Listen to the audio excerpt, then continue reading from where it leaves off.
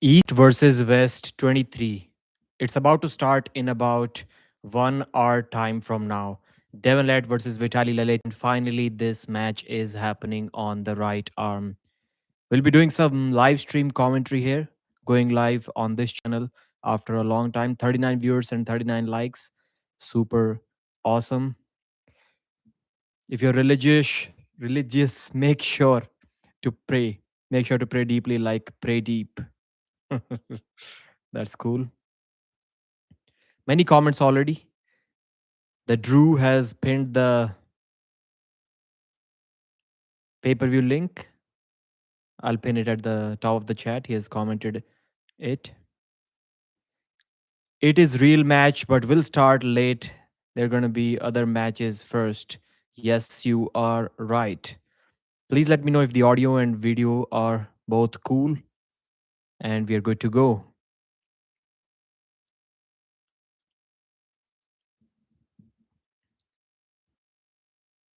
Devon may win. That's a great possibility. I think he has good chances of winning, definitely much higher than their right arm super match. So initially, I was thinking that before the first match, before their left arm match, I was thinking that maybe Devon's chances of winning the match on the right arm are higher than Vitaly's chances of winning the match on the left arm. But now I'm not really sure about it because before their left arm match, I in my mind, I didn't give Devon any chances of winning that left arm match. For me, it was like maybe maybe 90-10%. That was the worst for Vitaly. So he was a clear favorite. But I'm not sure if Devon is a 90-10 favorite on the right arm match or not. I don't think he is. We can start a poll asking who wins. Let's see. Devon and we have Vitaly. Laletin, right arm match. Let's see. Let's go.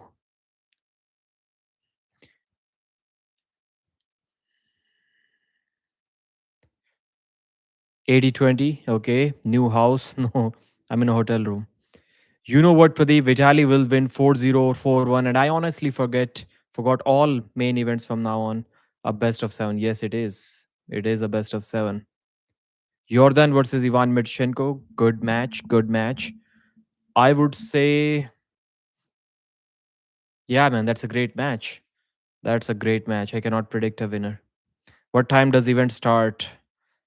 In 1 hour time from now. That's when it should start. Pradeep, bro, I think it is 50-50 because Vitaly has to bring Devon hand close to the pad, then he will win for sure. But if Devon stop him in the center, that's exactly what I'm also thinking. Devon has to stop the match in the center. If he doesn't, I don't think his king's move can hold Vitaly's press.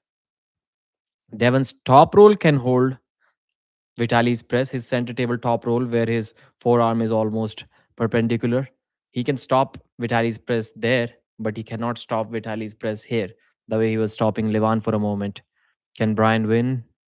Yes, I think he can win, and he should win. He should win. Mark my word, 4-2 Vitaly. That is possible. So, no complaints about audio or video quality. So, I hope everything is fine.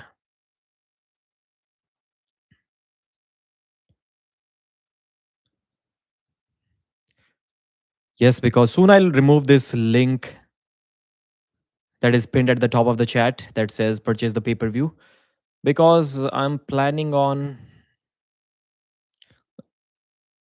I should have done it already before starting the stream, but I started 10-15 minutes early this time for a surprise. Usually I'm 10-15 minutes late. This time I was like, how about start a little early and give the viewers a little surprise. So I'll put the card and also all of the links in the chat, in the description of this video, not the chat. Copy. Let's quickly go to the description. Before that, let me read a comment so I can talk while I'm doing that. Event has not started yet. What time does the event start? Okay, I've read it already.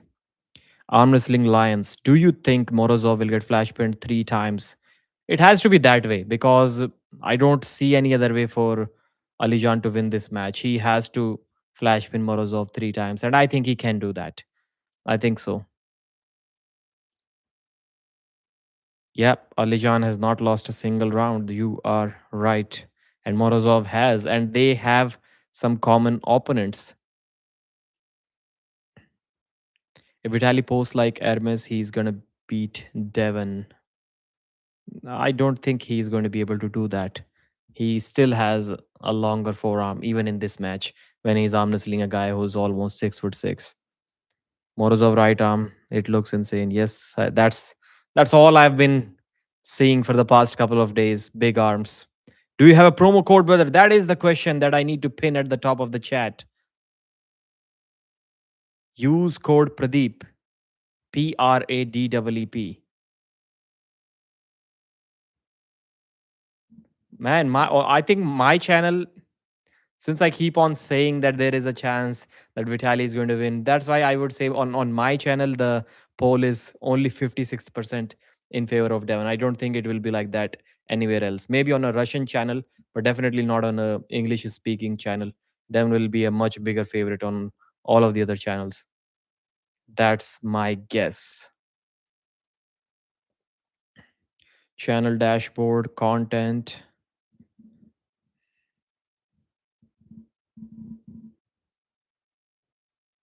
Why nobody is subscribing to the channel? Can somebody answer this question? People are watching videos for sure, but nobody is subscribing. Like, explain this to me, man. Everyone is watching, the views are not down, but nobody's subscribing.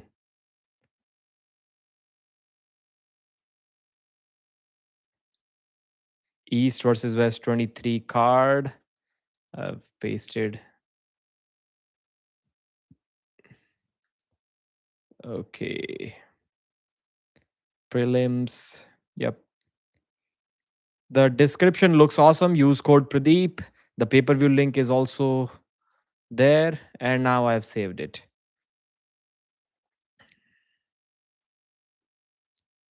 Do you have a promo code? Yes, of course, I do have a promo code. I have subscribed. Thank you, sir. Will you show the fight? Maybe you'll have to wait and see. You cutting weight, Pradeep? No, but I'm kind of losing weight, getting fat and losing weight. I'm not even 80 kilos right now, 78, 79 maybe. How to watch it for free? Here, already subscribed. I have never seen Devon being so kind to an opponent in East versus West press conference. He seemed even a bit moved by Vitaly's gift. What hammer was that? I don't think that's the original hammer. Have they made a new hammer? Have they really lost the legacy hammer? Let's go, Devon. In your opinion, who is underdog? Vitaly versus Hermes. Underdog is Hermes Gasparini as of now in their match. No, it wasn't the original.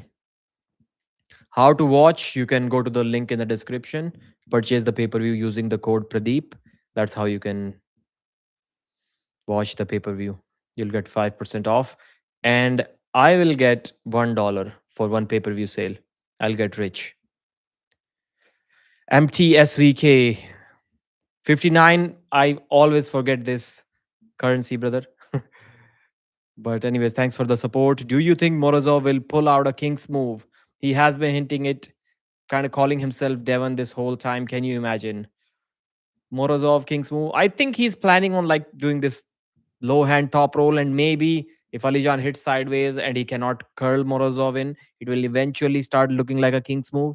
It is possible. It is possible. Morozov is. I don't really see him beating Alijan in a hook. Morozov is going to send some real hook power this match.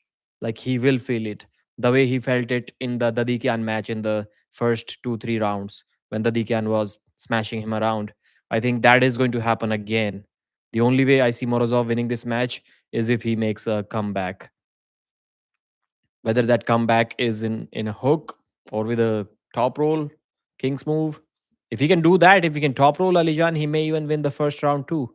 But in a hook, he isn't winning the first round. Thumbs up. Give me a thumbs up. You are in a hotel. Yes, I am. Sir, who do you think Devon will win and score? Sir, I think, yeah, Devon will win. Do you think Devon will? Yes, Devon will win and score will be 4-1. Maybe he fouls out in one round. That's what I think. I don't see Devon really making a comeback. I'm telling you, I'm making another prediction now. If you see Devon in this stretched out position and Vitaly presses him down once, just once, if it happens in the first round, Vitaly is going to win that match. I can guarantee you that. Devon has to start winning right from the beginning. That's the only way he wins this match. So I wanted to make a video MTSVK about this when Morozov was like holding some weight here in this pistol grip low hand top roll position. And I do think that that's what he's going to be doing. He's going to try to top roll. He has a good top roll. He top rolled Vitaly, he top rolled Hermes. I had a comment about the old background. I'm not sure what it was. Old background was more professional, bro. Yeah, it is what it is. That's what I have for today. I think Tobias has a match in June, probably versus Kordecha. That's a good match. Left arm, Tobias Kordecha. I like that match. I think Kordecha will be the favorite, but let's see. Morozov will be forced in a hook. There's a good chance. Alijan is fast. Do you think Devon can do to Vitaly what Vitaly did to Hermes? First round wrist crack in the center. Vitaly cracked Hermes Gasparini's wrist first round? I don't think so. Do you think Devon can do to Vitaly what he did to Hermes? Okay, Devon cracked Hermes Gasparini's wrist. Yeah, that's the only way he wins it. That is the only way Devon wins this match. Prime Pradeep pulled in Jersey across the table or just pulled him. Prime Devon pulled 22 times and tried to pin injured Dennis. Arm Wrestling Lions, thank you, sir, for your $5 super chat. Pradeep, Pradeep, you should put an image. Why this chat rolling so fast? You should put an image in background of matches and show 1 second of a match so we can all be at the same pace and follow you with no delay. Okay. Unfortunately, I'm not going to be able to do the first part today because I have chose. I need to change my laptop for this. Maybe that's the only excuse because whenever I go live through the StreamYard software, the live stream always sucks, man. It's like 10 FPS.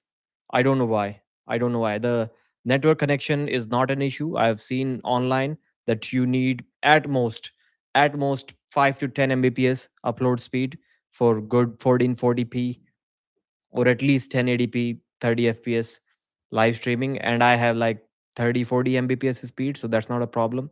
So maybe the problem is laptop, and it happens only in that software. So maybe laptop is also not an option. So you may have seen some choppy live streams from me in the past. Those are all through the software. And this is just YouTube stuff. I don't think it allows me to share my screen, so that's the problem. But I can do the second part of your chat. I can show the screen for a little while so that everyone can be on the same page. But it is still going to be difficult to tune in like that on the same time. Anyways, unfortunately, I cannot do that, but still, thanks for your big support, brother.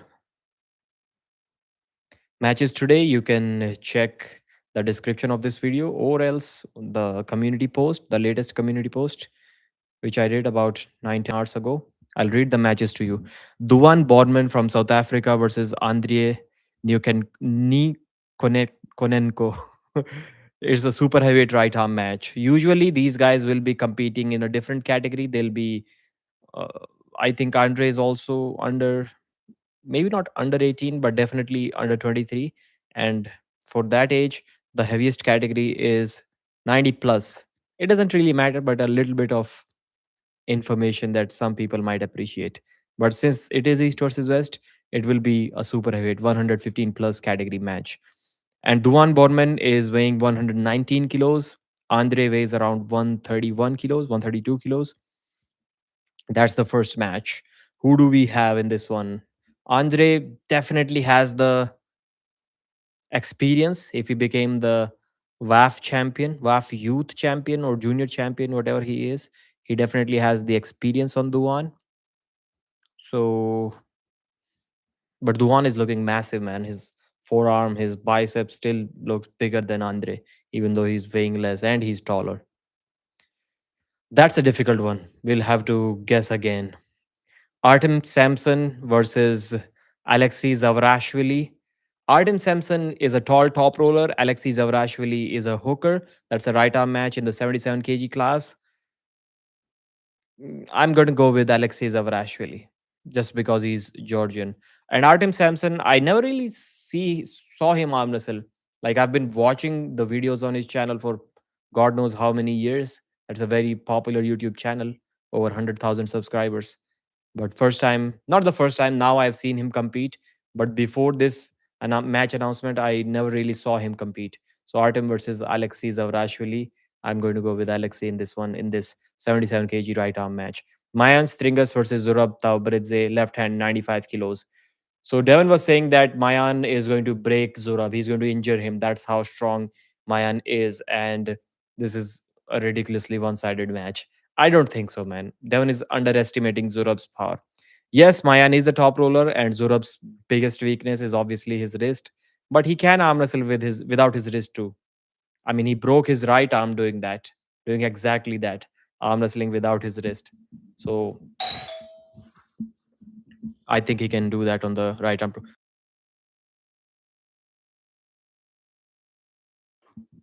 So I think I'm going to go with Zurab in this one. 3-1. Zurab is going to take it. I cannot forget that match from 4 years ago where FA Comic was busting Zurab's wrist back and he was hitting as hard as he can. And still, Zurab didn't budge. Like it destroyed him. So, is it going to happen again? Maybe. Why is this lamp trying to die on me?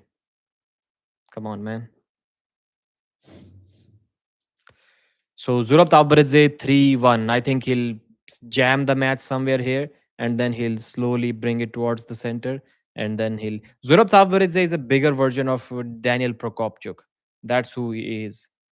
And I don't think Maayan is ready for that.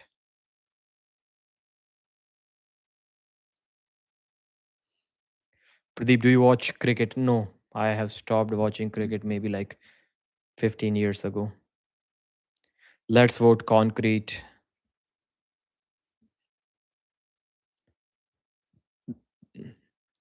When will the match start? It should start in 45 minutes from now.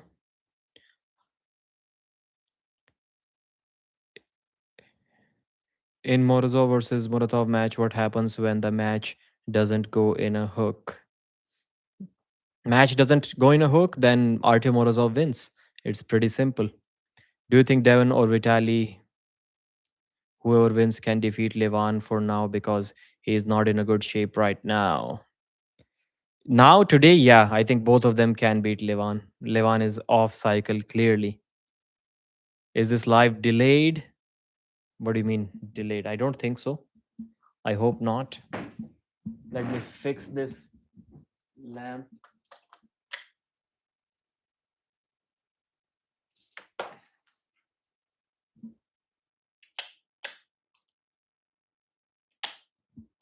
This lamp doesn't want to get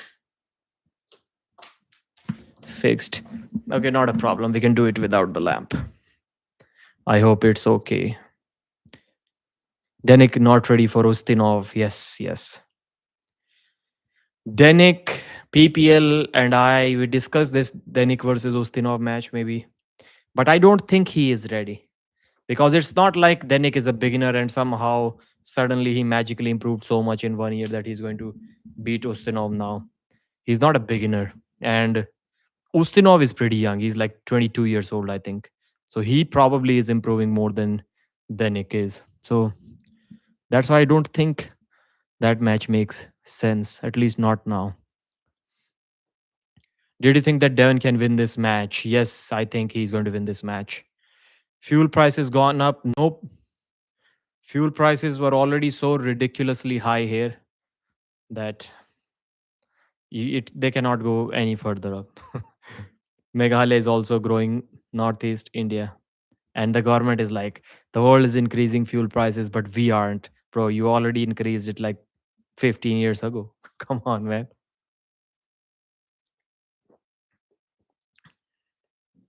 Pradeep pulled whole butter chicken bowl with naan bread 2026. Devon is not going to win. Let's see. Let's see. I hope Vitaly wins. I'm rooting for Vitaly. So let me also let you know who am I rooting for and who do I think is going to win. I'm rooting for Duvan Bornman, but man, who is going to win? I think Andre is going to win. I'm rooting for Artem Samson, YouTuber, but I think Aleksi is going to win. I'm rooting for Zurab to win, and I think he is going to win.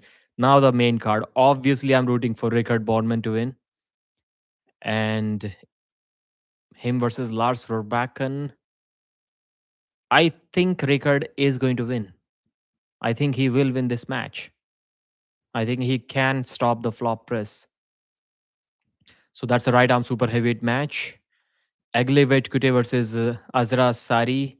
I root for the I used to always root for the defending champion. It has changed a little bit just because of one reason that I only in those cases when the defending champion seems kind of unbeatable. So I want to have a new hope that someone can beat him so that the level can rise. Not that I want to see him dethroned. I want to see someone who has taken arm wrestling even at a further level. So that's why I want Vitaly to win against Devon, because what happens if we see the Devon versus Levan third match? Levan wins again. But if Vitaly somehow destroys Devon, then we can start imagining, okay, maybe there is someone who can challenge Levan. So that is one reason. And for that reason, I'll be rooting for Brian Shaw too. Brian Shaw should win this match. If he doesn't, he's probably never going to be at the top. But if he does convincingly, then we can hope that yes, there is going to be a new super heavyweight who is going to be a threat for everyone. I want to see those things. So with that logic, I should be rooting for Azra, but I'm not. I'm not in this case. Some people are saying that she got the match against Egle. She got the match on this big stage because she looks good and she has a good social media profile. She had a couple of viral videos, 6-7 million views, maybe more than that. That's why she's getting the match. Maybe it is, but then she destroyed everyone in the Turkish national championship while being a junior, while being a youth. She destroyed everyone, even in the seniors. So she is strong. She is strong. And winning everything in Turkey, I'm assuming she won the seniors too, because she did get 4 medals. I know that, because it could also be the case that maybe she's less than 18 years old and she won in under 18 and under 23. But I don't think so. I don't think she's less than 18 years old. So Egle Vaitkute, obviously Egle is going to win this match. I think so. Even though she looks smaller than Azra, but she's going to win this one. If Sarah Backman or Jocelyn Brisson cannot beat Egle, I don't think Azra can either. Rustam Babaiev versus Betkili Oniani, left hand 95 kg contender for the world. And with that being said, if Azra loses to Egle, then her versus Sarah Backman. Or if she loses in a close match, then her versus Jocelyn Brisson. That will be a good match. I'd love to see that. Mindogus versus Makarov. We'll talk about that match too. Indian have a match at East versus West. In the future, sure, but not now. Pradeep versus Aryan Kandaria. Aryan is too strong for me. If Brian loses this match, it won't mean much about. Of course it will, man. If with almost a couple of years of training, he can't beat Leonidas, then it's a problem. Then it's a problem. Why isn't Devon versus Vitaly for the super heavyweight interim title? Levan being out for the majority. It should be. It should be. I don't know why it isn't. Maybe they're still hopeful that Levan will compete in June. Let's see. J.R. Williams. That's the only logical explanation, that maybe Levan is still going to compete in June. But against who? They should have already started promoting that match if that was the case, but they haven't.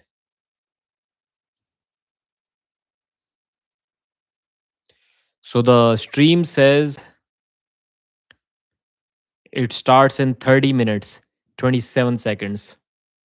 You can match the timer or maybe check the delay in this live stream. I'll let you know.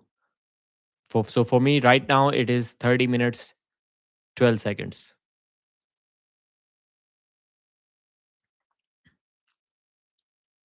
Vitaly versus Levan will be interesting. Okay, yes, it will be. Brian Shaw, Leonidas Arkona, who is going to win? Let's discuss the matches further.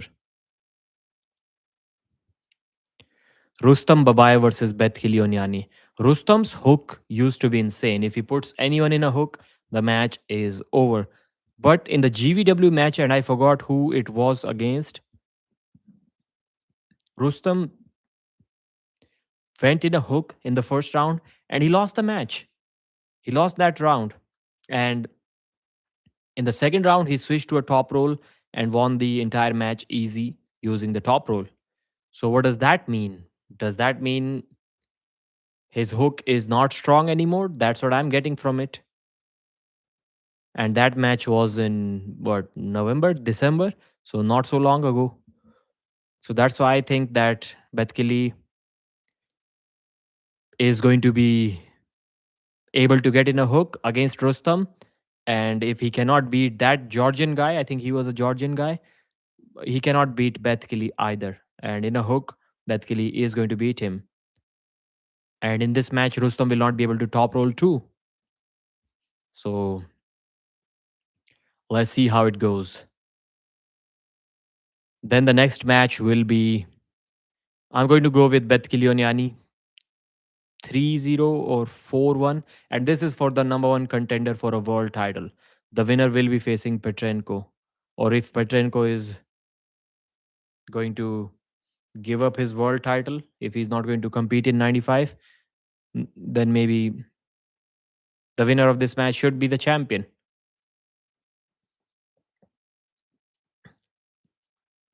Aymeric Pradines versus Matt Mask. Left hand 105 kilos.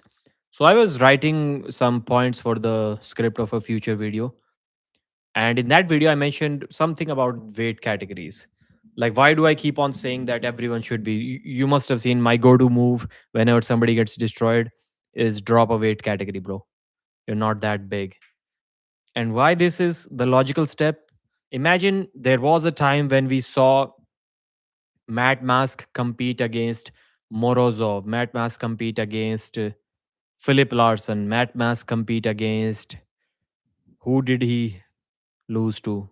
There was another big guy. I'm forgetting the name.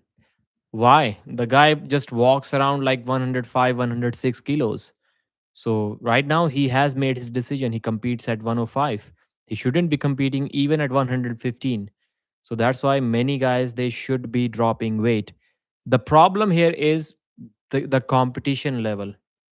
That's the problem. So if you drop from 115 to 105, the level doesn't really drop that much. You guys may have seen that.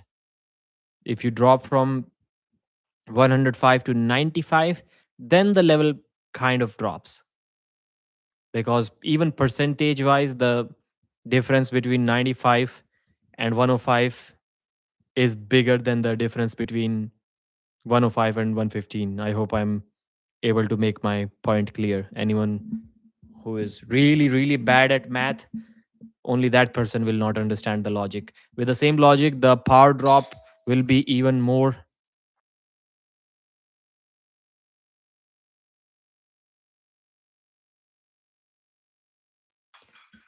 Even more if they go down in weight further from 95 to 85, the power drop is going to be even more. Just simple math. If we do some percentage, that's how things work. Thoughts on Yuvraj versus Brian? I think I think it's a bad question. Brian Shaw is I think it's a bad question. Brian Shaw is too strong, man. Brian Shaw is too strong. Mazahir versus Brian Shaw also may not be a good match. In the straps, Mazahir probably can do something, but no, he's going to lose to Brian Shaw. So Yuvraj will surely lose to Brian Shaw.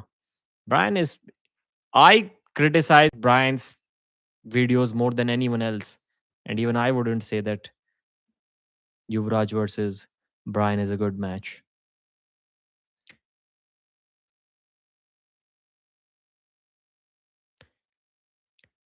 Dennis ringing Pradeep's doorbell with the old or right arm. Vitaly will make that old washed dude cry harder tonight. Trust my word, guys. MMT cracked Vitaly's wrist at center. Still, Vitaly won. Do you think same thing will happen? No, no, no. If Devon cracks Vitaly's wrist center in the center, I don't think Vitaly is going to win from there.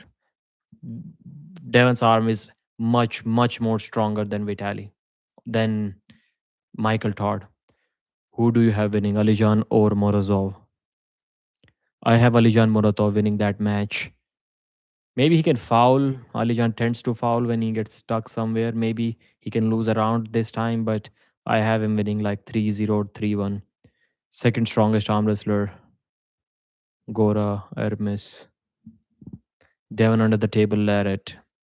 If you think Devon is washed out, you haven't pulled him recently. He's strong. No, how can you tell if he's washed out or not? Even if Devon is washed out, you're still going to feel him the same, bro. I'm not sure who you are. Adam Adamantium arm wrestling. I cannot even read your name. I'm assuming you're not a really strong guy, a national champion or something. So how are you going to feel? So these predictions, these things used to be the a thing back in the day, 2 3 years 4 years ago, when everyone used to say, I arm wrestled Devon recently, I arm wrestled Todd Hutchings recently, and I can tell you he's going to win, he's feeling really strong.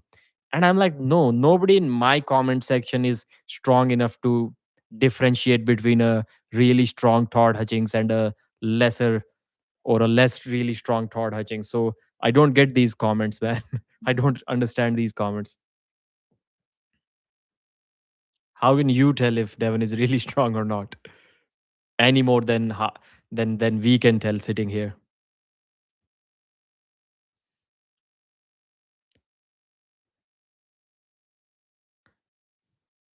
Devon will commit his elbow first round, and I can bet. No, he's not going to do that. Only if he loses his own wrist, which I doubt. Expected time for the main event 30 minutes. Main event, man, 4 hours, I'm going to say at least from now. Are you a fan of Jerry? Yeah, I'm a fan of almost every arm wrestler. Why not? Pradeep, I bought the pay per view with your code. I want more videos of you because they are entertaining. Richard, thank you, sir. You just made me $1. If you want to purchase the pay per view, you can use the code Pradeep. Or if you want to purchase anything from the East versus West store, so I'm getting messages, man. I'm getting messages. Oh, I know they've kind of told me to not reveal the stuff. I have it in a contract that I cannot be talking about the earnings and stuff, or some other legal things. I don't know. I don't even know what it was in that contract. I shouldn't be talking about that, but why not? It's my money. Sometimes I get a message that you have a new East versus West referral order. Not sometimes, I get that message almost every other day. And a guy purchased something worth like $1,300. What are you purchasing, man? And I get many sales that are like $800, $700, $900, $600. What are you guys purchasing that is that expensive on the East versus West store? Somebody let me know. Is everyone purchasing the tickets to the arena using my code? because I do get a lot of messages and I make 5% in from all of those. 5%. Pradeep's level up with the videos recently. Best arm wrestling content. Thank you, Defense Foster. You're the man. Who the hell are you?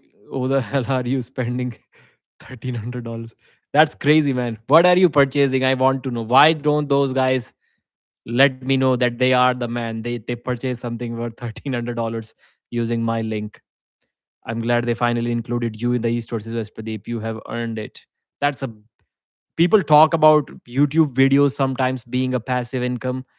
That's not true for my channel because I upload everyday style news content. So my views completely die after like 3 days. After 3 days, I've already got 95% views on my video. So for me, it's not really passive income. For some guys who have like evergreen style content, maybe for them it is their video keeps getting views for a year or something. But this is true passive income. These East versus West referral orders. So the link is once again in the description. And with that being said, a massive, massive super chat from Devon's Pancakes 9602. $20. You just made me rich. Here's 20 since you're gonna be doing live commentary the whole event. Thank you, sir. Thank you, sir.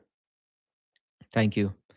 If it was just a regular comment, I would have said that these are the comments that I do these live stream commentaries for. But I cannot say that for this. I'm going to sound greedy if I do. But you get the point. I love getting support from you guys. Thank you, sir, once again. Big super chat. Devon's Pancakes. Devon will cheat so much it won't be arm wrestling anymore. Use code Pradeep.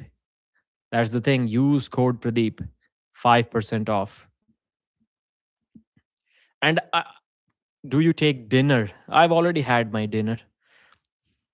40 rupees. Thank you. Sahil Prushti. Do a live with Jerry. I'm big fan of. Yeah. His say it.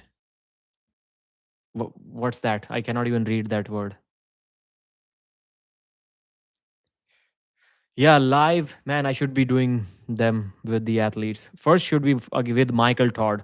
Michael Todd and the Travis Bagent live streams or interviews are the only two interviews that I promised and I didn't deliver. None of it was really my fault. Travis Bagent didn't really show up, and Michael Todd told me that it's not possible on that day. Maybe we can do sometime in the future, and I didn't really ask him again. So, yeah, those two streams that I should be doing before anything else. Shaw versus Arkona. If I switch on the light, you let me know if it works well or not.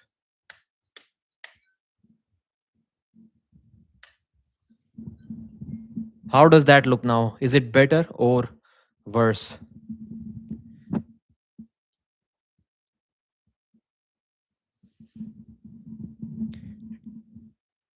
Already started East versus West growing day by day. No, it has not started yet. Without lights better. It's way better now, okay? Mixed comments. Worse. No lights.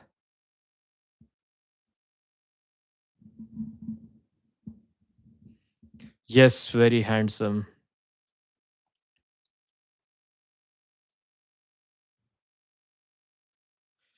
East versus West needs to hire a third ref for Devon's matches to keep an eye on King's move arm incline. There is a TV referee. There is always a TV referee. Even when the two referees are sitting down, they can also be monitoring. There are four referees, anyways. Devon is dumb thinking he can hook Laletin. He's the last person you want to hook. So Devon is not planning on hooking Vitaly's top roll. He's planning on hooking Vitaly's flop press. If Vitaly goes for a flop press right away, right off the go. That's what he's planning to hook. Brian will win barely. You need to make another one. The AC behind looks over 30 years old. It can be. It can be. Pradeep versus Mendaga's next match. No light so I can fall asleep to your voice. Say to Jerry Cadret, Sahil Prushti is a big fan of his. Do you really have Morozov versus Alijan? I have Alijan winning that match. It was better before. No limits, no light. Have you been? So they invited me. Dexter Tan invited me, and I know I was the only YouTuber who was invited for this event. But of course, I couldn't go because of my job. I need a I need more advanced notice than that to travel abroad. So he invited me as a media guest, as a media guy to this event, East versus West 23, but I couldn't go there. Devon needs to commit the shoulder to resist the first hits. He can crack the wrist and King's move. Is Muratov close to prime Dennis' left arm? He can be, maybe. Vitaly is 6 feet 8 or slightly shorter. Yeah, he looks at least that much. I don't think he's shorter than that. Or maybe his shoes are like 2 inches thick. I don't know. He looks taller than 6'8" to me. Do that, Pradeep. Do what? Next time, try to go to do videos and content while there will pop up your channel. Yep, I should be doing that definitely. Are you working in a corporate or government sector? That's why I need to get permission from the government to travel abroad. It's a it's a long process. What do you think? Who will win, Vitali or Devon? I think Devon will win this match. Yeah, that's also possible. But Blue Blue Drift is saying, I always watch your content. Thank you, sir. Muratov is interesting. Engin enemy of the sport, Devon cheater of the sport.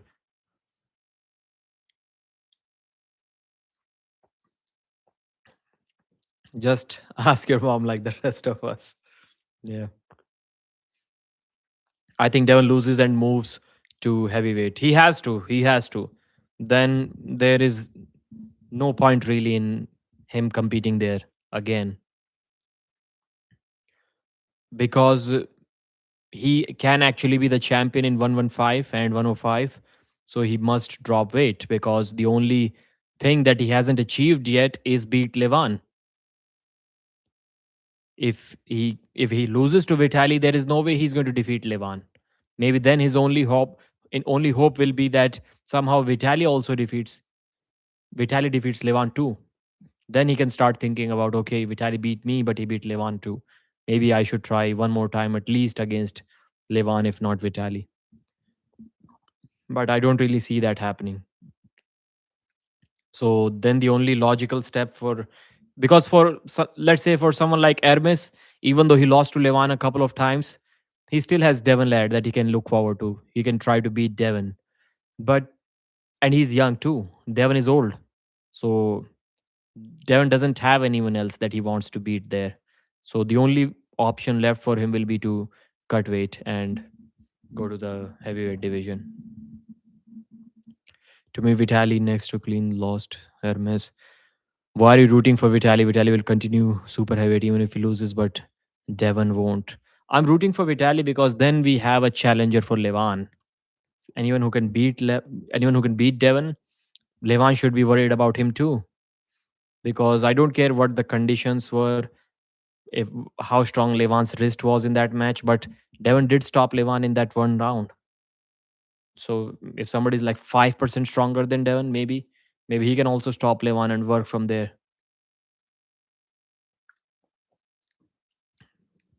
Goat of top roll, it has to be Levan by far. Prime Pradeep's wife pulled his whole body. Vitali will meet Levan soon enough. If Devon wins, he can potentially beat Levan, right? I don't really think so. Could you beat Levan in a 1 kilometer race? Yes, I can beat Levan in any race. Riekerd versus Jerry if he wins against Lars. Yep, I would like to see that match. I think Riekerd's style is good for Jerry. Good to beat Jerry, not good for Jerry. Bro, do you think Dennis can come back in the future? No, I'll make a video about it. He's going to go for a hip surgery, hip replacement surgery. So that's bad. The only hopeful thing was that he was not talking about his hip issues at all. So I thought the hip issues are resolved now. Maybe it is a good thing, but no, it's not resolved.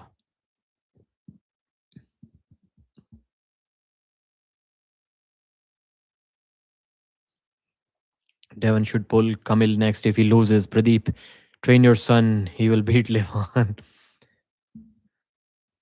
Bro, do you earn 50 lakh or less money, including 50?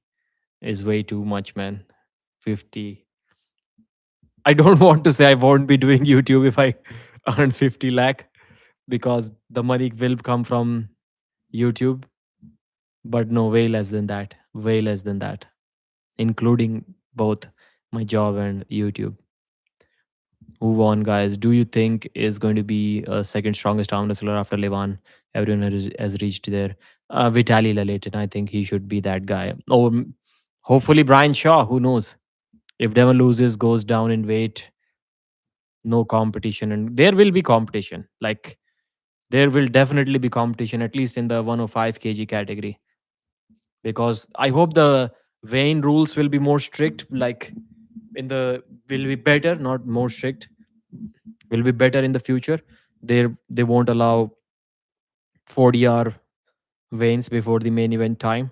So that will be a problem for Devon. He can no longer be 117 kilos on match day in a 105 kg match. I was clearly asking yearly basis. Yeah, obviously I'm also talking about yearly earning, man. Do you think yearly 50 lakh is still a lot? How much is that? Like more than 4 lakhs a month. I'd be happy if I make half of that. What's your code, Pradeep? Hook or inside? Only Pradeep. How many years you are watching arm wrestling? I have been watching arm wrestling since I would say maybe 2015. Yeah, more than 10 years for sure. Maybe 11.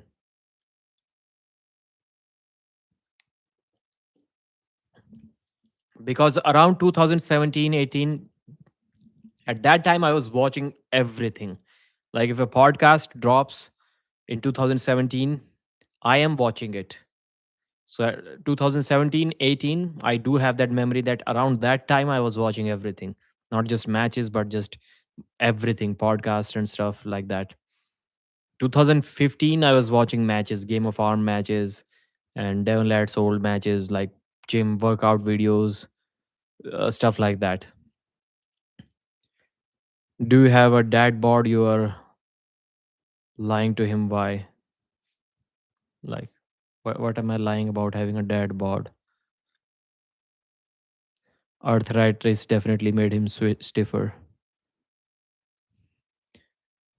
Do you have a dad bod? Yeah, kind of. And what am I lying about? Pradeep Armwrestle me. I beat Levan, Devon, Dennis. Okay. Do you think Brian is top 50 if he beats Leonidas? Top 50? I don't think Leonidas is top 50 because he beat Schoolboy in a close match.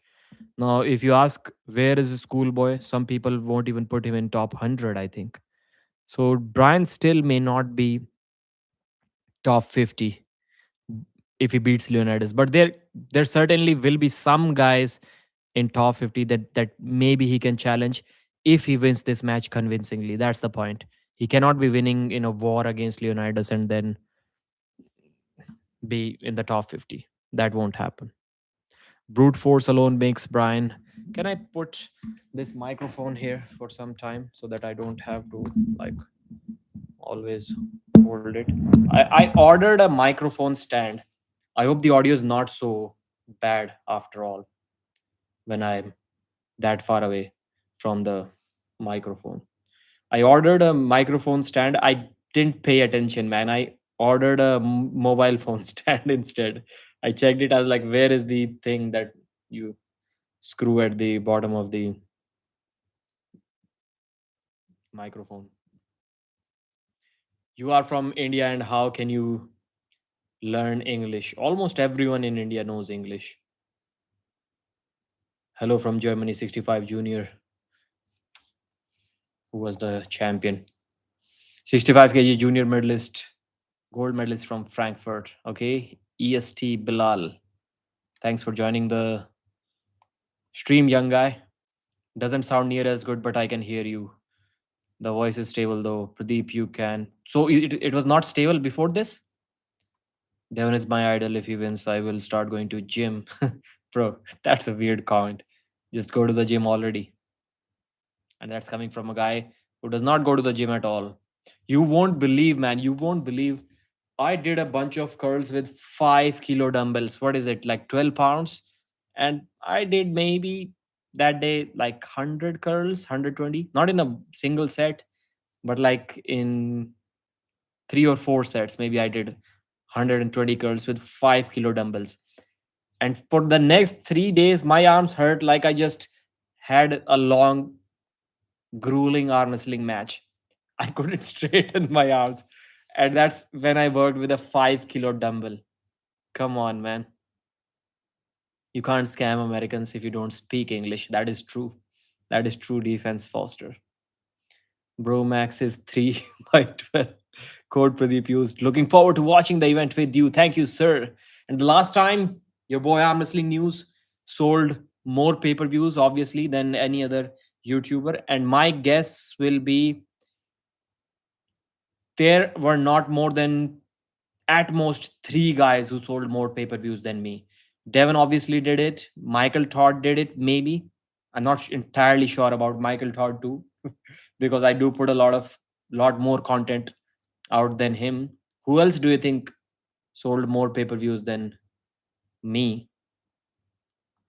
I'll not let you know the pay per view numbers, how many I sold, because Dexter specifically asked me to not mention it anywhere because other guys may feel bad. They didn't sell as much as me, especially the arm wrestlers. That's why he asked me to keep it a secret. So you can guess the number was good. Is there any patriotic? So just for reference, just by selling pay-per-views, East versus West 22 pay-per-views, I made more money than a month's salary from my government job. So is that the discount code count? Yes. I get $1. I get $1 for every pay-per-view sold. Pradeep spent all his pay-per-view money on fancy hotel. Surprisingly, you won't believe as good as this hotel room is. It may not be looking good to you, but it's a very large room. I I somehow got it for free. If Vitaly use King's move, will you be impressed? Yes, yes. But what is he going to do with that King's move? Can't you quit your job? No, I cannot. I have a 20-year-old, not 20-year-old, 20-year bond with the government. Still like 8.5 years left. I've been working for the government for 11.5 years now. Is there any patriotic than you, more patriotic than me in arm wrestling? What does patriotic mean here? I don't think I'm a patriotic guy. Patriotism is a scam. Pradeep, what happened to your? I mean, it has its place, but not the way we are taught about it. Do you watch cricket? No. Why would you sign a 20-year bond, brother? Because I was 19 at that time, and the salary and perks were good. I didn't want to go to college. That's why.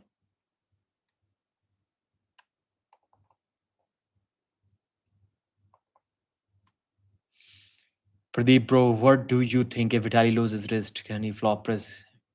Yes, he can flop press. He can flop press down, surely. That's the only way he's going to win this match. Guys, please tell how many of you are not going to sleep this night. I for sure won't. That's guaranteed. What's your qualification? 12th. I didn't go to college. I did go to college, but I quit.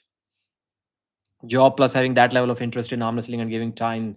Thank you, sir. That's also my job. Arm wrestling is my real job. That's simply insane. I can beat you, Pradeep, in arm wrestling super match. So I was wondering that I literally that there's the proof. I literally cannot curl a 5 kilo dumbbell.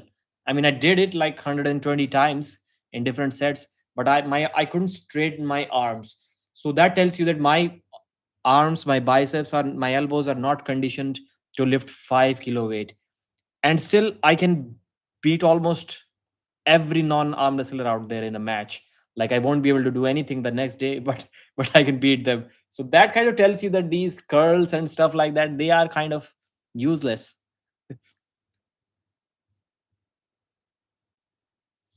People are guessing the number of pay-per-views. It will surely be more than that. I won't tell you how many it was the last time, but whatever the numbers are being mentioned, it will be more than that this time. Who is actually winning in Devon versus Vitaly? Brought my first pay per view with code Pradeep. Thank you, sir. This time I'll be selling more than 1,000 pay per views, surely.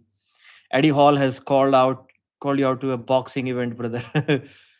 I would like to do a grip contest. Somebody fix that up. Maybe if I meet Eddie Hall somewhere, like dynamometer thing. Eddie Hall definitely has a higher number than me. He does that grip stuff everywhere.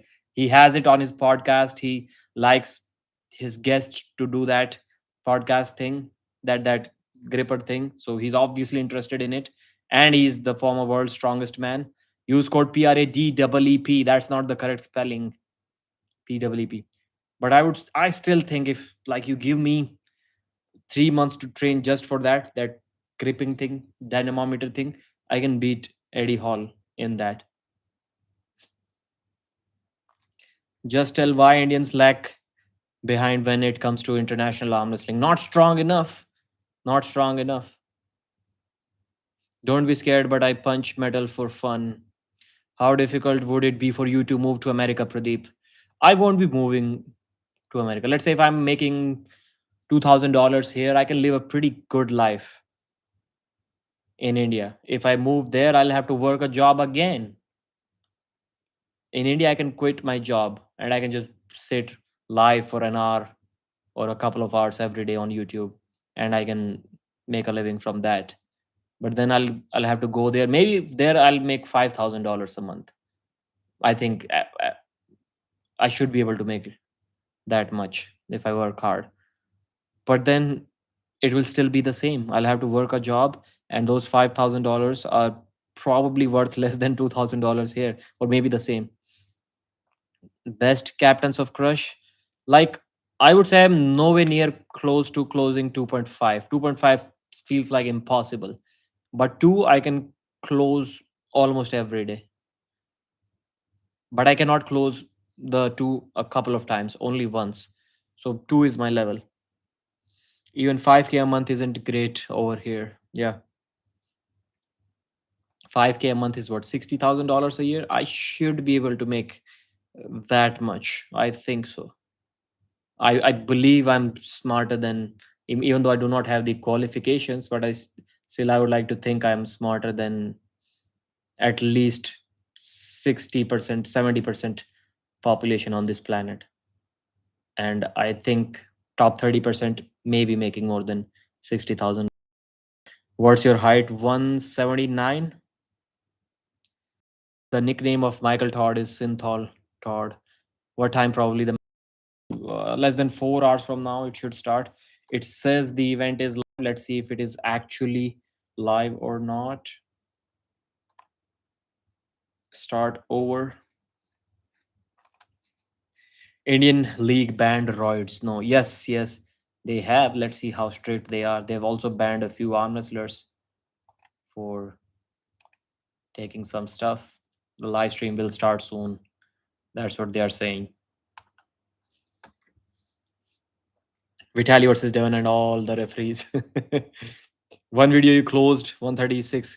That's not a real gripper. USI 300 is like a fake 300, but it is pretty like almost the same as COC 2. That I can tell you. And I've closed two of them, and both were like about the same. The USI 300 gripper, it is, you can consider it as a COC2. Sometimes COC2, for the guys who have smaller hands, COC2 will feel little bit more difficult than the USI because the handles are a little bit wider on the COC. So that's why it is slightly difficult to close. And the handles are less thick. You just need promo code. Thanks. I just did 7 kgs 100 times with belt over top knuckle, harder than was expecting. Pradeep bro, what do you think if Vitaly loses wrist? Can he flop press? Link free stream. So let's remove this and let me write.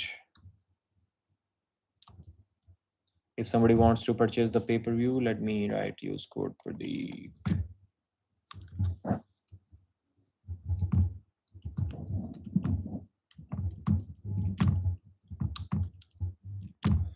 D4 5. Where is percent?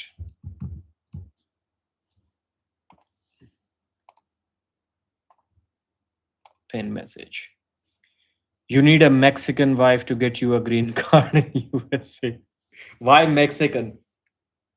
Why only Mexican? Which country viewers view? India is the first for everyone, for every single you. No, from not the first one. The guys who upload shorts more, I think there are some accounts based in USA that have more viewership from India. Like East versus West channel, I've heard from Dexter, has the most viewership in India. Second one is US. But I don't think for me it is the case. I can look at the details and I'll let you know just in a second. Worldwide, India is higher. For me, USA is the top country. But for some channels that are based in USA, for even for them, India is number one. Like for East versus West, I just mentioned. I was just checking the East versus West channel a couple of days ago, the most viewed video, and still the most viewed video is uploaded by me. The highlights that I edited for the Prudnik versus Devon match, it is still the highest viewed video on the channel.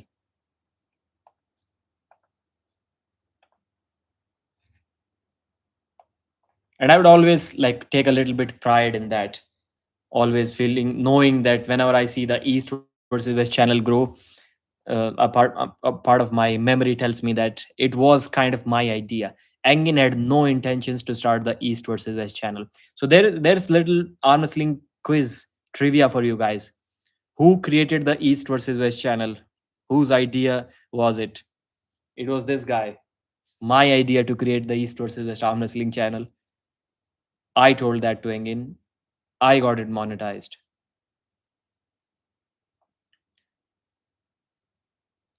Pradeep, the Indian guy name is Sanjay Deshwal, nickname Sanjay Deshwal. Engin, I think Engin banned me before ownership got transferred. Me and Dennis created the East versus West brand. Where are you now? I'm here. By nice haircut. Haven't seen Devon's performance on the winning side against Laletin. Do you think? Yeah, if Devon is on the winning side, the match is already over. The match is already over. I don't think anyone can defeat Devon if Devon is on the winning side. I don't think Levan can defeat Devon if Devon is like this on the winning side.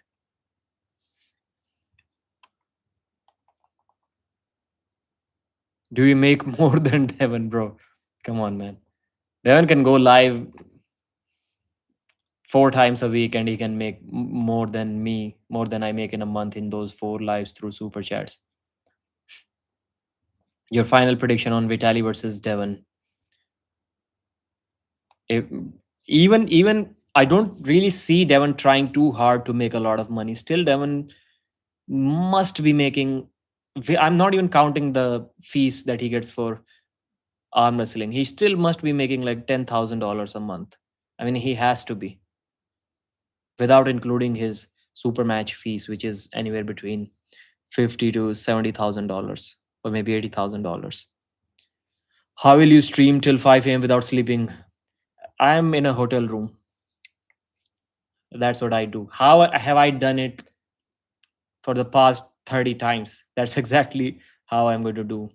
Plus, my son has not let me sleep in like last 4 days for more than 4 hours. Good night, love you, Sahil Prushti. Will Engin watch the pay per view? I hope he does. I hope he does. He used to get mad at people who didn't really watch the pay per view, who didn't really watch the matches if they had the financial capability of doing that. 70,000 super match, 70,000 super matches. Say what? I was talking about Devon Larratt's super match fees. He's making around 300,000 yearly. Devon, yeah, he should be making that much. I guess so, more than that maybe. How much pay per views does esports sell in your opinion? Which this event, I think they should be selling 40,000 pay per views. That will be my guess. If they do, and less than 50,000. Curls are not useless, bro. It depends on fighting style. Okay. Wait, was Levan title not revoked due to inactivity? That was a question that was put in this chat few minutes ago too. And yeah, it should be revoked if he's not competing in. Do you watch UFC? No, only some highlights every now and then, cool edits. Like I'm the most casual UFC fan that you can have. That doesn't really bother even about even watching the results. But I do like to see some cool edits and stuff. I like to see Lesnar matches, Khabib matches, Conor matches, now Islam and Arman lately. I've been seeing a lot of him on Instagram and Kamzat Chimaev. Obviously, I like that guy too. Digging it $6,502. How do I get rid of the chat on the phone? East versus West 23. You're talking about the chat in East versus West 23. Let me check if there is an option. Collapse chat. I'm on my laptop. I'm getting an option like there's an arrow pointing towards the right side, and it says collapse chat. So that's how you get rid of the live chat. White colored like arrow pointing towards the right side, and that's where you can go. So yeah, I was talking about the audience. I have monthly audience 160,000 unique viewers last 28 days. Let's put last 90 days.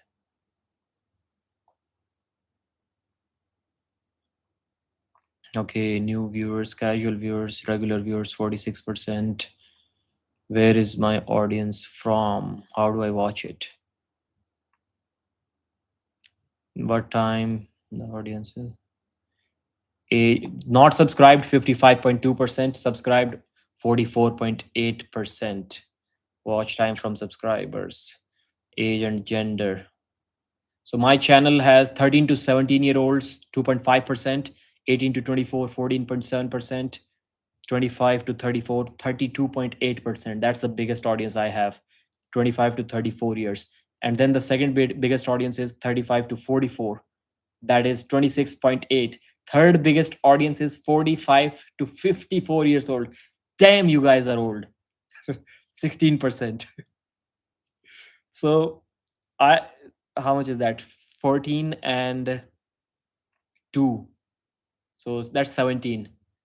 How much is that? 83% viewers on my channel are older than 25. Man, that's a really old channel.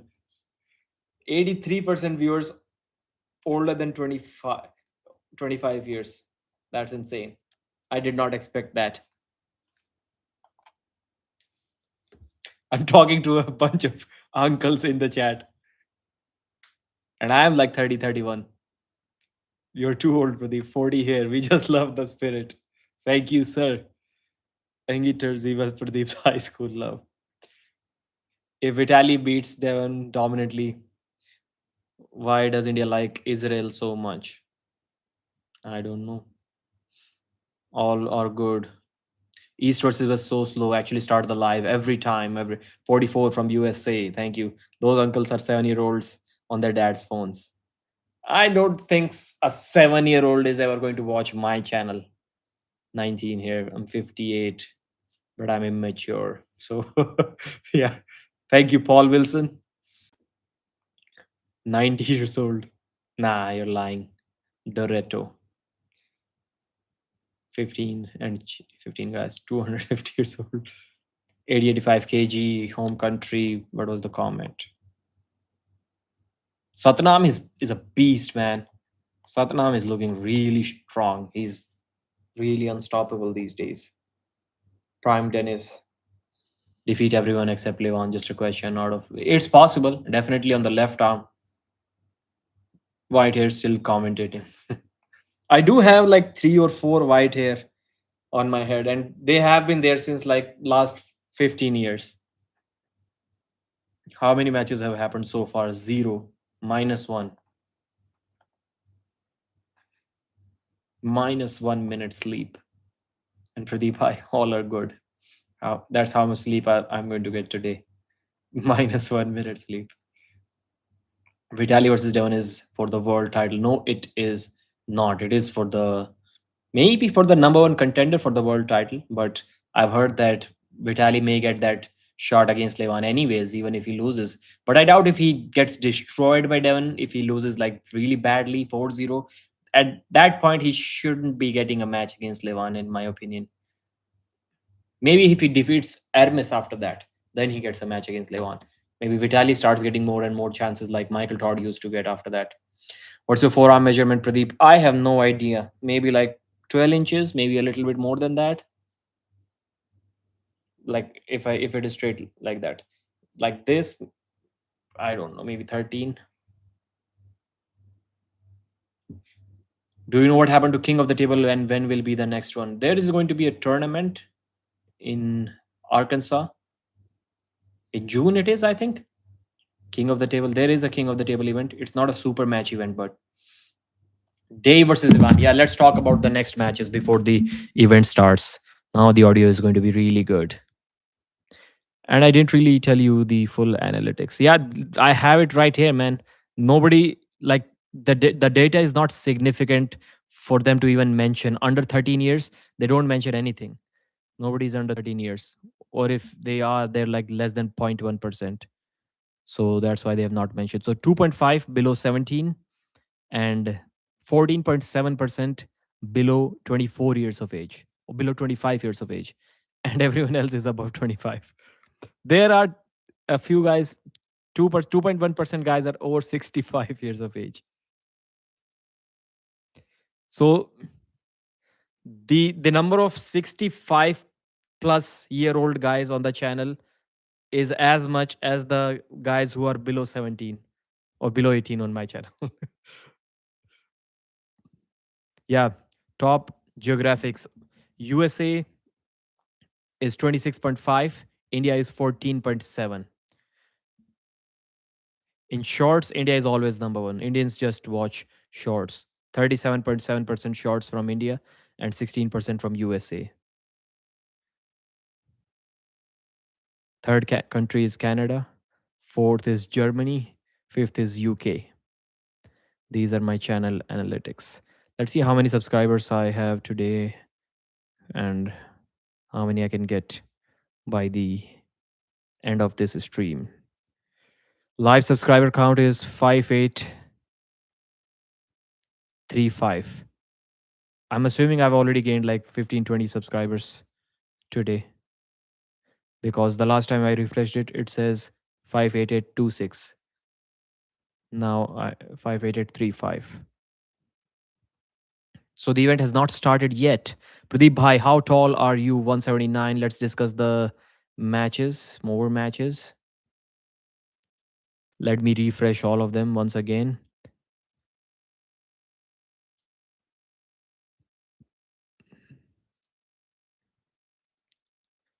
Duvan Bornman versus Andre Nykonenko in the super heavyweight right arm match in the prelims. Second prelim is Artem Samson versus Aleksi Zavrashvili.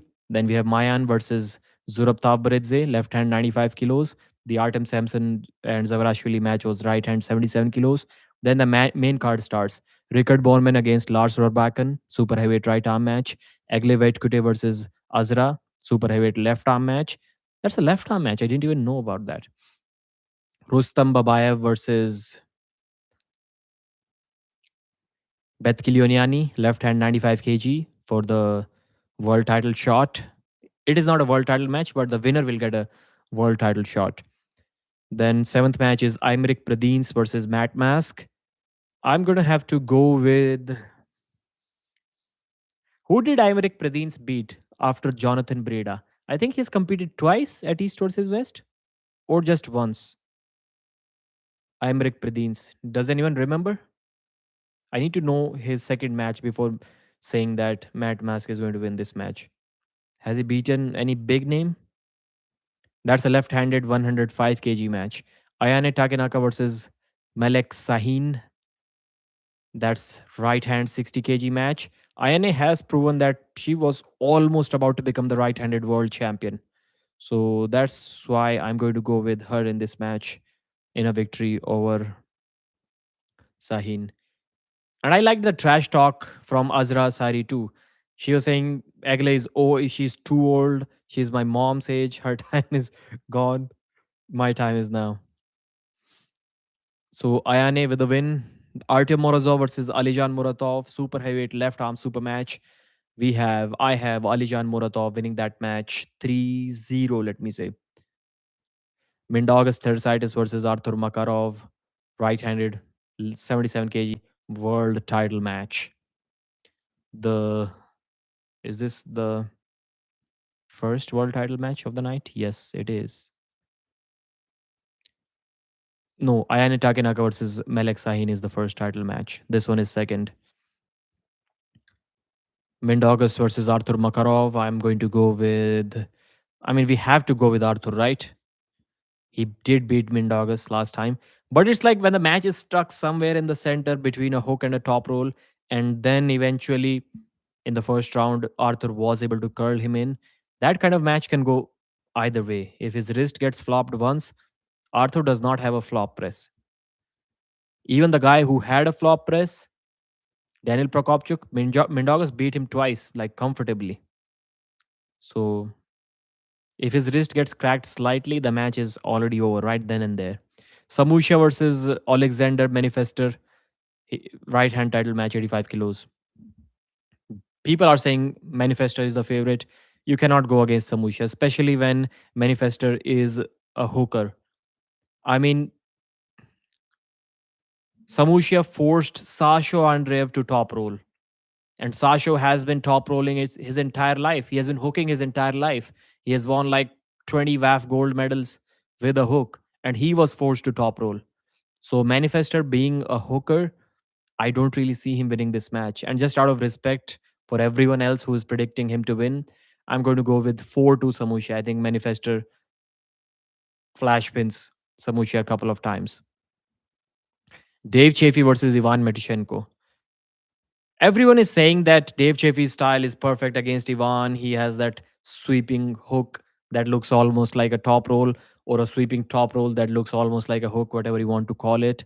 Even Ivan Metishenko is also underestimating himself. He's saying that he's probably not the favorite. Dave Chaffee is really strong. He has good side pressure. He has good hand. I just have technique with me and maybe endurance.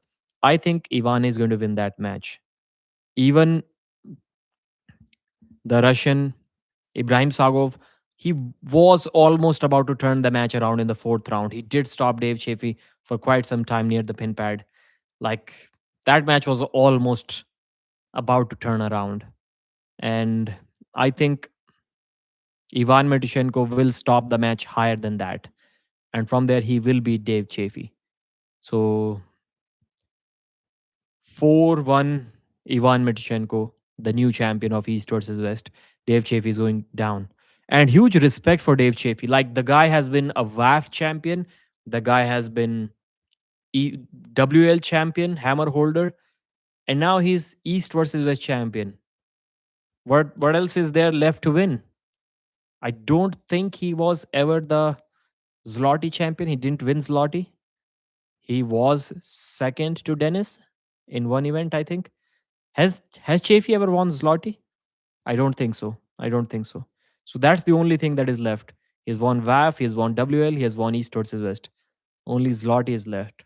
The guy is good, but Ivan Matushenko in a hook at this weight is going to be better. I think he wins this match 4-1. Leonidas versus Brian Shaw. I mean, Brian Shaw has to win this match like 3-0, right? So 3-0 Brian Shaw with a flop press. Or maybe without the strap. I won't be surprised if Brian doesn't let Leonidas slip at all. That won't be surprising to me. Devon Larratt versus Vitaly Laletin, right-handed. Devon versus Vitaly. Devon 4-1. That's my prediction. Devon is too strong. So the first match is about to start. Do you ever think there should be some big old school tournaments in addition to super matches? Yes, yes, why not? Why not? But big tournaments will only be big if big names are competing there. But big names won't be competing there. So big tournaments are not possible. No god, Luke is a referee again. I did make a post today or yesterday that I hope the referees do not steal the spotlight once again. The best referee is the referee that you don't even know was the referee of a match. That's the best referee. Like we all remember watching the old John Brezink, Denis Siplinkov match. Bill Collins was the referee in that match. Refereeing was good. That's why at that time nobody really paid attention. The casual fans didn't pay attention to who the referee is. But nobody really remembered that Bill Collins was the referee. Even in the Dennis Devon match, left arm match, people remembered what's his name, Dave Shea, because he's a bald referee. Other than that, they didn't really they appreciated that Devon needs the bald referee. That's what people used to say. He can put Devon in check. So we didn't really pay attention to who the referee was in that match. Can you fix a match with Alex? Whose match? They should not let Luke get in Vitaly's match and also Brian Shaw's match. Damn, armsling community is toxic. Look at the EVW chat. What are they saying? You will stream till 4 a.m., right? Yes. If 115 kg champ and super heavyweight champ tournament, who may be top? 115 champ and super heavyweight champ in a tournament. I didn't understand your comment, brother. Yeah, the best referees are the ones that you don't even remember. Let's hope. I plugged these earphones in the laptop and not my microphone. I hope they're still giving me good audio. If they are not, I may need to plug them in the microphone.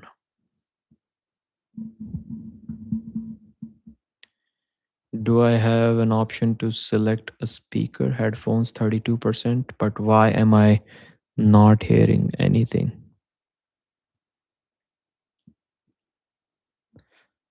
I was getting some audio before I started this. Let me play a YouTube video.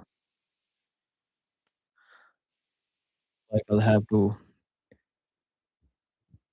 So 4 more subscribers we got since we discussed it the last time.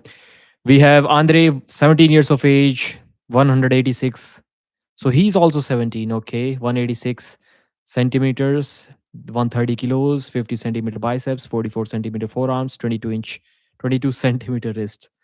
Then we have Duvan, 17 again, 6 foot 3 he is, 120 kilos, 19-inch biceps, 17-inch forearms. So Andre is also the under 18 champ or yeah, so I'm changing my prediction. I'm going with Duvan Bornman in this one. Duvan is going to win, I think. If the other guy is also 17 years of old, even though he's a WAF champion, I think Duvan Bornman takes this match. And after this first slip, I'll change the wow, Duvan holds him. No, he gets curled in. That was a big mistake. Duvan got hand control. He started shit talking, and Andre immediately curled him in. And now Duvan seems to be in trouble. He's holding well. He's holding well. He should probably concede this round. He should probably concede this round. That's a good hook war. That's a dead center hook war. Duvan can arm wrestle in a hook as well. He is proving that. It's Andre who flops his wrist back intentionally and then they are in a slip. Wow. That is cool. That is cool. First round, amazing. Amazing.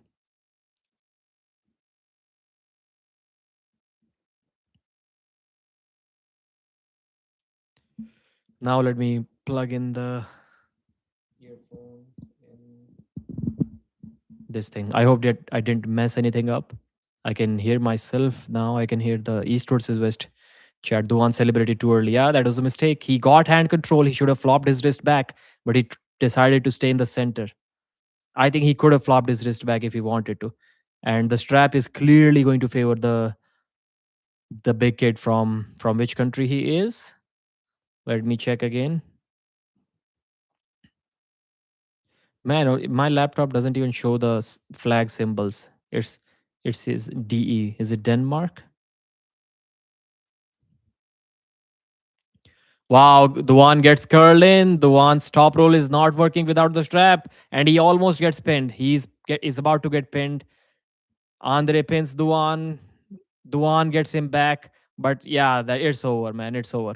Duvan was hanging like this in a hook, and whenever you get opened up like this in a hook, a couple of times, your arm is gone.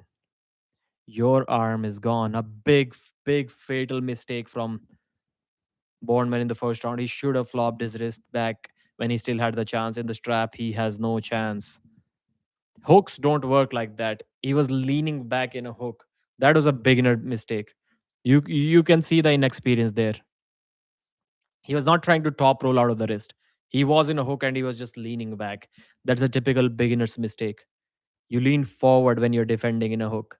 You lean back only when you want to crack somebody's wrist.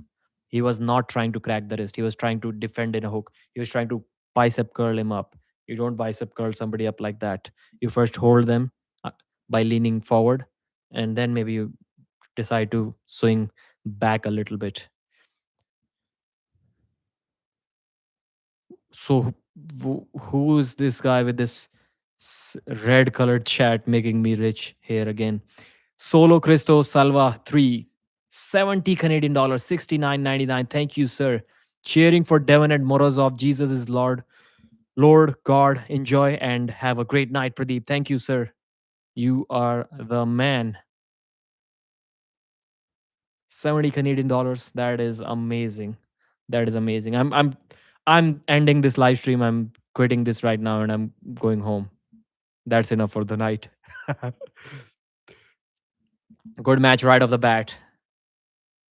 Thank you again, Solo Cristo. Thank you, sir.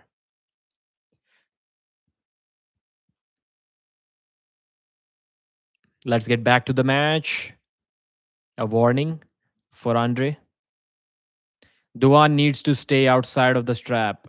He needs to avoid the strap at all cost. Who won the Devon match? What are we commentating if the Devon match is already over, bro? What kind of question is this, man? You know it's the main event, right? 670 Canadian dollars. I'm assuming it's a little more than 50 US dollars. 50 US dollars. That's what, like more than 4,000 rupees.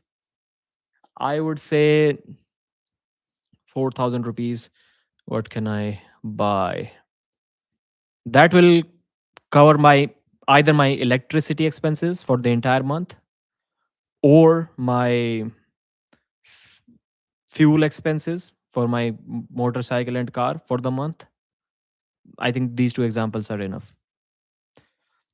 Strap, elbow foul. No, no strap. Andre gets an elbow foul. Now Andre is not trying to hook. Now he's also going for the slip. So he's not going to give that opportunity to Duvan again where he had a chance to crack his wrist. Now that opportunity is gone. Now he's going for the slip.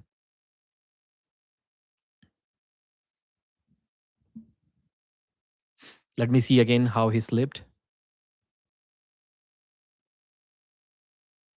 Though he was kind of trying to hook again, but then he rolled out when he realized he cannot hook him without the strap.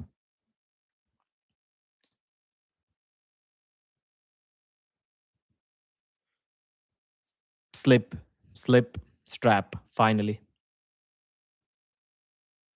Auden is a really good commentator. Yeah, his voice is also cool. Nice to hear. Did Devon match already happen? No. Giga super chat.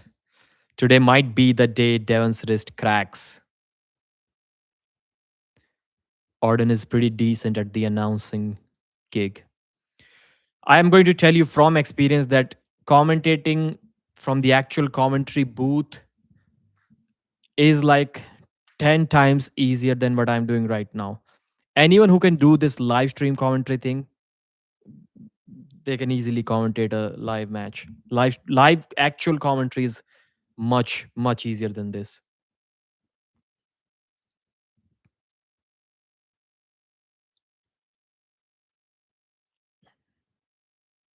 And I have commentated at a higher level than all of these guys.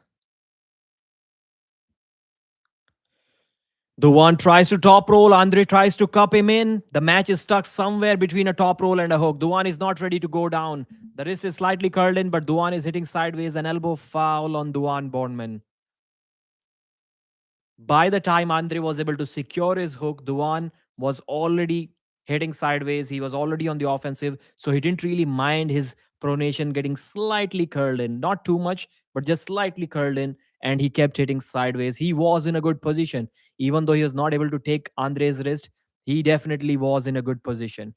And from there, he unfortunately elbow fouled. Now he's arguing with the referee. This is a good match. This is a good match. So far, definitely the favorite seems to be Andre. But let's see how the match goes. Vitaly flash pinning Devon possible. It is possible.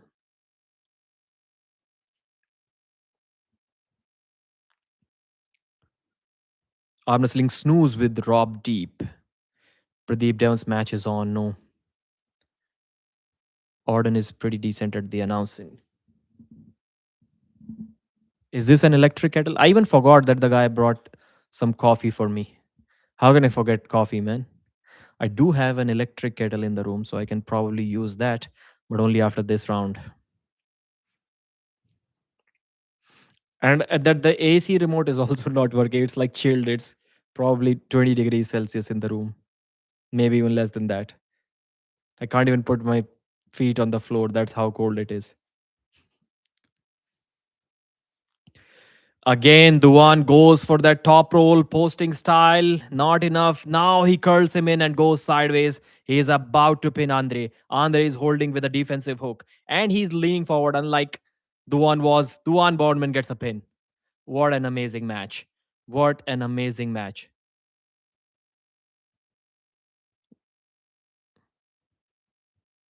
You want to use the flag? That's what Duvan is asking Andre because he was complaining to the referees. And I get the point. I get the point. The referees should be saying that. What is going on here? How is the 17-year-olds smarter than the referees?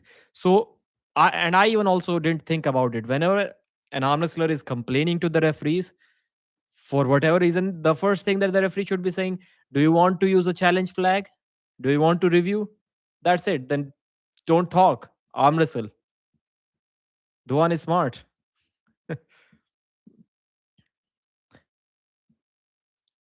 217-year-olds, good match. That match is going to put many matches to shame.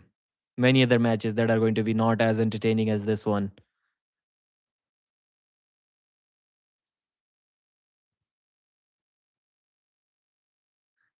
The one is also complaining to the referee, he's saying, my fingers are like this. I won't fight you, but you're putting my fingers like this. Look, what are you doing, man? Or was he complaining to the other referee? He was complaining to the other referee. Nobody lost as much aura within a night as Luke Pulcher did. Definitely none of the referees. Luke was the man before the Vitaly versus Devon left arm match. And just in a single night, he lost all of the aura that he gathered with years and years of good refereeing. He lost all of that in a single round, single match. And you can see that in this chat too. People are talking about Luke. Devon is going to test his frame in this match. If your name ends with Vaughn, you seem to be good at arms league. Duvan, Devon, Levan.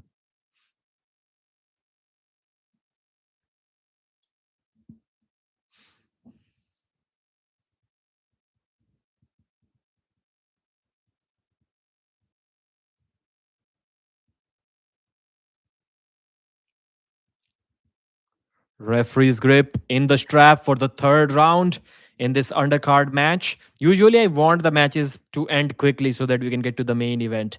But this one, it has to be, it must be a war every single round, man. I'm enjoying this match way too much already. The match gets curled in a hook. This time, Andre is in a much better position. Duvan does not have the pronation that he had in the last round. Wow, he's telling Andre to look at me.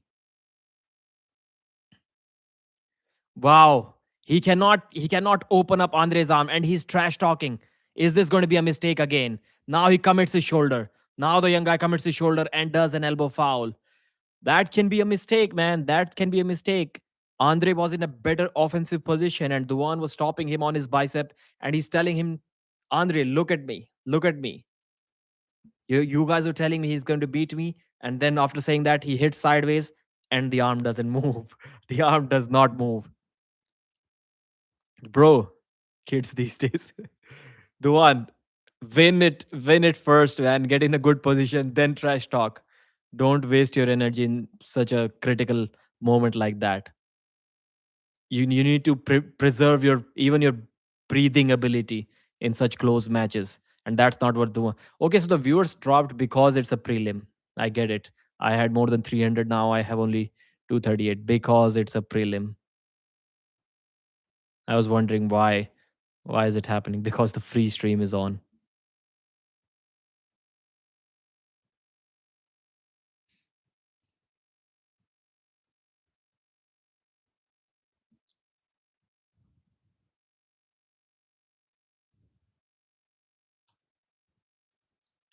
Vitaly versus Devon, Indian timings, please.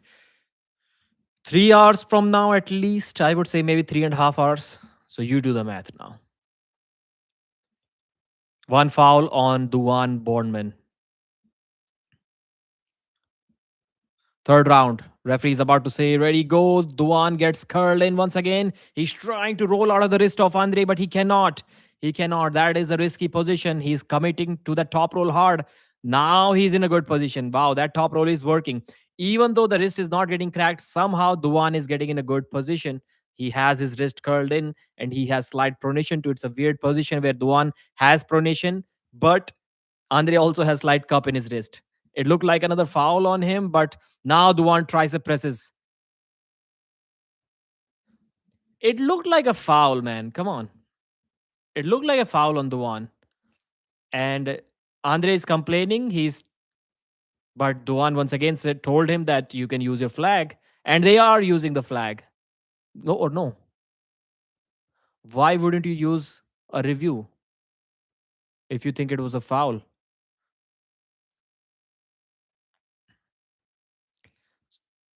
So Duvan can also tricep press. He can hook. He can top roll. The guy can do everything. He did start to grab his shoulder after the match. Did he mess something up? Just wait for a second, guys. I'll be back in probably less than 30 seconds. If you can hear me, I'll probably be commentating from there too. Let's see if I can get some coffee or not before the fourth round starts. Thank you for your patience.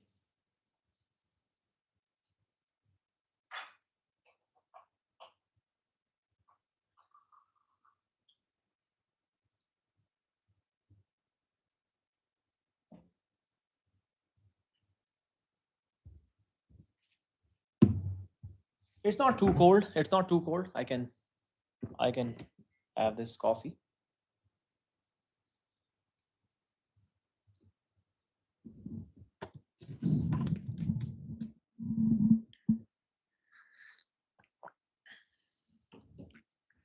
The guy is just 17 years old and he weighs like 118 kilos. 3 hours from now, creepy. Who are you answering? Andre is hurt, no foul. Pradeep, you say 30 seconds and come back in four. I thought I had to use the electric kettle to just warm it up again. Give it a good boil, maybe. Not a good boil, but just warm it up. Gonna vote Pradeep for the next best arm wrestling channel this year. Yeah.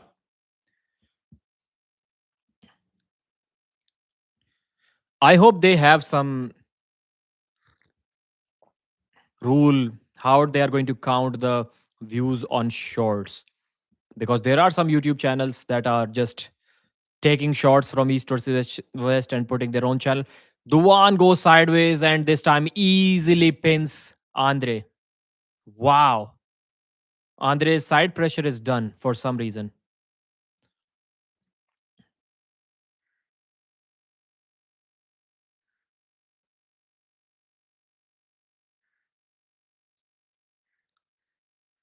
Start with top roll.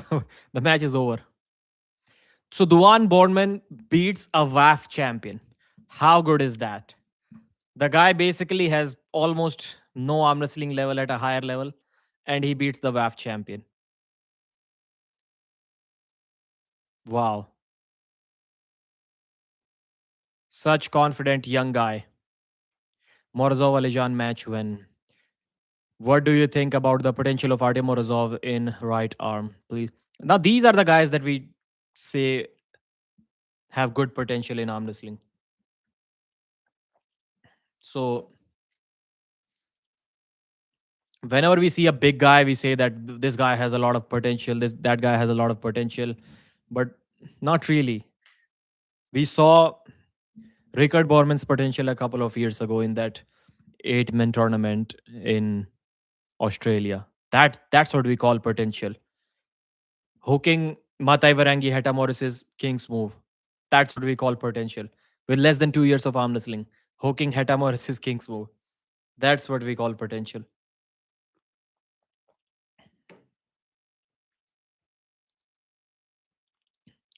Beauty and the Beast coffee cup. I don't get that reference. The one is future of arm wrestling. Yes, he is. He's a big guy. What do you think about the potential of Artem Morozov in right arm? Right arm. I hope he starts top rolling. If he keeps hooking, maybe the potential is not that great. He may have to flop press if he goes the hook way. I mean, he's already top 10, so who am I to say the potential is not that much? I just meant to say that he probably won't be in the top 3 with the hook. Bornman brothers are going to be 1 and 2. Morozov version, and they are natural too. They swear that they're natural. I mean, the young guy has to be natural, 17-year-old. But Riekerd also says that he's natural.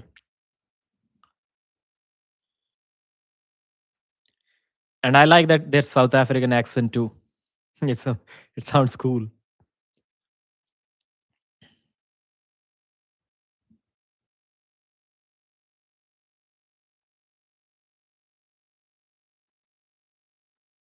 I'm not even a name. Imagine how this crowd goes when Devon fights Vitaly. Lars is going to be a tough match.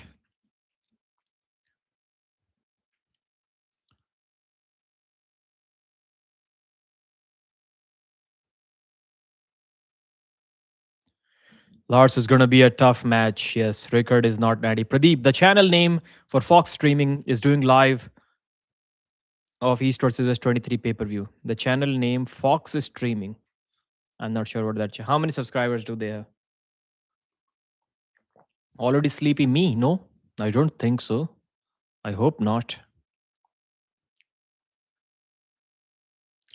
Duvan Bornman is your winner. This Duvan guy has a big personality. I like these guys. Their confidence, their trash talk. Round one, the guy is trash talking, and he lost that round. And he kept trash talking, and then it ended up winning the match.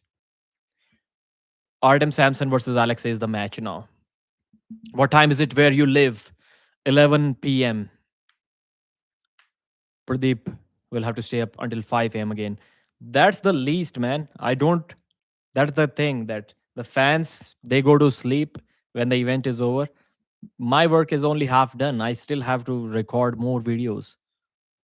I have to upload result videos. I have to record the what's next video. So I'll have to, after the event ends, after the stream ends, I'll get to writing the what's next for this guy, what's next for that guy type of scripts. Then I'll record them and then I'll send them to my brother for editing. And my work is never done before it's already almost sunny outside. He called out Auden. Would love you. He called out Auden? Did he?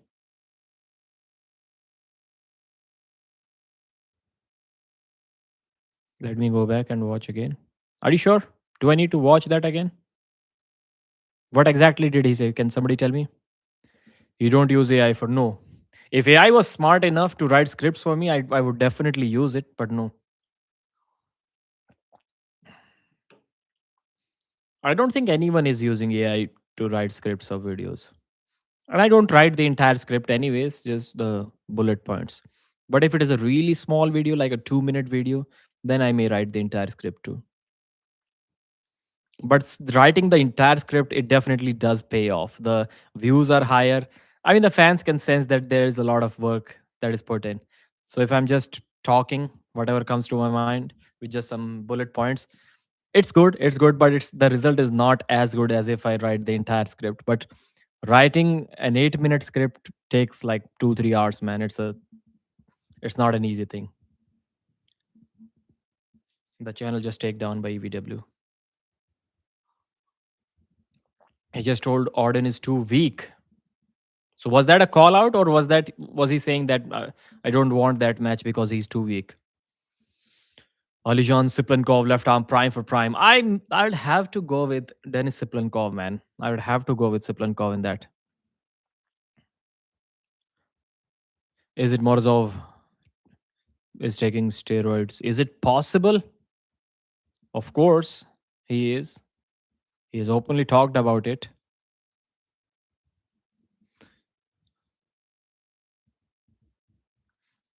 Aleksi Zavrashvili versus Samson.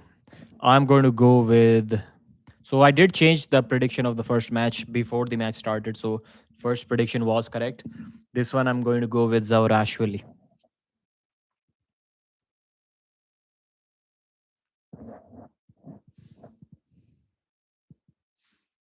Artem Samson won the Swiss Open dominantly. For these free matches, I'm not going to put the poll on. I'll just let it be. Alexei Zavrashvili versus Artem Samson. Zavrashvili on the left, Samson on the right. Top roll versus hook. As of now, it's top roll versus top roll, judging by the setup. Zavrashvili is also going for a. No, he's trying to shoot forward. It's a very high grip, but he's setting up like that. He's going for a hook. He's not going for a top roll. It looked for a moment. No, he was going for a flop. Yeah, it didn't look like a top roll, but yeah, he he went for a flop, not a hook. Good setup. Usually, I'm able to tell if somebody's going for a flop or a hook, just looking at the way he was standing. But I was not able to do that this time. I thought he was going for a hook, but he went for a flop. He said the league will decide his next match. Okay. I think Auden should face Andre next, the guy that lose to Duvan. Yeah. Mm, good match. Possible. I think Auden should face Abhas Rana now. Auden should face Yuvraj Verma. Yuvraj is strong, man. Yuvraj is strong. Yuvraj doesn't get top rolled. His wrist is really strong. He's the same height as Auden. He's bigger than Auden, heavier than Auden. Mm. Devon was proposed this match and he said no. He publicly said in his live stream that Yuvraj is too strong for Auden. My dream match that will never happen will be Pushkar versus Alijan Lefty. Pure side pressure versus hook. I don't think Pushkar's left was strong enough to beat Alijan. I would definitely put Pushkar lower than Morozov. Dadikian, Alijan, Vitaly, Dennis, and even Devon, because Devon already beat him. In my mind, Pushkar doesn't really make top five in super match formats either arm. Definitely not left arm, maybe not right arm too. He does not make top five in today's world. A long time to strap them up. Why? It's 39:30. Let's see. Yeah, it's like 2 minutes to strap them up. What's going on, refs? Come on, man. What are you doing? Wow, easy top roll by Artem Samson, but Zavrashvili has jammed it in with a flop. Artem is trying to stand up. He's trying to get behind his shoulder, but Zavrashvili has stopped him. And now he's dragging back with his flop. It looks like Mendogas versus Daniel Prokopchuk. Wow, Zavrashvili hit sideways with a flop wrist. I've seen people like press with a flop. That was just like a brutal side pressure hit with a flop press. And Samson had no answer to that. This match looks over. This match looks over. Maybe the strap will play a little bit role. And Samson had good hand control. He not only had pronation, but he had cupping too. So he had a wrist curl, he had pronation, and even from that position, he cannot move the arm. He cannot move the arm more than this. Good, good arm wrestling.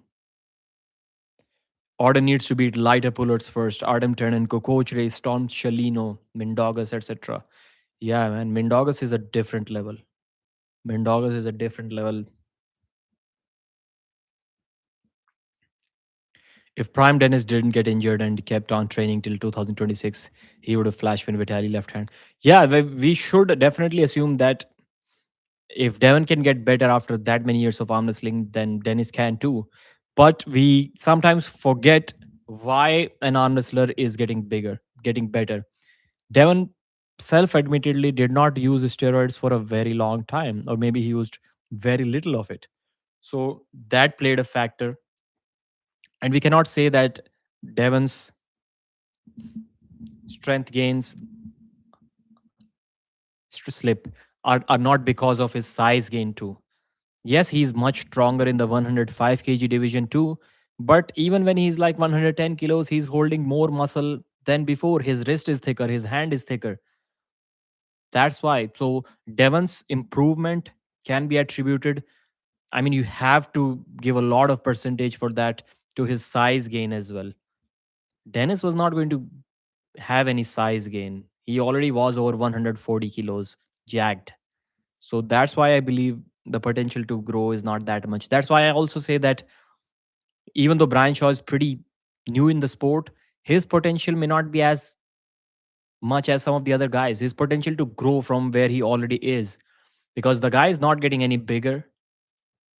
The guy is not going to get on any new steroids. So just eliminating these two things eliminates a lot of potential gains. In the straps once again, Samson is loading with that low hand top roll. Top rolls him this time, gets him closer to the pad, gets him outside of his shoulder. Let's see if it helps him or not. Zavrashvili jams it in once again. He's waiting for that moment. He's waiting patiently in this position for a moment where Samson gets tired and then he brings the match back. Now he's dragging him back and now he's about to hit sideways. Hit sideways does not work this time.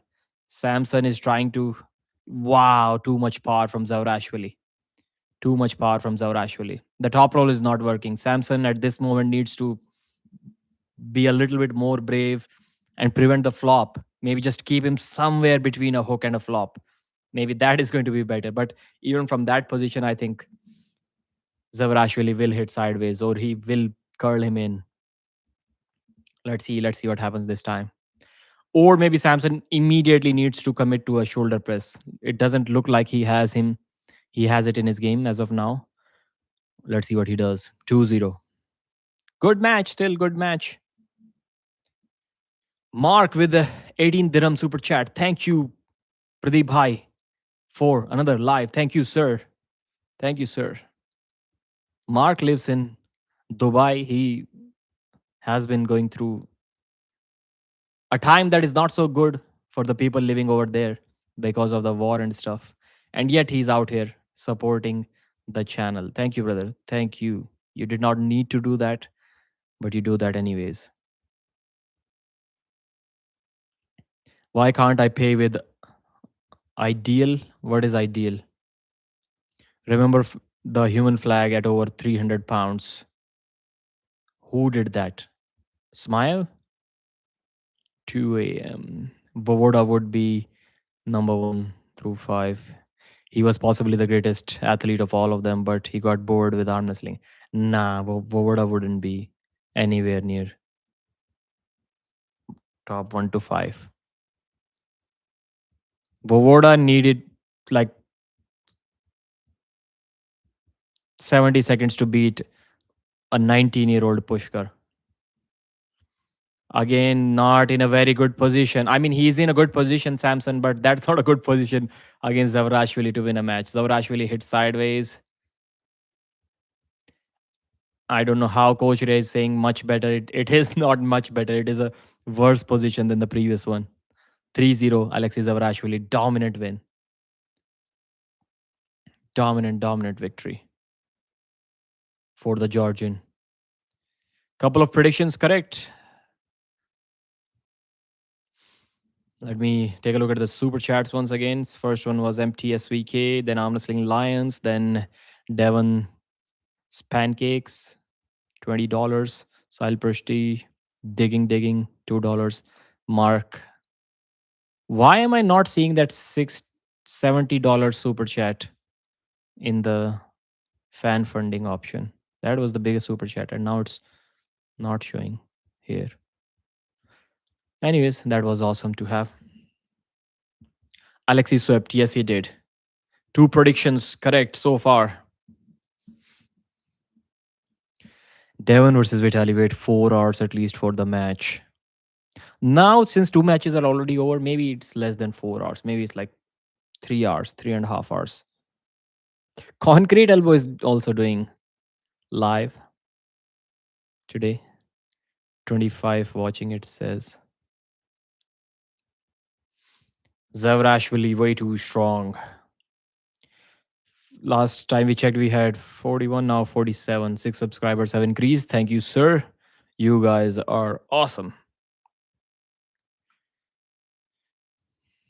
Devon versus Vitaly. Guys, so maybe it's a signal since I have not been gaining any subscribers recently. It's a signal I need to upload more shorts. Maybe shorts is the way to go. I don't like shorts. They don't give any money. They don't provide any valuable content. Kids watch shorts more than adults. So I'm not a big fan of shorts, but maybe to gain subscribers, that's what I'm going to have to do in the future. Let's see. Let's see how it goes. Because if I go to the analytics, you will rarely see a channel getting that many views on regular content and not getting any subscribers. So, for example, I have how many views in last month, 28 days, whatever it is. Why is it not showing on the dashboard?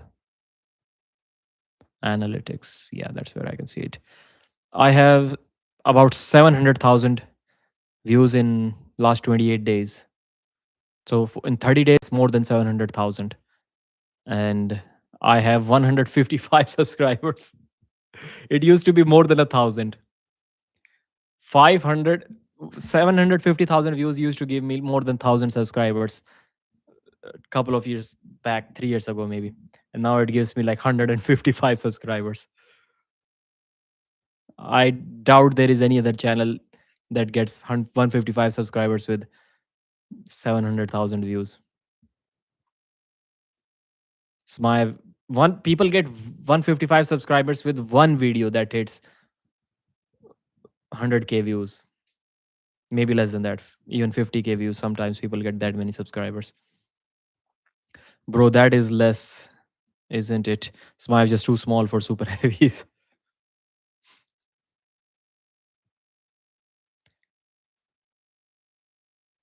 Andrei Smaya would easily be Levon level if he trained from young age. He's still young. He's still young. Smile lost to Akimbo. I don't remember that. I don't think he's going to lose to Akimbo. At what time we are going to see Devon versus Vitaly? 3 hours from now. We can say, yeah, maybe a little bit more than that. So the headliner of prelims is on now. Maayan Stringas versus Zurab Taubaradze. Devon is saying that Zurab is going to get broken by Maayan in this match. Maayan is way too strong. It is going to be a one-sided match. That comes from personal experience that Devon had with Maayan. He arm wrestled him and he felt that Maayan is really strong. But man, Zurab is going to beat Maayan. I'm telling you now. 3-1 Zurab Taubaradze. Like I don't yeah, maybe Maayan has a good press too, but once he gets stuck here, once Zurab stops him with a flop, it's not going to be that easy for him to transition to a flop. And Zurab is going to stop him. He is going to stop him. Going from Jason Merlo to Zurab Tabaridze is a big task. And even against Jason Merlo, Maayan did lose a round on fouls. He made it look easy, but in the first round, his wrist was in some trouble. I don't see the hype behind Maayan Stringas. Zurab is a Zurab is not tall, but for 95 kilos, he's well built. He's well built. I think he cuts down to that weight. And Maayan is gaining weight to get to 95. That is also going to be in favor of Zurab Tavbaridze. The guy in the black t-shirt, it looks like he does not want to be there. He's kind of scared during that walkout.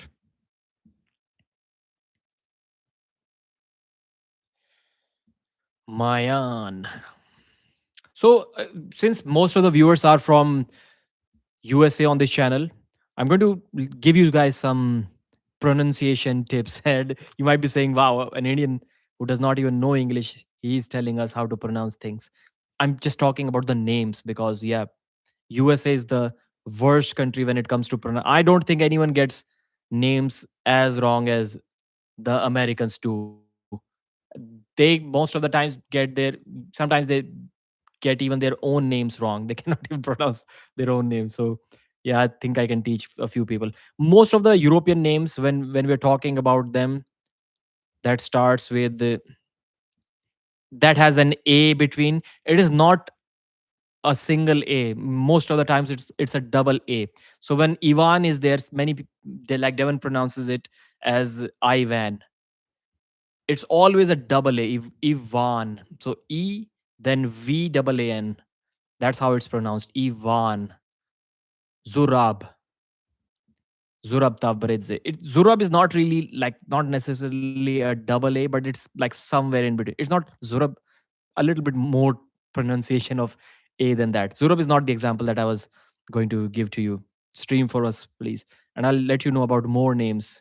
Levan. Levan is like Lay, Lay, and Van, Levan. It's not Levin or Lavan. It's Levan. That's how you pronounce it. How do you pronounce Levan? I just mentioned it. It's not Lavan. It's Levan. Van. That's how you pronounce it.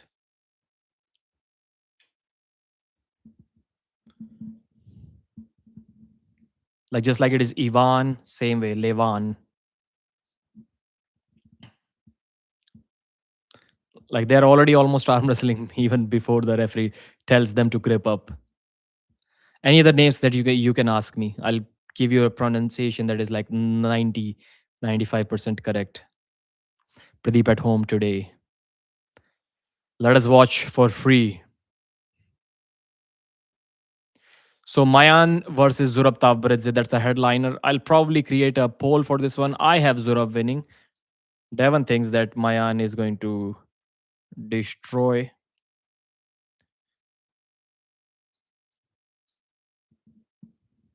What's the spelling of Maayan? M double A or single A? Whatever it is, I'm going to put two A's on it since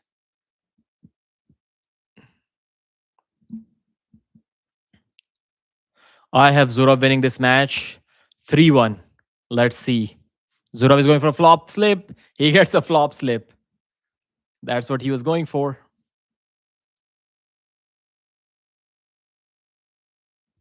What are you talking about, Orden? Maayan just totally decimated the hand. His hand was already decimated before the go. I'm not sure why the referees are allowing him to start like that. You can clearly see that his wrist was already gone. He didn't keep his wrist.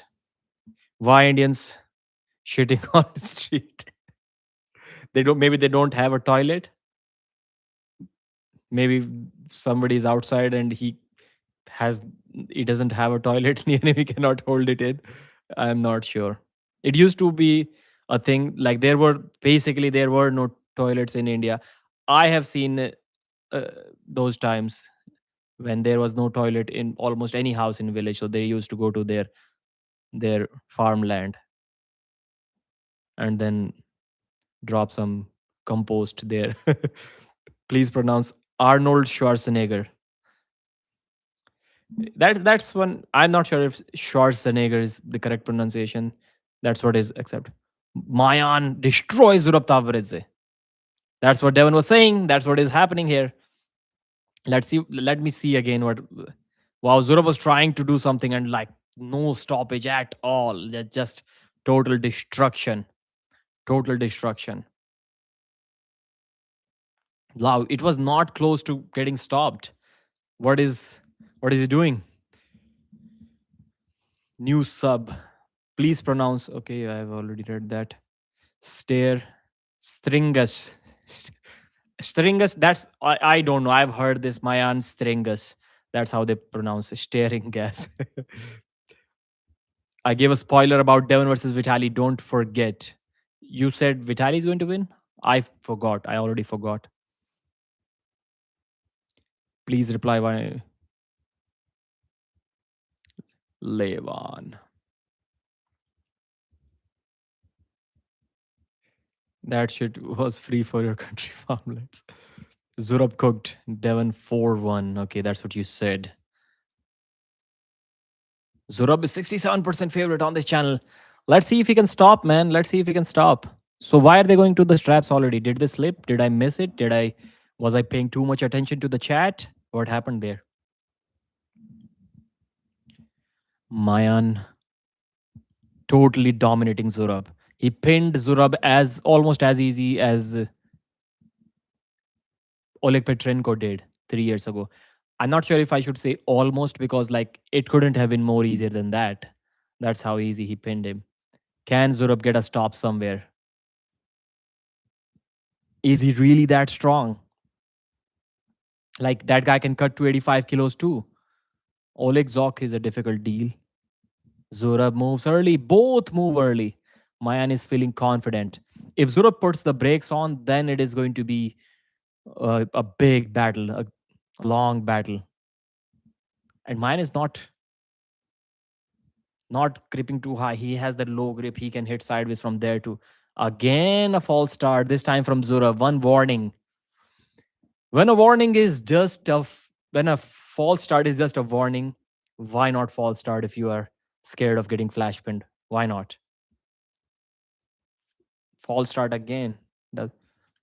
Oh, this time there was a little, very small stop, but it was like an inch above the pad, and then the second hit got the job done. Maayan is too strong.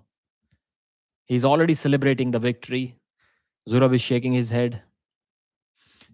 Beating Zurab's left arm is a big deal, man. This guy is legit.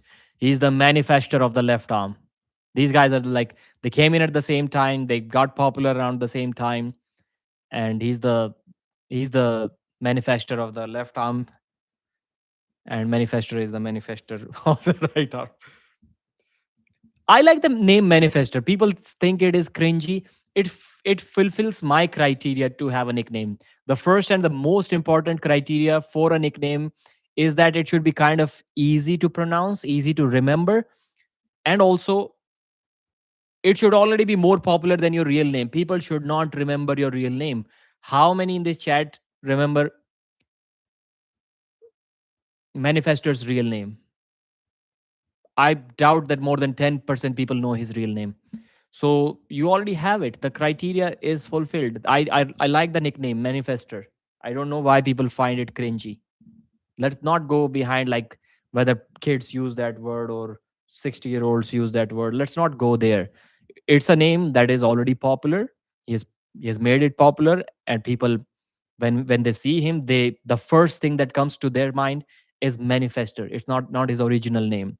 If your nickname can overshadow your original name, which rarely happens these days, like we see that with Schoolboy, we see that with Akimbo, we see that with Manifester. Wow, that's a big mistake. That's a big mistake. Zurab gets the job done. Come back. Maayan kind of went in a hook intentionally against Zurab. Why would you do that? And he immediately, his facial expressions changed from this to this. Zurab beats him up pretty bad. Is it going to take something away from his arm? If it takes like even 5% power away from Maayan's arm, he may be in trouble. Why would you go in a hook against Zurab Tavabredze? Like, why would you make that mistake? You're not Oleg Petrenko, Maayan.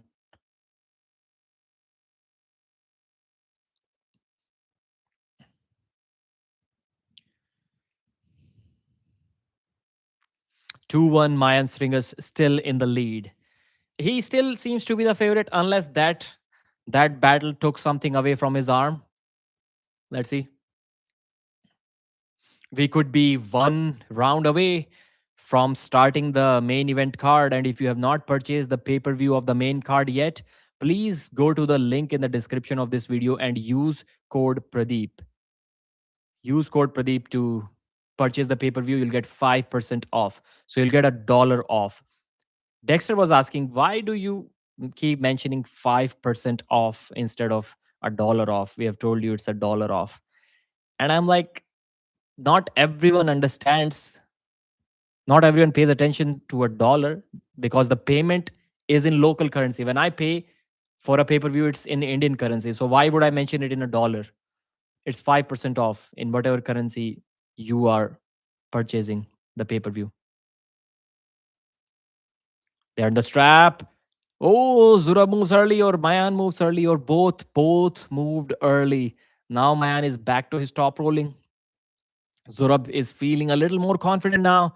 Let's see if he can stop Maayan. He can. Zurab stops the match. It's over. It's over for Maayan. Zurab stops it with a broken wrist, break arm position. Zurab hits sideways. Maayan stops him. Zurab is pulling Maayan's entire body across the table, 2026, with a flop wrist press. Not a press, but sideways sweep. Zurab is in this position. Elbow foul on Zurab. Zurab needed to be more patient, but that is going to take a lot away from Maayan's arm.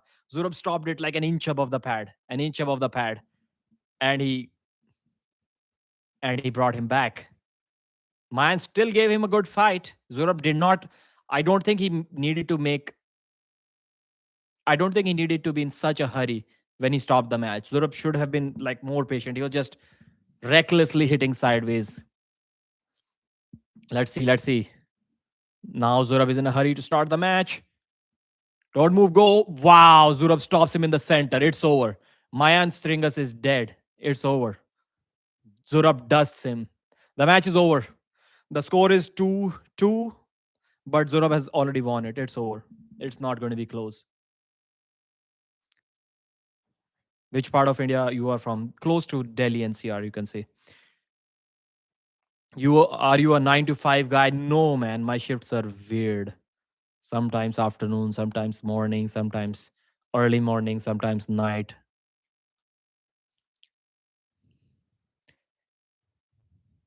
Maayan screwed up for sure. I didn't expect Zurab to win even a single round. I expected him to win 3 rounds, and he is winning 3 rounds. But it was a little bit because Maayan messed it up. He tried to like not go in a hook with Zurab. No, he didn't really go there. He tried to like, in my mind, he tried to keep it flat, like hold the match in center. But then he got curled in by Zurab in that third round, and then he got beat. I told Devon that Zurab is going to beat Maayan. Pradeep does scam job 9 to 5. Scam jobs will not work 9 to 5 because Pradeep, what picture have you got on your wall? That's not my wall. It's a hotel room. It's kind of an art, a painting, a bunch of women. Is that who's that? Is that Lord Krishna in the center? I think best way like you're telling matches. Nobody's telling like you. Thank you, sir. I hope you subscribe. Zurab is proving Devon fans wrong. These matches are great. 3 by 3 predictions right. I'm dominating this undercard, man. I is it Zurab is going for the flash pin, I think, in this round. Maayan is going to get hooked. Not a hook, not a flash pin, but he's going to ease him down. Yeah, yeah. Top rolls him. Zurab top rolled Maayan with a flop wrist. Zurab top rolled Maayan with a flop wrist. 3-2 Zurab Tavabaridze. I'm really excited for Devon. Pradeep, what is your religion? Hindu. Lord Krishna and his gopis. Greatest comeback ever. Lord Krishna. Do you Okay, so when I put my cursor on this comment, it automatically translates it into Hindi. क्या आपको लगता है कि Vitaly Devon के खिलाफ flop wrist press का इस्तेमाल करेंगे? That's cool. Yes, that's the only way he's going to win. But other comments are not getting translated. Only this one from YT. It will be fun if Arm Wrestling channel people have matches like Pradeep versus Arm Wrestling Whisperer or Auden. Man, both of these guys are strong, really strong. But Whisperer is not. I don't feel that he's at a level that I cannot reach if I train. Maayan strength guest. Arm wrestling must be in the Olympics. Yes, you're right. Overconfidence kills. You versus me. If I have a match, I would like to arm wrestle. I don't want to arm. I said about that match in undercard, maybe or not undercard, maybe at some other event. I'd like to have Roman Gamteradze versus Dexter Tad. Like the beef. Finally settle it on the table. I'd like to see that match. Please arm wrestle Concrete Elbow. I haven't seen Concrete Elbow. What is the reason to go in a hook, bro? Just flash pin him. Zurab reeled that in. Olympics is drug tested. Yes, you're right. No chance. No chance for these arm wrestlers. Many arm wrestlers, like the event will still go on, like WAF is going on without the juiced up guys. Do you think Gennadi's career is over? Kinda, yeah. Tom Stubblewine is too big, man. He got like 60 pounds on me, at least. Do you think Gennady? Speaking of Roman, what's happening to GVW? Nothing. GVW is already dead. I said GVW is dead before GVW won. I really want Devon to win, though. Like Pradeep versus that bald guy, Larry's cameraman. Yeah, for the right arm, he's too strong, but for left arm, I think I can train for him. And he's too big, he's too experienced. So even if his left arm is pretty bad, he should not be denying a match against me. I can train for a left arm match against. I need to train, man. Why don't I train? If I somehow get an opportunity for such a match in the future, like I still would need at least 6 months to condition my elbows to arm wrestle. How am I going to get that much time?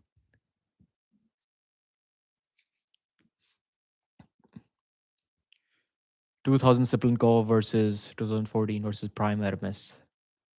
Now that's a good match. Maybe Siplenkov can take him down. What time start the Devon versus Vitaly match? Cement Rock. 3 hours from now. I'll pay to watch that match. Yeah.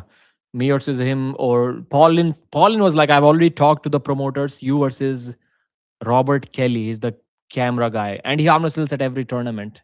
He's smaller than me, I think. The Robert Kelly camera guy. I don't think I even need to train to beat him. I need an episode on GVW, an interview with all the players with Roman, who got paid, who did not. That's a good question. I can keep, I can start asking those guys privately first, and then either maybe make a video about it or do some interviews. Both can be done. Abbas Rana is natural. No, no, no way he's natural, man. Come on. He's like 112 kilos at 5'11. Jacked. He's benching over 200 kilos at 17 years old.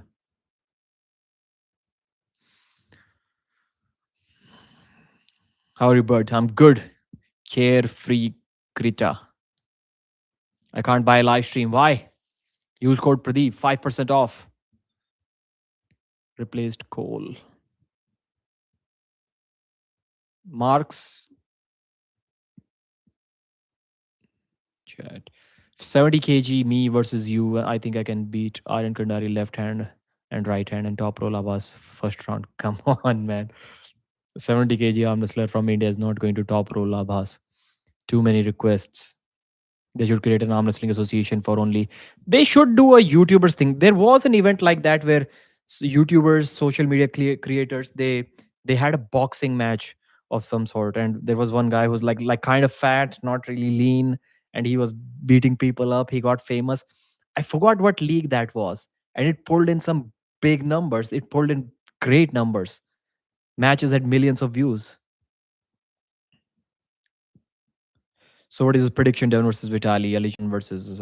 We'll discuss all of the predictions as the matches go on. My prediction is Devon 4-1. But I hope Vitaly wins. That was Salt Papi. Yeah, yeah. Salt Papi. Was he? Maybe. If you think Abbas is natural, then go for MRF the brain buddy. Yeah. How long before the Bornman reach top 10 of heavyweight or super heavyweight? Man, Riekerd Bornman, if he can somehow do a great cut to 115, I think he's already top 10. He's top 10 today in 115. If he can like still remain at least 95%, still keep 95% of his strength that he has right now at 130 plus kilos in season 3 of PPL. What in season 3? Pradeep Bhaiya's opinion. Speaking of arm wrestlers, the Beast has just joined PAFI. Hope to see him. Who is the Beast? Mark. Hope to see him. Results updated. Pradeep, who do you think is. So I. Okay, who do you think is the strongest natural arm wrestler in the world? I don't know who is natural. With that logic, you'll have to go with the WAF super heavyweight champion. FA Comic is the strongest natural arm wrestler in the world. How can I speak English like you? You're writing English like I'm speaking, so just speak whatever your mind tells you to write. Tell your mind to tell you to speak instead of just writing. That's all.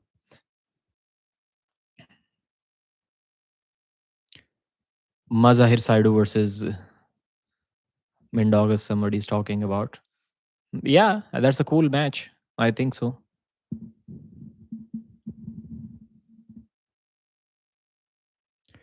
Why want Vitaly to win? Because I want to see someone give a challenge to Levan. That would mean that Vitaly is stronger than Devon, and anyone who's stronger than Devon can actually be a challenge for Levan. So that's why. Who do you want to win personally, Devon or Vitaly? And Vitaly surely, clearly has more room to improve than Devon, so he can go further. So maybe he can take the level of arm wrestling even further than Levan has already taken it. That's why I want him to win. What do you do for living other than YouTube? A government job.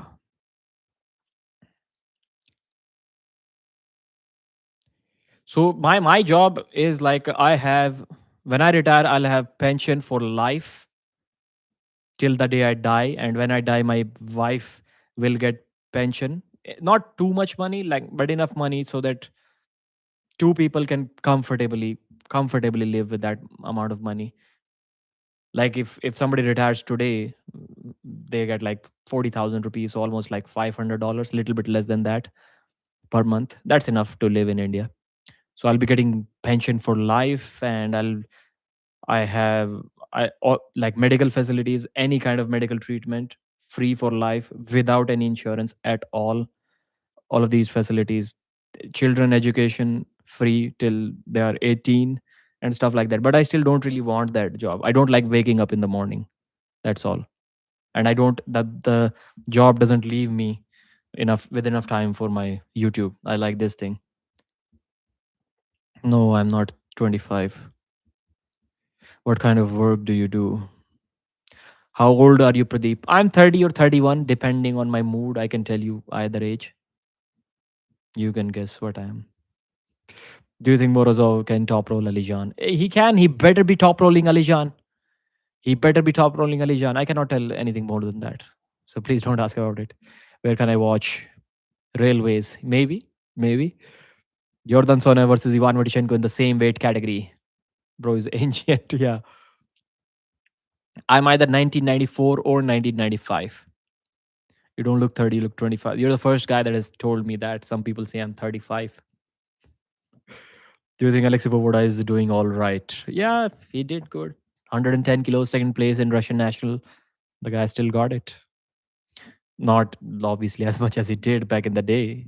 Back in the day, he was getting first or second in WAF Worlds in super heavyweight. Travel? No, I have never traveled outside of India despite countless offers given to me to travel for free, everything for free, everything covered for. But I was not able to do that. Beautiful room. Thank you, sir. Can you agree, Engin? Whether good or bad for the sport was toxic. Engin was toxic in many ways. Yes. Why not? He was. Why can't I say that? Brian was versus Leonidas, but he was also good in more ways, I would say. When would Devon versus Vitaly match time? 3 hours still. Why don't you compete in local arm wrestling tournaments? There are no local arm wrestling tournaments where I live for like more than for almost all of the year. Devon stops the match right in the center of the table. Yes, I think he can. I think he will. European country. Which European country I would like to visit the most? Where are you from in India? Near Delhi. South Africa. Lean Dro Sirdler. What's the name? Thank you. Thank you for joining the stream, brother. No, that's a hotel room. But yeah, can you come for training in Punjabi Bagh at Lakshman sir? I should be going there. I should be going there. Who's that comment from? Can you message me on Instagram? Arm Wrestling News. Kakaro Slazy. If you go there, please mention me. Please message me on Instagram. Current Denik versus Ustinov. So the pay-per-view has started. Guys, you need to purchase the pay-per-view now. Like there will be no more free matches that you can watch on the East versus West channel. And that's why the viewers have increased from 230 to 430 already. The pay-per-view is on $5, 5% off if you use code Pradeep. The link is in the description of this video. Devon match when Pradeep, can you try a single arm bench press with 40 kilos? That's an interesting one. That's an interesting one. I used to try something like that. I used to do some reps, I think, with 30 kilos, like many years ago, 7, 8 years ago. I can't open East versus West website. It's just me. I got it for $5, didn't you? You got it. $5. $5 what? Current Danik versus Ustinov. I think Ustinov wins it. I think it would be cool to see Bajent and Mask. Have you been offered by Engin to go to many times, man? Engin always used to invite me for every single event until he realized I cannot go there. That's also why I want to leave the job, because I used to get like 8 opportunities a year to travel, four for East versus West, and Engin would have definitely invited me for King of the Table as well, using his connections. And even if he didn't, then there were some guys from Dubai that were ready to invite me. Bader, the Grip Alawadi channel, Bader, you may have seen him with Khalid Shell. He was ready to invite me, like for nothing. It was like, just whenever you want to come to Dubai, just let me know. I'll book your tickets and stuff. I'll arrange hotel for you. I was like, that's very generous. What do you think of any of the top? 10 needs to go to give the one problems. They need a lot of power. That's what they need. Use code Pradeep. The Drew is the man.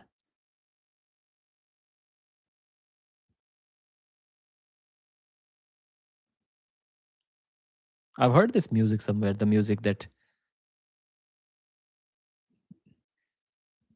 Riekerd is using. Maybe I heard it on his. So Lars Rorbakken 46 versus Riekerd Bornman 22. Both are 190 centimeters tall. Both are around 130 kilos. Both have a 20-inch bicep. Both have a 18-inch forearm. And both have a 9-inch wrist. Riekerd has a 8-inch wrist. That's definitely incorrect. I don't think Riekerd has a 8-inch wrist. And I don't think Lars has a 9.5-inch wrist either. Clearly, Lars' wrist is not 9.5. That's a mistake. It cannot be. 9.5 is a huge wrist, man. Maybe he has. I don't know.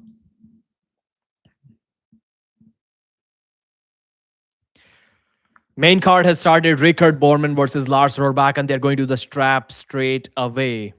Why did they agree to that? Why did Riekerd agree to that? I don't like that.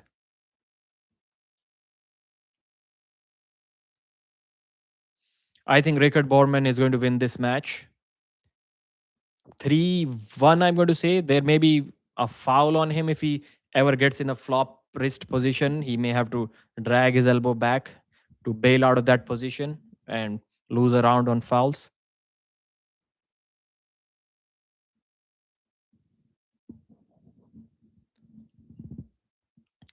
I don't think Lars will be able to hold Riekerd with his king's move. He has to go for the flop press. Riekerd is way too versatile. He has a good press to finish the match.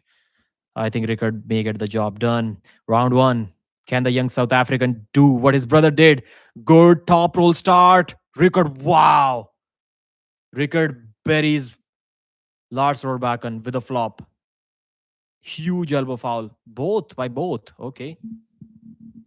So the match stopped in center. Riekerd was going for a top roll. Lars was going for the king's move. And Riekerd switched to a flop. And Lars Rorbakken's elbow flew like 10 inches away from the elbow pad. But Riekerd also elbow fouled. So that was a restart. Now Lars is going for a flop. He realized that this young guy has a press that is way too strong for my king's move. Now he's going for a press of his own. He's setting up for a press. He realized in 1 second that king's move is not going to work against this young South African. So now he's going for a press. Let's see. Check the shoulder of Lars. He's moving inside. Down, referee. What are you doing? One warning to Lars. Because you count like chicken nuggets. How many matches are done? This is the 4th match of the night. First main card match. Wow. Riekerd buries Lars Rorbakken, but with an elbow foul. One foul, okay. First foul because they both had an elbow foul in the first ready go. That's why the foul was not counted. Like Bornman just did this. He just pressed his flop press. Didn't even let. So he's not letting Lars flop press. He's not letting Lars kick king's move, not queen's move. Now this time it's looking good for Lars. Wow. Riekerd is still going for a top roll. He's hitting sideways. He's not going for a press yet. Now he goes for a press and elbow foul on Lars Rorbakken. This time Lars looked good. Riekerd was struggling with his flop. Good match. Good close match. I like this one already. Both brothers are giving us awesome, insane matches. Let's switch the light back off for a moment. Let's see how it is now. Damn, we have someone from South Africa there. Didn't know. 2 guys from South Africa. They're doing good. Who's better, Matt Mask or Gasparini? Obviously, Gasparini. Please put a picture of the arm wrestlers on the screen. From this YouTube Website, it's not possible. I needed to use a streaming software for that. Create a highlight video, add stream marker. I can show you an ad if you want, but I won't do that.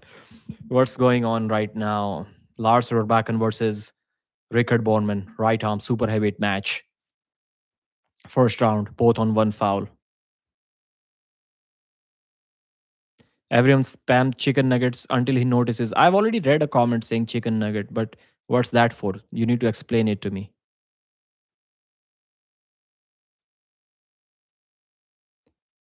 Beard looks good on you. It will look good after one more week. Are you immortal? Lars with his king's move again. Riekerd trying to pull backwards. He's trying to top roll. He has taken Lars' wrist slightly, but he's losing his own wrist if he goes sideways. Now he's about to switch to a flop. He's saying that he got it, and he buries Lars. Wow. Even when Lars went under the table in an illegal king's move, still he cannot stop Riekerd's press. That's these guys, man. These guys can, these Bornman brothers, they can hook, they can tricep press, they can flop press, they can top roll, they can do everything.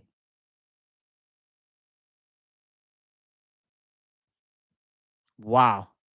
Amazing press. And it's not even like he got behind his shoulder before he pressed. Right from the center, his arm was also stretched out a little bit. And even from this position, he just pressed, man. Really impressive stuff. Really impressive stuff.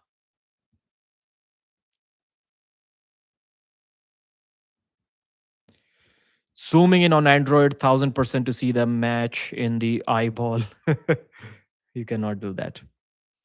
This is like my video quality has also has to be at that level. It's a YouTube live stream. It's probably not that good quality. The power press, wow. Young guns with a lot of firepower versus veterans with tricks. Lars is not the same guy that he used to be. I don't think he's that strong now. Have the view match from Pradeep's eye reflection.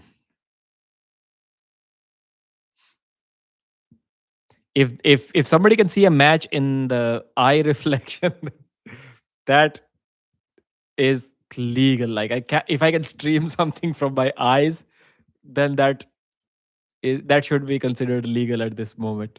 At this point, put the glasses. I forgot to bring the glasses. I had them, but I forgot to put them in my bag. Can't we see the match after 1 week of paper? You can. Put a mirror behind you next time. Strap this time. This time Riekerd is standing tall. He's going for a press right away, right off the go. Wow, Lars going for a flop, but Riekerd just pulls him out. False start. This guy has too much inside power. Lars cannot even access his flop press. Like, it's not even an option for him. He'll get buried if he tries to press Riekerd. Riekerd goes sideways. Lars hits his king's move. Riekerd is climbing. He's climbing. He's top rolling. This time he's in an even better position to go for a press. It's looking something like Hermes Gasparini versus Michael Todd. If you watched that match, it is looking like Gasparini versus Todd. Elbow foul on Lars Rorbakken. Riekerd is telling Lars, be a man. Don't do that. Don't foul. Be a man. Be a man. Don't do that. I like these guys. Like the brothers' confidence, man. They are awesome. They are awesome. That's how you create a name for yourself. Telling a 50-year-old veteran to be a man.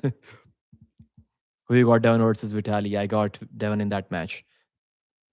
Like, as good as Vitaly is, there is too much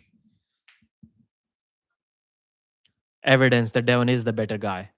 Like, even in the second match, Vitaly got pressed by Dave Chaffee. Elbow foul on Riekerd, is it? Lars, this time he is able to access his flop, but Riekerd pulls him out. Elbow foul on Lars. So why is not Lars complaining? There clearly was an elbow foul on Riekerd. Riekerd is the winner. 2-0 Riekerd Bornman. How? Why is nobody throwing the flag around in this event? That was clearly a foul on Riekerd. What are you doing, referees? Okay, let me see that again. Maybe I am blind. No, if I'm blind, I won't see something that happened. I won't see something that never happened if I'm blind.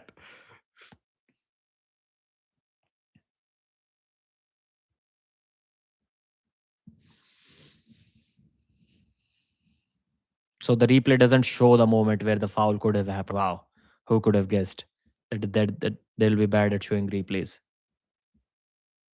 Let me go back and watch the round.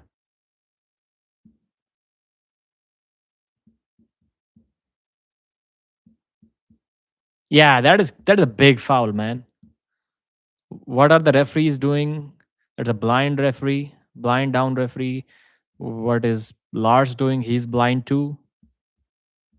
What is the cornerman doing?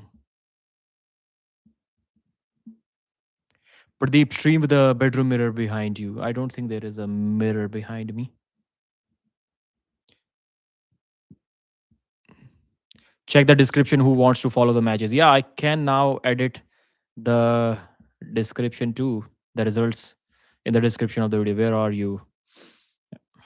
In a hotel room? A ghost in there, Pradeep. I hope. It's my dream to see a ghost someday. I haven't been able to see one yet. I mean, I've not really traveled. I've not really traveled to see go to haunted places or something like that. So I cannot say I tried everything I can. But Hermes versus Vitaly answered this, Pradeep. Can people from other countries? Why your house look haunted? It's not my house. It's a hotel room because all of the lights are off. That's why.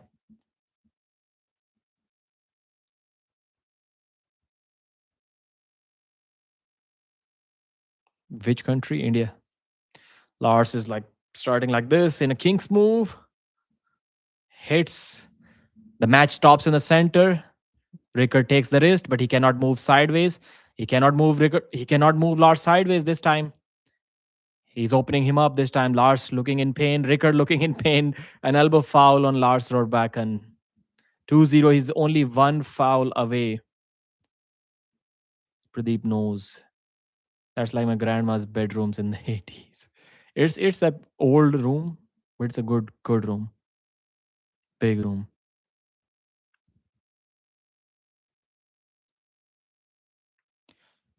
Look, tiny guy. Anybody can kick his ass. I don't think he's a tiny guy. He may be like 200 pounds. Devon or Vitaly. I think Devon wins that match. Do you fancy Anushka Sharma? No. Can Devon really hook Vitaly? No. Vitaly 100%. What time Devon versus Vitaly? It should be now, it should be less than 3 hours. Let's see. Or maybe not. That's another great match, man. That's another great match. These guys should be on every card.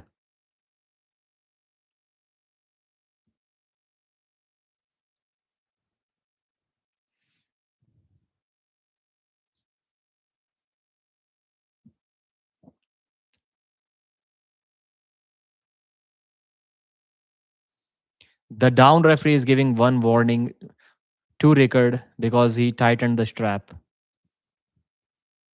himself.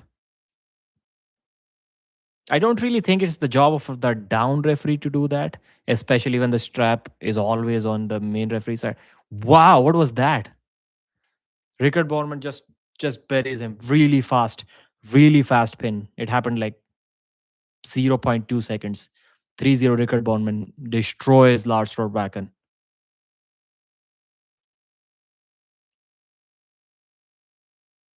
These guys.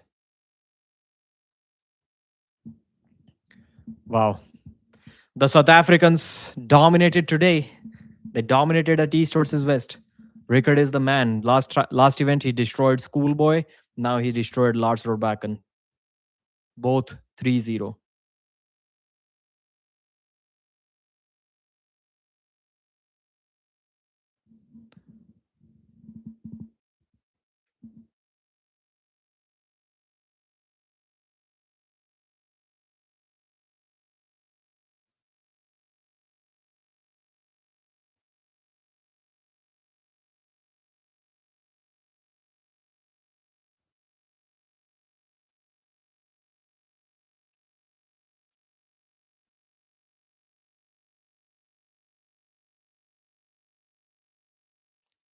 Let's see what Riekerd is saying.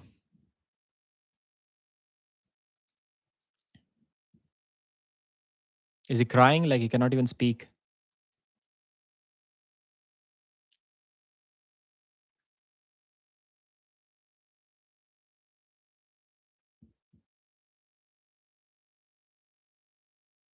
Super tough prep, mental, physical, with my little brother.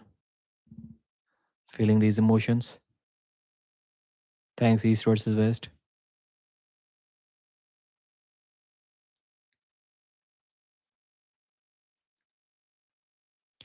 That's the guy with the potential, man. The young guy, 3 years, less than 4 years in, and he's already so good.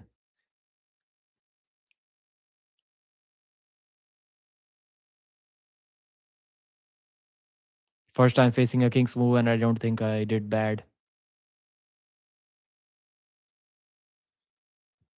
So Rickard is already beating guys that Michael Todd was arm wrestling a couple of years ago.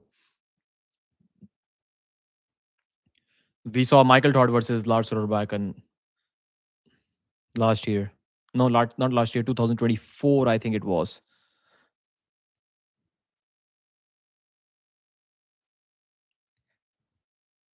Now he's calling out Jerry Caderet. Pradeep, have you ever been to a live event from East versus West? No, unfortunately not. Rickard versus Revaz is match for, or Rickard versus Zaur. Right now, Zaur is kind of looking not so good, but still, man, even in a not so good shape, both of them may be a little too much as of now for Rickard, because both of these guys like are top 20 easily, top 20 in the world. How much one arm pull ups can you do? Minus 10.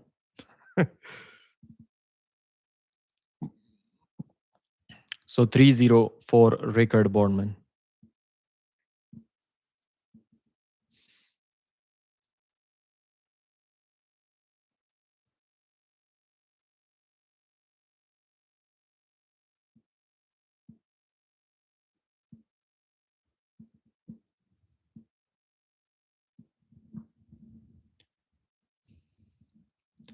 The way he was like so fast, so efficient in preventing the press, like he can do that to Jerry too. Like Lars was not even close to getting in on a press against him.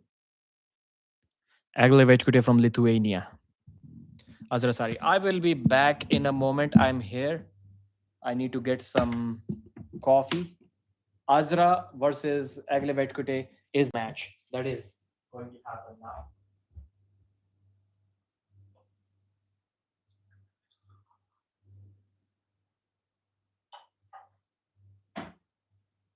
I need to like warm it up a little bit.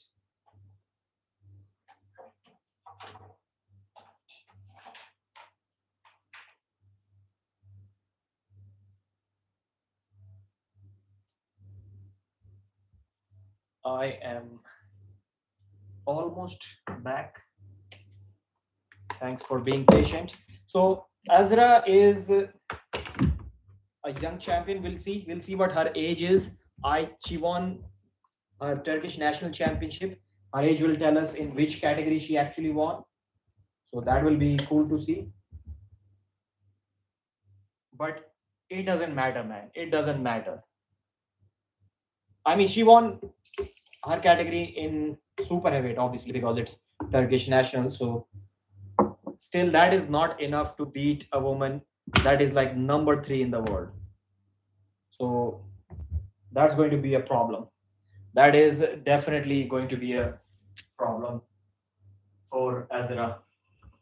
As good as she may be, it is probably not going to be enough to defeat. What are you even hearing me? Because it's a condenser mic, I think they call it. It doesn't really catch your audio from that far away. So we have to go with 4-0 Elevate Kute. And she will probably teach Azra a lesson. We staying up late. Yes, yes. Someone please buy Pradeep sunglasses. Yeah, man, I have sunglasses, but I forgot them. It's difficult on the eyes. Okay, we have coffee boiling hot. Should have turned it off earlier.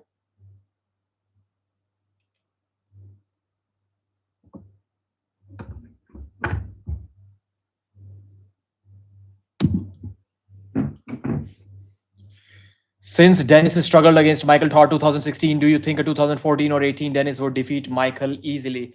I don't think Michael now is better than what he was back in the day.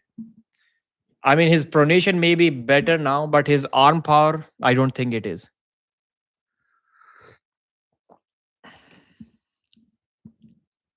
Updates about Devon versus Vitaly. Yeah, let's see their age. Egle Vaitkute is making her way to the table.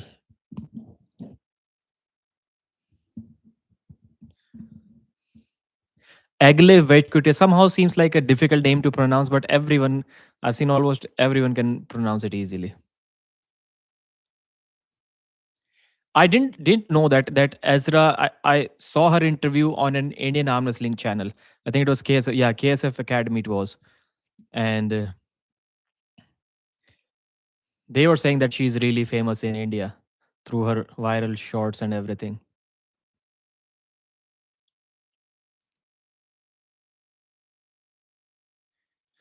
23 years of age, so she won in youth and seniors. 5 feet 7 versus 5'11. Egle Vaitkute. 90 kilos versus 87. She's only 90 kilos. I don't believe that. 16.2 biceps, 16.2, 13.8, 13, forearm, 7.1, 7.1. Their wrist is only 7 inches. I don't believe that either. I don't believe these measurements. Left arm match. Let's see what happens there. Ezra looking away from the referee. I don't know why.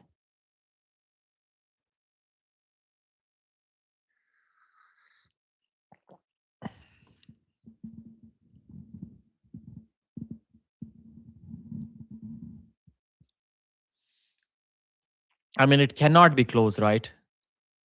Although I would like it to be close, that would mean that maybe in the future we have a challenger for Barbora if Ezra defeats Egle Vaitkute. Who's next? It's Gabby, then it's Barbora. I would like to see Ezra winning this one, but I don't see her doing anything in this match. Yeah, man. Yeah. Too strong. Egle Vaitkute drops her way too strong. Eases her down to the pad. What happened now, Ezra? You're saying she's too old. She's her mother's age. What happened now? I forgot to take a look at their ages. I don't think she's her mother's age. I don't think Egle is that old. Maybe she's like 40. She little bit more. She doesn't look too old to me. Yeah, see, she's exactly 40. Wow. I'm too good at guessing ages. I looked at Egle's face and I thought she was 40. And she is 40.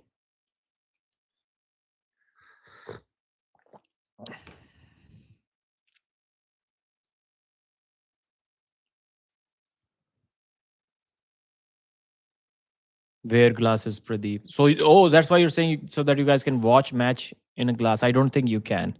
Egle could still mop an average gym going. Average gym going man? Bro, she's going to beat 99% of the strongest guys that you are going to see in a gym.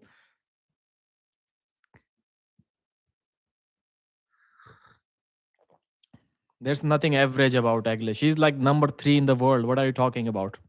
Very few men can beat her in an arm wrestling match. Now she's going for a flop. Ezra is going for a flop to get a slip. She got the slip. Let's see if the strap changes anything.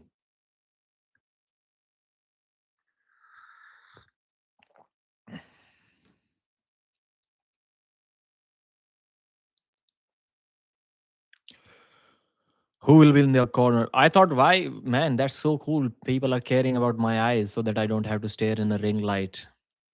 Everybody's asking for glasses. Now I got to know that they want to watch the match in the glasses. Who won Riekerd match? Riekerd Bornman, obviously. Your boy Pradeep is 5 and 0 in predictions tonight. I predicted Egle to win 2, and she's winning the match. 5 and 0 I am today. Good start, man. Good start.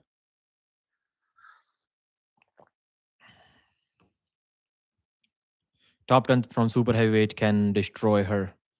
Very few. What are you saying? Top 10 from super heavyweight. Top 10 from super heavyweight? Like, where did the rankings come from? You are talking about, that guy was talking about average gym guys. Wow, too much control. Too much control. Sarah Backman versus this girl, Azra, should be the match. I'm going to suggest that match to Pro Panja League. Or East versus West, whoever takes it.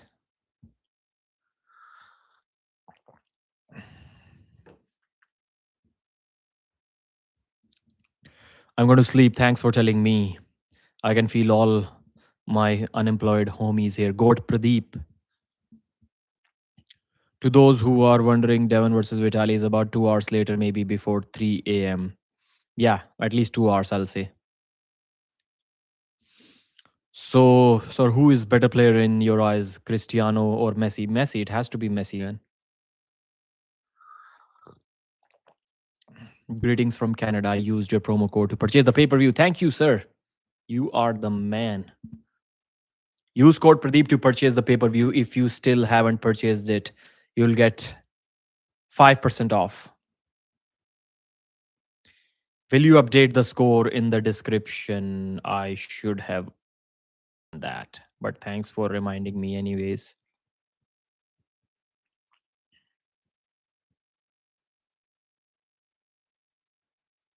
Let's see.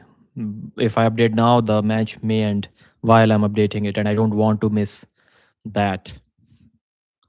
This match is for the world number 3 ranking, and Egle Vaitkute is teaching young Azra that she still has a long way to go before she can challenge a veteran like her.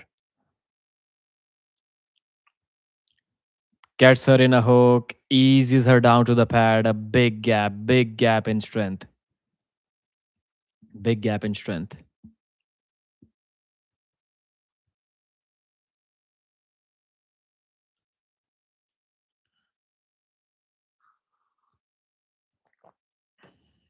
Three zero Egle Vaitkute.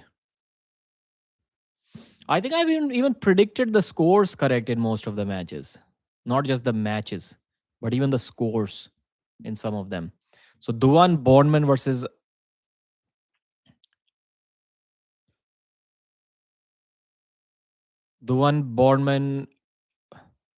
versus Andre Nykonenko was 3-1. I have updated that. Artem Samson 0 versus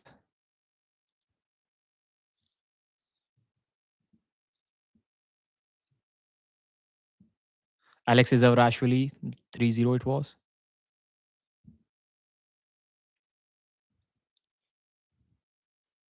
Egle is saying she's very strong. She's young, but she's very strong. Maayan versus, I predicted Maayan versus Zurab as a 3-1 to Zurab. It was a 3-2 instead of a 3-1. So even that is almost correct, even to the score, down to the score. Riekerd Bornman versus Lars Rorbakken. I predicted a 3-1 for Riekerd, but instead it was a 3-0. Close, still close. Egle Vaitkute versus Azra. Everyone is predicting this 3-0, so there's nothing special there. Rustam Babaiev versus, let's see. I'm predicting the underdog to win this one too. Many people are saying that Rustam is going to beat Betkili for sure, but I don't think so. I really don't think so. I'm going to go with Betkili 3-1. Hello, Pradeep Bhaiya. Just search East versus West like match. Someone is pirating live. Bro, I'm commentating live. That's not my job. You can mail that to East versus West. Mail that live stream if you want to take it down.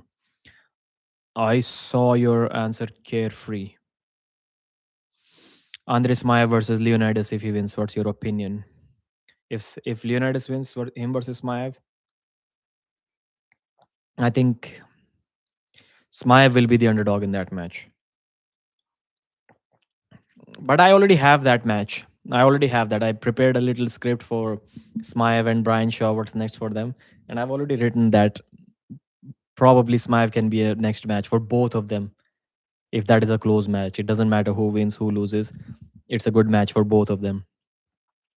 Smaev is too strong. Smaev when is Sean versus Leonidas? Shaw versus Leonidas. Okay, or Smaev is too strong. So Brian Shaw is like a what Asian name? Surely Chan Shaw is also like, and he does have that Asian look too in his eyes. Brian Shaw. So what's going on? Like, what is his ancestry? Where does he come from? Brian Shaw. Like he does have that Asian look in his eyes. And he's a big Asian. Pradeep is Paul Heyman of arm wrestling. I wish, man. When I go to Pro Punjab League and I see the teams, and I'm like, I want to be a manager of one of the teams. I like that kind of work. Like, make me a manager of one of the Pro Punjab League arm wrestling teams. I'll do great job. Do me some low level work, like right under the top guy. That's where I would like. Sometimes I wonder, what if you drop me like 1,000 years ago, what would I be doing? And I always imagine like I won't be the king, but somehow I use my 21st century brain to be the right hand of the king, so that I don't die in the battle. I become the right hand of the new king. Pradeep, it's 3 a.m. now here in the Philippines. I'm going to sleep now. Hope Devon wins. Thank you, sir. Thank you. How big is your bicep? Small. 14 and a half, maybe. Who will win in future, Alijan or David Dadikian? Hey, I started arm wrestling half a month ago and now selected for states. That's good, Manthan Singh. Do you know anything about Trubin these days? No, Johnny. No. Did MMT arrive at FIBO? I don't think Michael is there. I send you to battle. Damn, you're a bad king. What is Brian versus Leonidas? When is it? Okay, I don't know. Concrete elbow. No, man. Concrete elbow is not a rival. Subscribers, he may be gaining more subscribers than me because, as I showed you, I gained like less than 200 subscribers in a month. So that is pretty bad. But no, in views, nowhere near. At least in the. And views also matter. Like somebody getting a million views from 5 minute long videos, and the other person is getting million views from 1.5 minute long video. It's a completely different game. It's not same. Concrete elbow beats you on high difficulty. Beats your difficulty. Why don't you make videos like Table Talk? Yep. Table Talk videos are good. I like that channel. Why don't you make, why don't I make it? It's slightly away from the type of content I usually make, and it takes a lot of time to write that script. I have made some videos like that, like the endurance, Devon Larratt endurance video I made. It's something similar to that.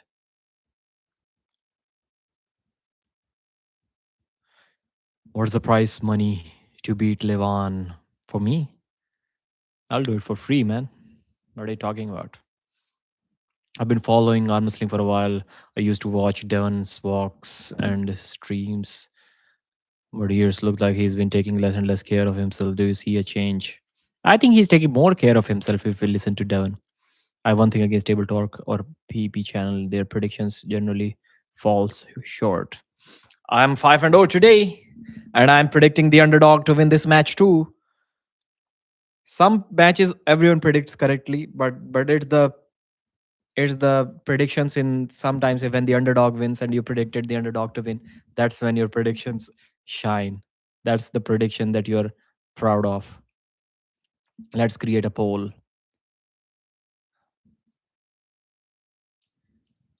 Betkili, man, ready go happen there. Betkili, did he destroy Rustam?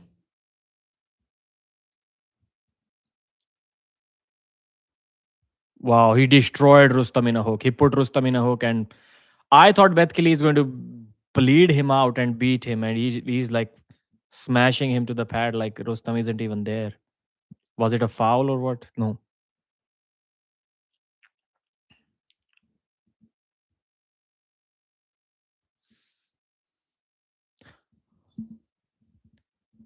I told you Betkili is going to smash 3-0 or 3-1. What did I say? I don't remember now. Betkili is too strong in a hook, man. People don't realize how strong Oleg Petrenko is. How can you forget the battle that Petrenko had with Alijan? Like, Alijan was struggling to pin him, even though Alijan won 3-0, but it was not easy for him. So Alijan beat, just because Petrenko beat Betkili doesn't mean Rustam can too.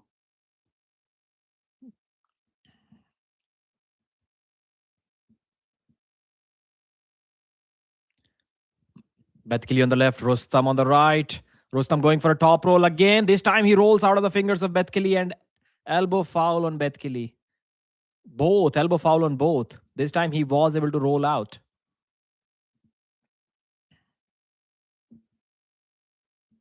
I told you Rustam is going to go for a top roll and Betkili is going to curl him in. Because you cannot forget that GVW match where Rustam hooked his opponent and then he got pinned in the first round and then he went for a top roll. There is clearly something clearly wrong with Rustam's hook. Wow. Betkili is like playing with him like a child. Betkili just curled him in and now he's looking him. Oh, wow. Betkili rolled out of his fingers. Why did he go for a slip? Like he could have pinned him in a hook if he wanted to, but he went for a slip. I don't know. I don't know what happened there.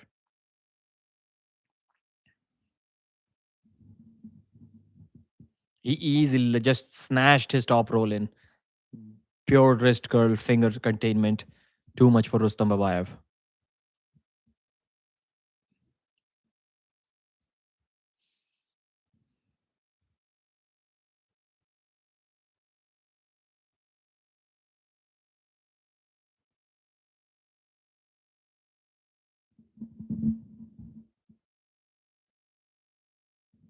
John was also surprised to see Rustam top rolling. I wasn't. Anybody who watched that GVW match, can someone tell me who was the opponent of Rustam at GVW? The guy that Rustam beat 3-1? I forgot that guy's name. Anybody who's watched that match can clearly tell that there is something wrong with Rustam's hook. He does not have a hook now. Betkili, wow. B- Elbow, is that second foul? The first foul. Rustam was top rolling Betkili. What happened there? Betkili was looked like he was kind of going easy on Rustam, and Rustam almost took him down to the pad. He flopped his wrist back. Like almost looked like Betkili was sleeping off the go, or maybe he was trying to pose on Rustam, and he almost regretted it. Now he's going to go fast. Let's see. Let's see if he was just messing around or if Rustam is really top rolling him. No, no, Rustam is really doing good. Rustam about to pin him. No, now he curls him in. Now he has curled him in. Betkili going for a top roll. Don't know why. Now it's a top roll versus top roll battle. Betkili is going for a flop now. Rustam is stuck. Betkili hits sideways with a flop. Rustam is climbing. Rustam is looking in a good spot, but Betkili hits sideways. Rustam's elbow is about to go off the pad. Too much side pressure from Betkili. Betkili is going full Todd Hutchings on Rustam and he pins him. 2-0 Betkili on Oniani. Too much side pressure from Betkili. And before that, the side pressure was there from Rustam too, because Betkili had his wrist curled in. But since he was focusing so much on finger flexion, wrist curl, the side pressure protection wasn't there. And Rustam was hitting sideways. And Betkili realized that that's why he also decided to go for his own top roll, which clearly didn't work. He lost his wrist and then he went sideways with a broken wrist for the second pin. So good technical battle. Even though technically Rustam showed superior arm wrestling, but Betkili was too strong sideways without his wrist. Once again, to recite what happened here is Betkili did curl Rustam in. Rustam was hitting. He was trying to pronate out of the wrist, but Betkili slowly curled the wrist in. But since his entire focus was on bringing Rustam down, curling him in, on protecting his fingers, Rustam had access to side pressure. Rustam started hitting sideways. Betkili felt that he's vulnerable there. That's why he decided to go for his own top roll, and then he lost his wrist. But he still pushed sideways and beat Rustam Babaiev. That's how he won that match.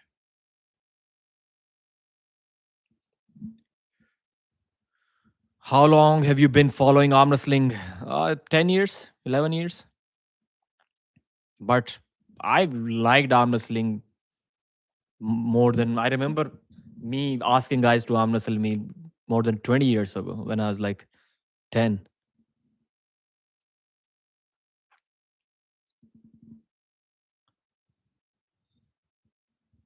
Both going for a slip. Betkili, is he also going for a slip? Let's see.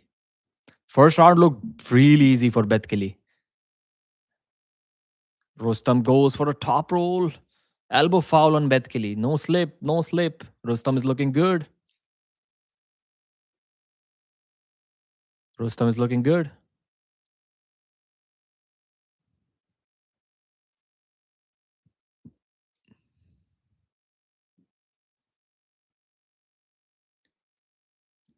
एक result का कर लेता हूँ इन इन तीनों match को थोड़ा थोड़ा mention कर दूंगा एक एक minute.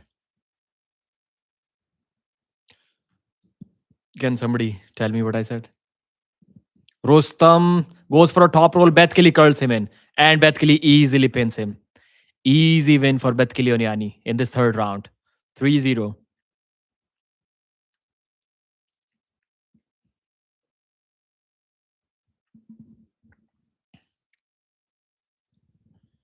So Betkili, I don't think there is. So Maayan, is he going to go for Betkili next?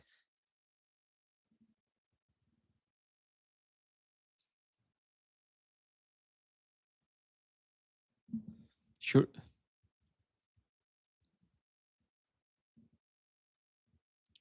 3-0 for Betkili Oniani.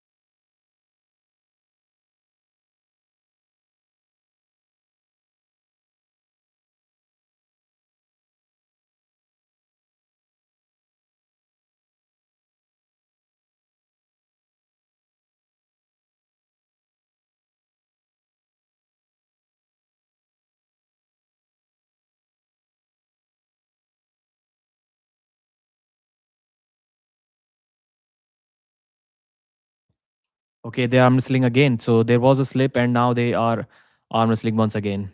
Yeah, I muted the mic. I forgot for a while. I was talking with my brother on the phone.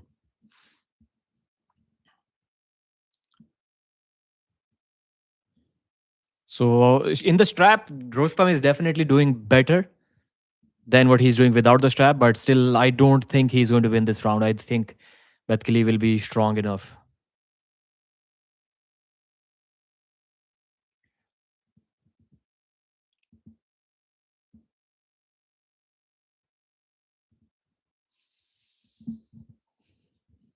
Round number 3.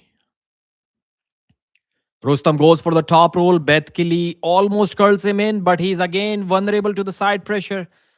One elbow foul on Rustam Babaiev. That's the problem that he has. He can curl Rustam's pronation in, no problem. But he has to focus everything on that wrist curl. Then Rustam starts hitting sideways. Good technical battle between those two guys. Even though Betkili is the stronger guy, he cannot force his will on Rustam. He has to adjust according to what Rustam is doing. Again, he curls him in. Good wrist curl from Rustam. Is still loading the top roll hard, going sideways. Betkili maintaining that wrist curl. He's also focused. He has jammed his elbow. Now he's looking at the audience. Now he top rolls Rustam to the pad. 3-0 Betkili Oniani anyways.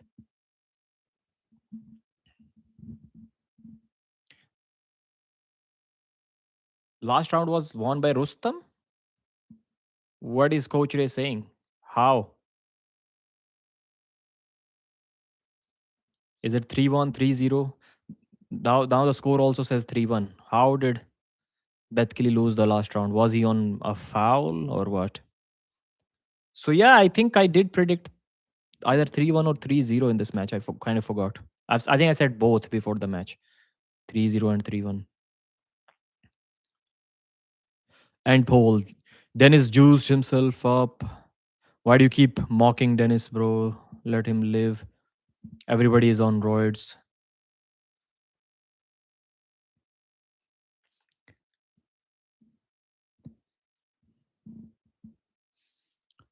But don't like Dennis who baths with roids. Please do high intensity commentary in match between Alijan and Morozov. Yes, yes, I need to step it up. I've been preserving my energy until now. Rightfully so. Rightfully so. Now it's cause they start mocking Devon. I didn't see any hate comment for Dennis until he beat Devon 2018. Everybody loved Dennis before that.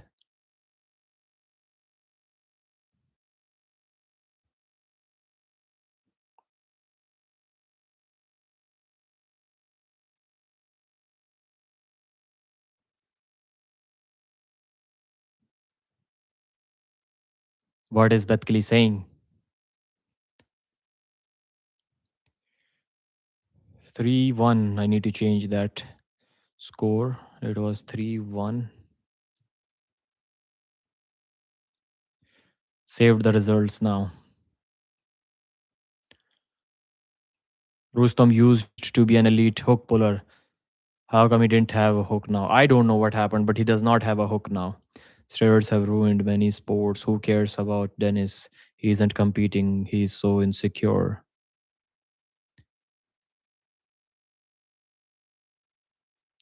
You are one of the guys who says bad things about Dennis. You said he doesn't belong in top 10. I? So how is that a bad thing about him? Height and weight. 179 and weight is 79. So I'm somewhere between 5'11 and 5'10. Hey guys, the event just started. If few matches are already over. What kind of world we are living in, man? So somebody's saying that just because I say that Dennis does not belong in the top 10 now, he thinks I'm saying something bad about Dennis. Alex, the translator, might even know our language. Your hook or top roll user. Okay, what move I use? Left arm. I cannot top roll anything. I have to hook. Right? I cannot hook anything. I have to top roll. Like complete opposite. Complete opposite. Even Larry Wheels can beat Dennis.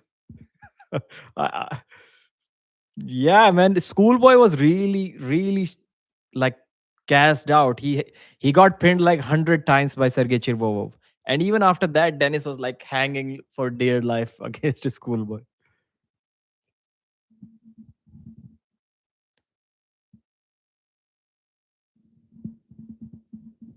And now he's saying 4-0. How is that 4-0? Why was it a best of 7? What are we saying, man? Coach Ray saying that the result was 4-0. Correction. What? Why?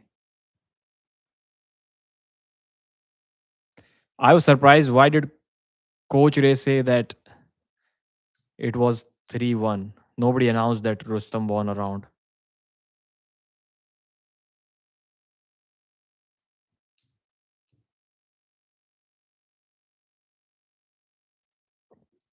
There is no surprise. Commentators, they're saying that big surprise that Rustam went for a top roll. No. You're not paying attention, it means. What is Levan weakness? If it was that old Rustam that put Denis Siplinkov in a hook and held him towards his winning side for a minute, then I would have obviously said Rustam is going to win against Betkili. So yeah, can somebody search and Aymeric Pradine matches? Like, has he competed in any other match other than the match against Jonathan Breda at East versus West? I need to know the result before I predict that Matt is going to win this match. Somebody please tell me. Aymeric Pradines. Where was I typing? Like nothing showed up.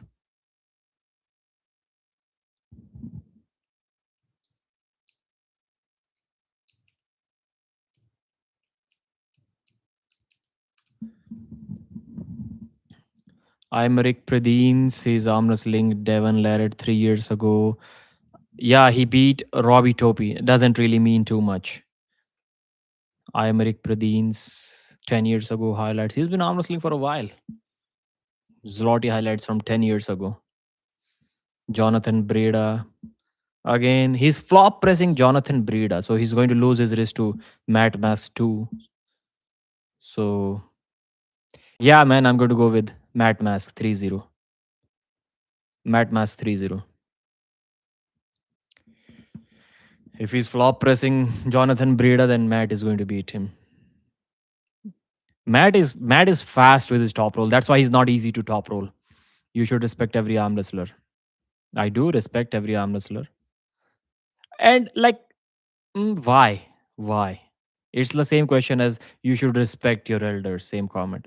And I'm like, why?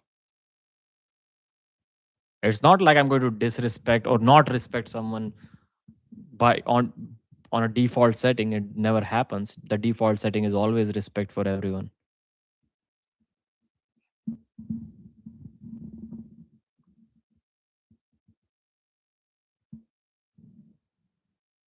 Matt Mask is fired up. You can guess what he's saying. I don't even need to tell you guys. Devon is in Matt's corner. Matt is fired up. Matt is fired up.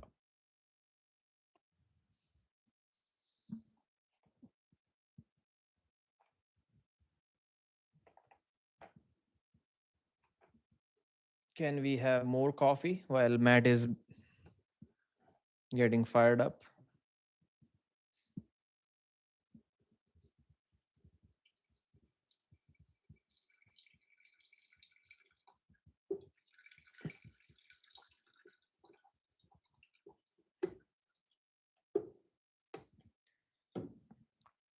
Proud arm wrestling nation of France, reigning national champion. World champion, did he say? Matt Mask is not beating no world champion. Overall champion of France. Okay, no. No French guy is going to beat Matt Mask. Come on, man. Matt Mask is the king of France. Pradeep versus Prime Dennis. Who would win?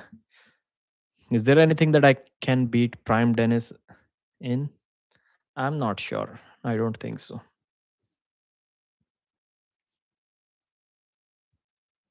Running only. And even then, my knees are messed up. So I would probably lose there too. Yeah, two guys mentioned running. Flexibility. Ah, man, I'm too tight. I don't have any flexibility. Having less hair than Dennis? Okay, I have more hair than Dennis. That's what you're saying. Yeah, right. Strength, anything related to strength. If you ask me what arm wrestlers I can beat, I'm always going to use this dynamometer test. That's where I can beat many arm wrestlers. Many arm wrestlers. I'm going to destroy Devon for sure in that dynamometer test. Michael Todd, Devon, they all are going down. Ball Pradeep versus Prime Dennis. 4 straight flash pins from Pradeep. Can anyone explain the obsession of Indians with Dennis? I have noticed it too many times.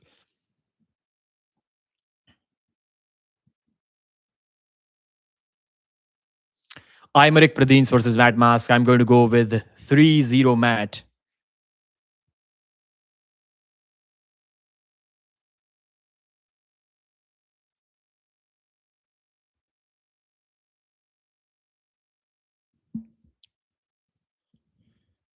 Calm, Matt, before the go. Matt on the left.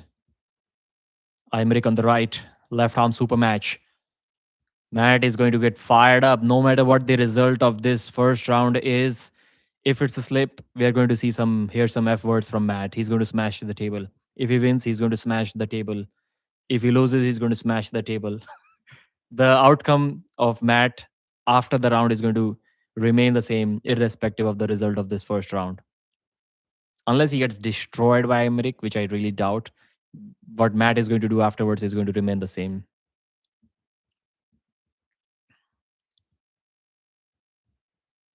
Aymeric versus Matt, both going for a top roll. Yeah, Matt is smashing the table already, blowing chalk in the referee's face.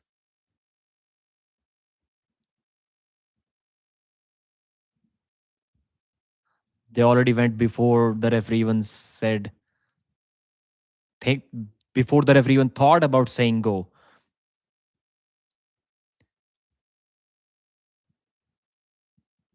Yeah, Matt was throwing some French words at Aymeric Pradines in the press conference, and he said that he has more prepared for him during the match.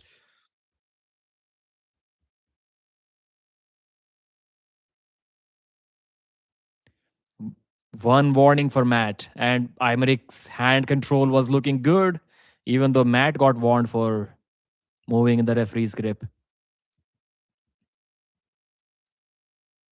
Aymeric was able to take the wrist.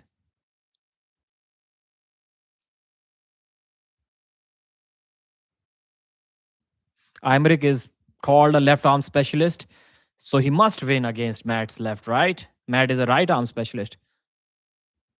Say fucking go, man. That was Matt's reaction after he got the second warning and the first foul in this first round of this left arm match. So Matt has got like 3 left arm matches back to back now before getting a right arm match. He beat Irakli, he beat Kalina, and that's his third match. Or maybe he got another one. He got another one. I don't know. Elbow foul on Matt, second one. He loses the first round, and Aymeric is looking confident. He did not move. Despite Matt lifting his elbow, Aymeric did not move. Matt is asking, I elbow fouled? Yes, you did. Yes, you did. It was a big one, too.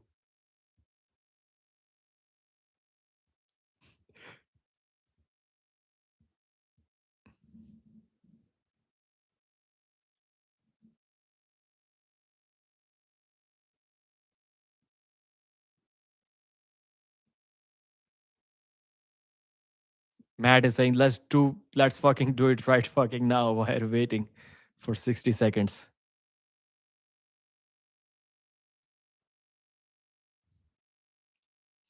Aymeric is looking dominant, man. Aymeric is looking dominant. We haven't really seen any arm wrestling so far. Like Matt got destroyed like a kid by Irakli in the first couple of rounds, and yet he made a comeback. So we cannot really count Matt out. Matt was getting beat by Kalina too, and yet he made a comeback one more time and beat Kalina. So let's see if he can do something similar now.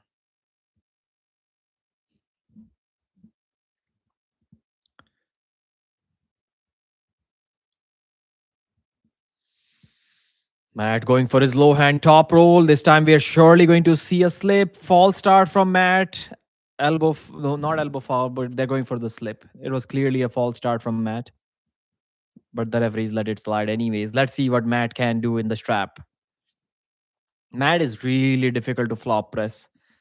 I've seen some guys who can flop press. It looks like they didn't even try a flop press against Matt. I don't know what the reason why. Like Matt's entire game is hand based. Like his arm is the weakest link in the chain. So Technically, like he should be easy to flop press, but he doesn't let people access the flop press.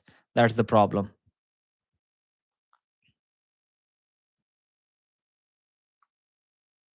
So if Matt cracks the wrist, the match may very well be over. And Matt is a real entertainer, man, especially when he's winning. I won't say especially when he's winning, I would say only when he's winning. He's good. He's good.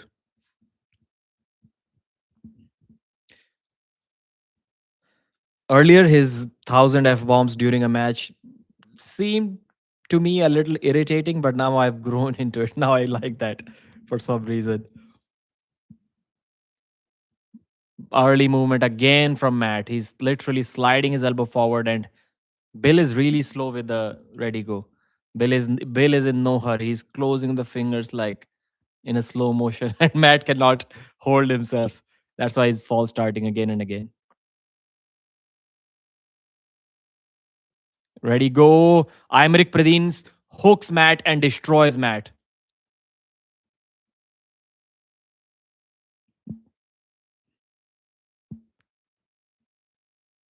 They're about to fight. They are about to fight.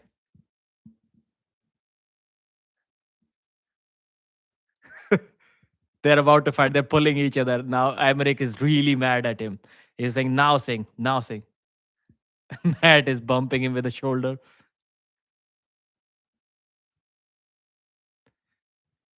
2-0. I like Matt's confidence when he's getting destroyed. He's like about to fight with the guy. That is like almost as close to a fist fight as you can see on the arm wrestling table without them actually getting into a fist fight.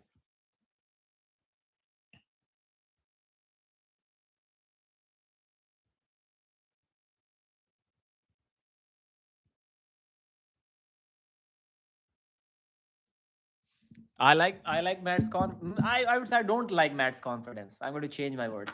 Like he's getting like curled in easily and getting destroyed in the strap without the strap. Like if it was a top roll versus top roll battle like Irakli, like the Irakli match, maybe he can do something. Maybe he can get outside. But it's not like that. He's getting curled in. He's never going to beat him in a hook. So it's looking little difficult for Matt at this moment. I don't think he's going to win this match. Matt, first prediction wrong of the night because of you. What are you doing, bro? Don't do that.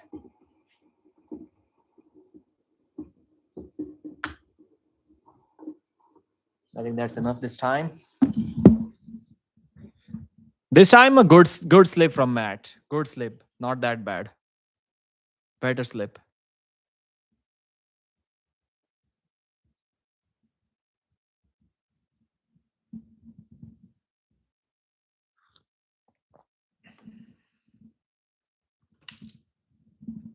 Do something, Matt. Turn the match around. Only then this if Matt comes back from this and he cracks Aymeric, then he's going to then we're definitely going to see a fist fight. If Matt wins this, we are going to see a fist fight. I'm telling you now.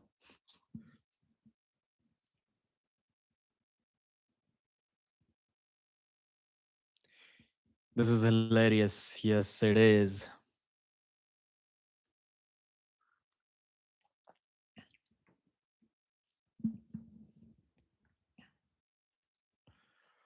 Third round, Matt, do something, please. No, he gets hooked.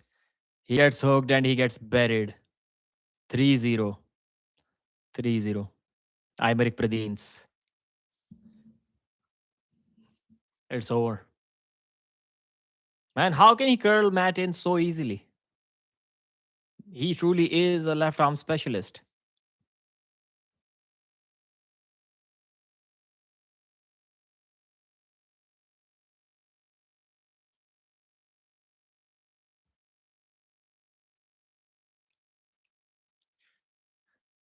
Aymeric Pradines 3, Matt Mask 0.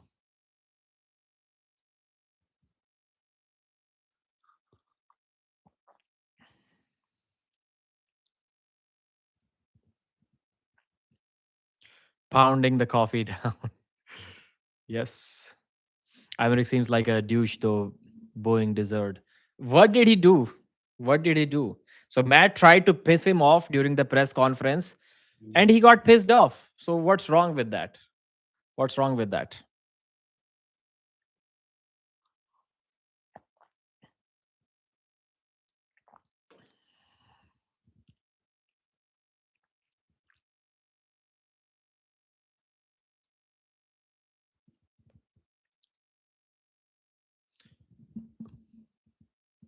Let's record the result of this match.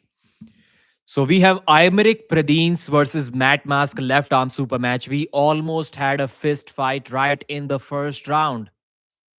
These guys were as aggressive towards each other as you can possibly get. They were tied up and they were pulling each other through the strap. It was getting weird. It was getting kind of uncomfortable to watch, especially for the guys who were there right in the stadium because it could have broken into a fight anytime. So, round one, Aymeric Pradines was looking great without the strap. He was controlling Matt. So, Matt was doing a lot of false starts and stuff. But when they got in the strap, Aymeric Pradines just curled him in. He just curled him in and he smashed Matt to the pad. It was not close in a hook. And as soon as the pin was there, he made sure to let Matt realize whatever Matt said to him during the press conference. He was like, sing now, sing in French now, tell me something now. And that's when Matt Mask started pulling on him. Then Aymeric was also pulling on him. And it was a weird moment. It was a weird moment. But Pradines clearly showed that he is the dominant guy. He's the left arm specialist, as they call him. In the second round, nothing really changed. Nothing really changed. Even without the strap, Aymeric was looking good. In the strap, he was easily beating Matt. I think in the second round, Matt may have fouled twice. So we didn't really get to see too much action there. In the third round, hopefully, Matt could have done something. That's what we were hoping for. But he got curled in super easy and he got beat. He got beat. That was a one-sided event, total one-sided event. One round ended on fouls, and the other two, Matt got hooked and he got pinned, and we almost saw a fight. So Matt Mask's left arm winning streak is over. I would like to see more of him, but not against Aymeric Pradines. In the full results video, I'll also talk about the results of Betkili versus Rustam match. Betkili won that match. Then Riekerd Bornman versus Lars. Riekerd won that match. I'll be discussing all of those matches. If you haven't purchased the pay-per-view yet, use code Pradeep, you'll get 5% off. Thanks for watching. So this was the result recap of this match. I hope you liked it. I quickly recapped some other matches too. I think that was a good idea. Now let's see some East versus West arm wrestling action. There's more coffee in it. This time I got it out a little too early.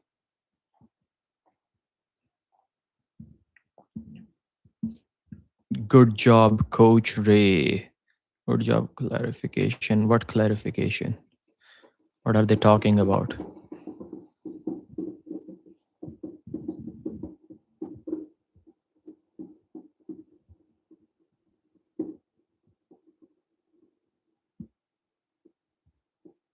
Where did the audio go? Why am I not hearing?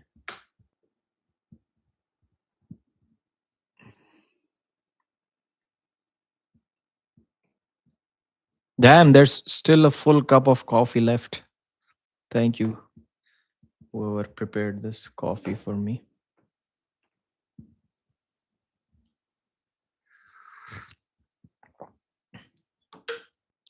My name is Melek, and I'm here to beat Takanaka. Ayani Takanaka, the woman loved by everyone. I've yet to see a hater of her. Minde predicted that Matt is going to lose as his opponent got hook and press for Matt. Sasho versus Zurab. Sasho versus Zurab. I think Zurab is a little too big for Sasho to handle.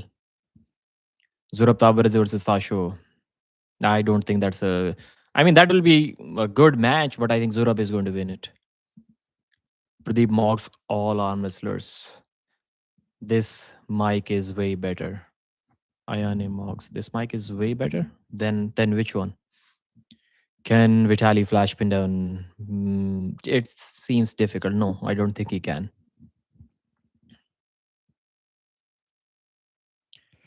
What are your thoughts on Levan saying he can't defeat Devon and Vitaly on the same day? I don't think, because Vitaly's side pressure can be lethal for Levan too. Yeah, Vitaly will stop Levan in the first round at least. I think so. And then from there, if he gets slightly tired, then Devon can capitalize. If Devon goes first against Levan, then I also think Levan can take down both of them on the same day. So the ideal way to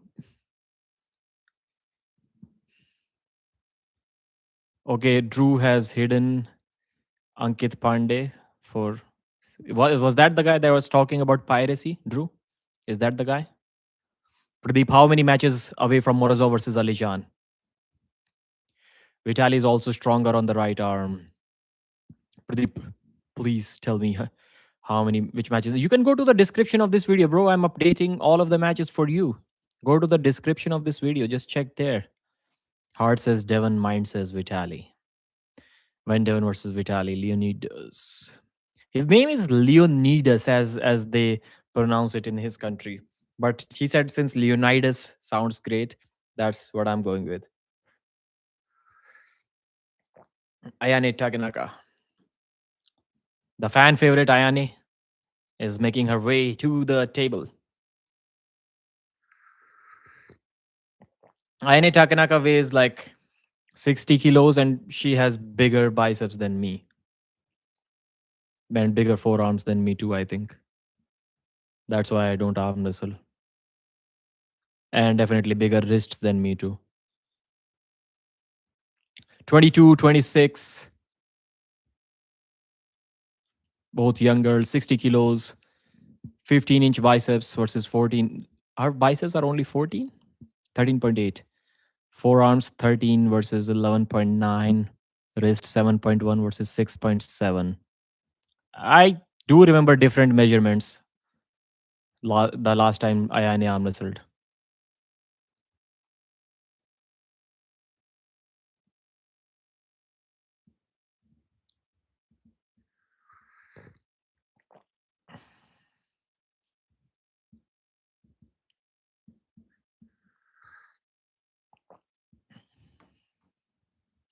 Ayane versus Melek.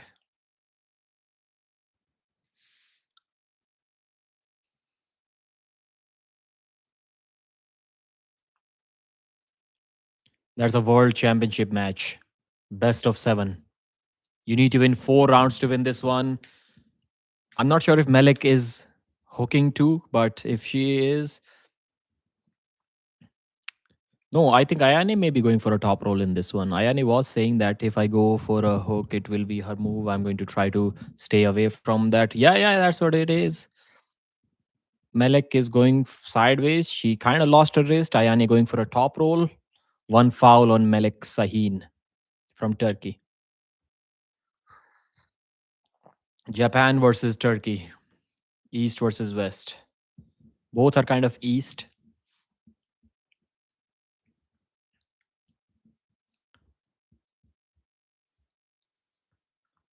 One warning, 1 foul and 1 warning on Melek Sahin.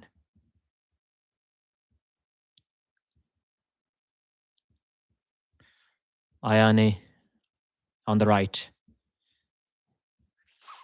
Both moving early.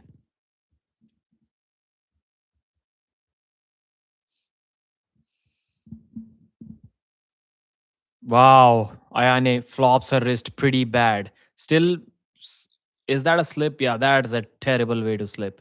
Right in the center table. Like she got pinned in the center table. How do you overcome that much difference in strength? I mean, she kind of went sideways without really caring about her wrist, but she's going to lose it in the strap too, even if she intentionally gave it away without the strap.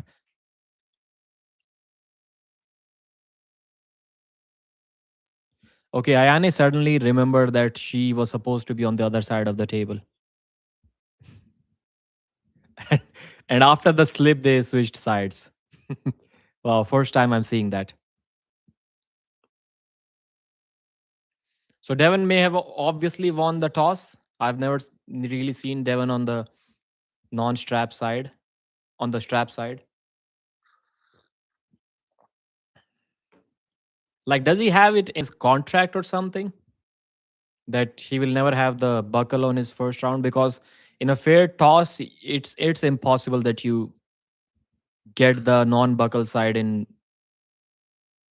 19 out of 20 matches. It's not possible. But somehow Devon gets it. Pradeep will destroy everyone there. Too much top roll from Ayane. Too much top roll. Easy victory. She got too excited and she's like apologizing to her opponent because the strap was still on. So the Turkish girls are getting destroyed today. Not a good day for them.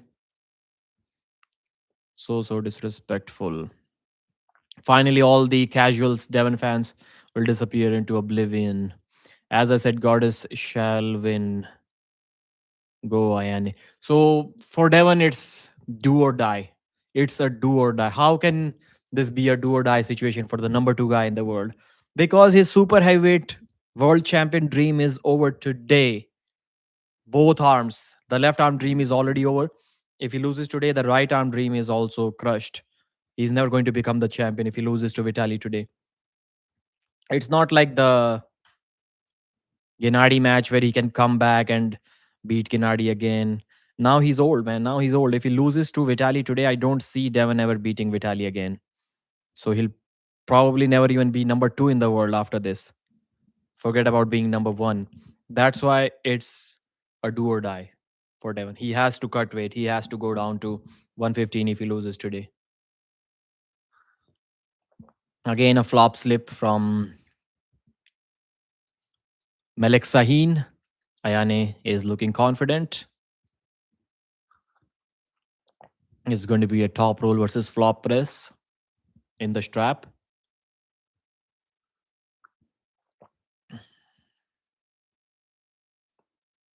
Much respect.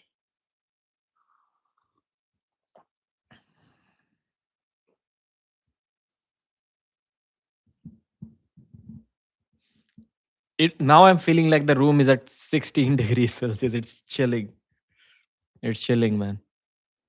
And the wind is directly behind my back. The AC is going for a flop. She is early movement.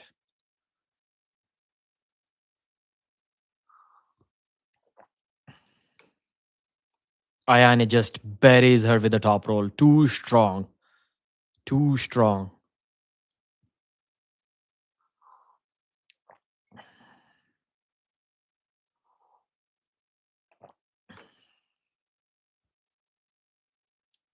That's not a competition. She cannot flop press. She does not have a flop press.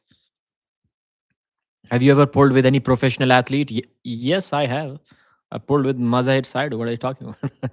I mean, I just gripped up with him. I've gripped up with Michael Todd too. I've pulled the most professional arm wrestlers in India. I've pulled the 60 kg category guys because those are the guys that I can actually stop on the left arm.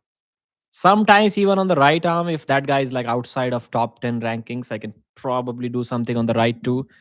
But that's only if they are slow. If they're like Freddy Gove, like flash pinning me, which they don't, I may be trouble. But on the left, I can stop most of the guys in India, except for the maybe top five guys. I can stop them with my left. Without in the strap, I don't really know, but it's easy to contain their top roll without the strap.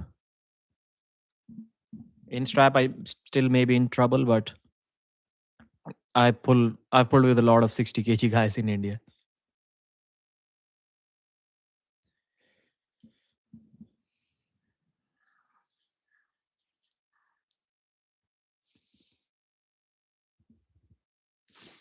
I may also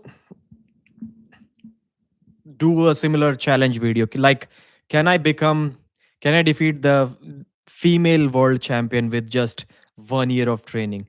Like the guy is doing with the coach rating. Ayane Takanaka, I'm just hearing her shout because I'm reading the comments, and she has won the match already. It's 3-0, but there will be one more round since it's a world title match.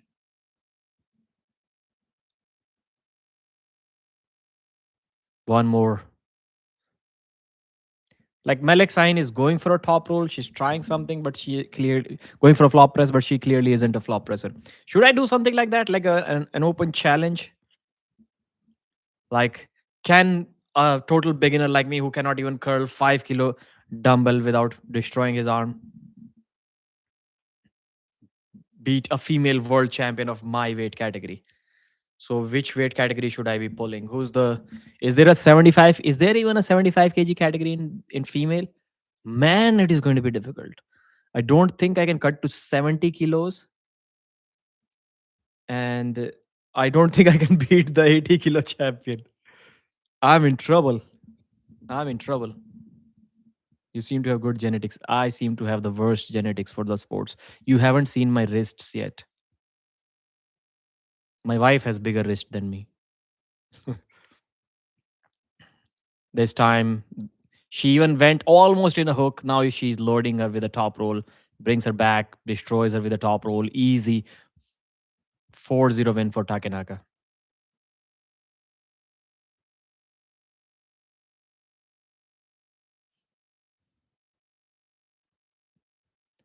So Dimitrina Petrova just quit arm wrestling, or she quit East versus West? What happened? She was the champion, right? Now she's nowhere to be seen. And Ayane is crying because she became the East versus West champion. Ayane is cool, man. Sometimes, if you get some time, just watch her YouTube videos. She's an entertaining character. She's really strong.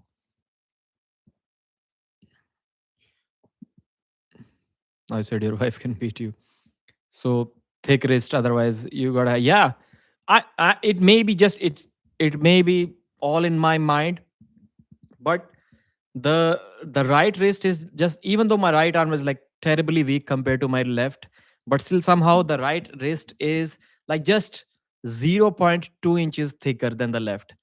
And I'm thinking that 0.2 inches is helping me a lot. I can curl like 5 kilos more on the right, even though it's a weaker arm, just because the wrist is slightly thicker than the left. So sometimes I wonder, if I had those 8 inches wrist, man, I'd be beating up a lot of guys, man. I'll be difficult to top roll. But my wrist is super weak. Super weak.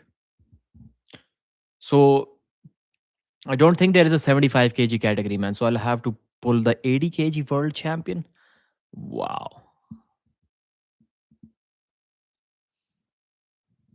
I think you do specific training. No, I don't do specific training on any arm. So you have 7-inch wrist? No, I don't have 7-inch wrist. Mine are like 6.7. That's why I said you have not.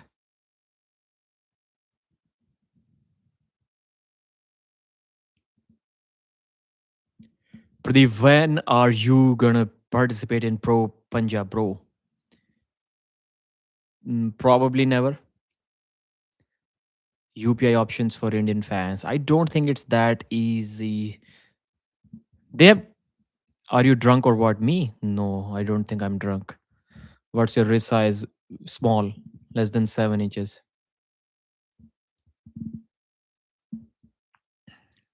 So are we sure? Like we don't have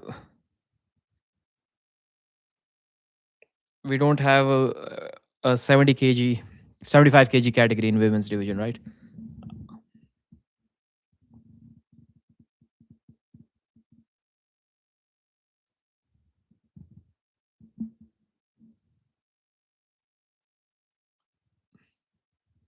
Yeah, you have female wrist. Female, I don't have even a female. Like Ayane Takanaka has a bigger wrist than me, and she weighs 20 kilos less.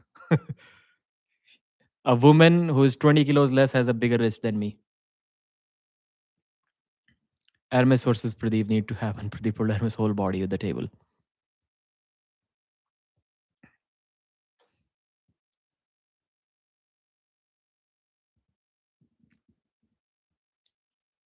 हाँ, वो foul वाला शायद पहला round था, उसको आगे पीछे कर दिया एडिटिंग में, देख ली। Ayani Takanaka can be the champ in both arms. She lost to Dimitrina on the left, right? Or was it right? Was there no champion on the right?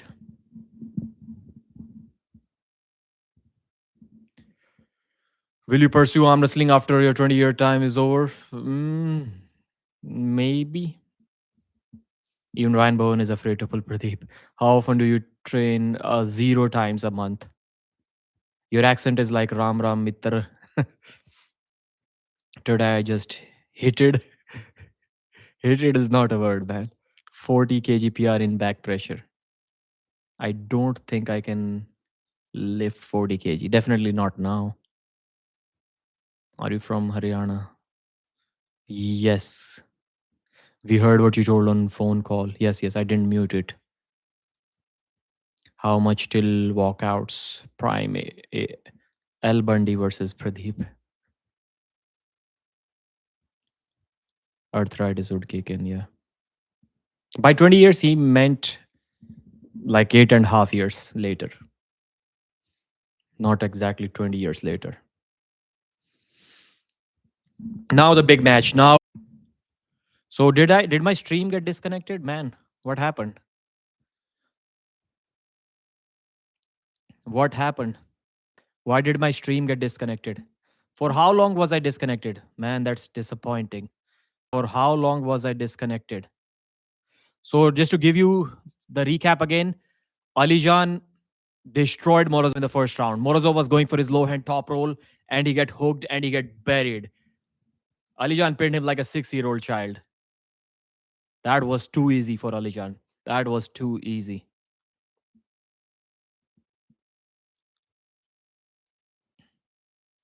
Alijan hooks him even without the strap and top rolls him to the pad. 2-0, 2 flash pins. Alijan is way too strong. 5 minutes?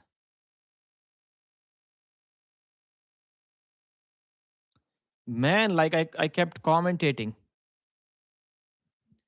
Alijan is destroying Artem Morozov, just for reference, just to let you guys know. First round, he hooked him and buried him. Second, he hooked him without the strap and then top rolled him for another flash pin. This is a one-sided match.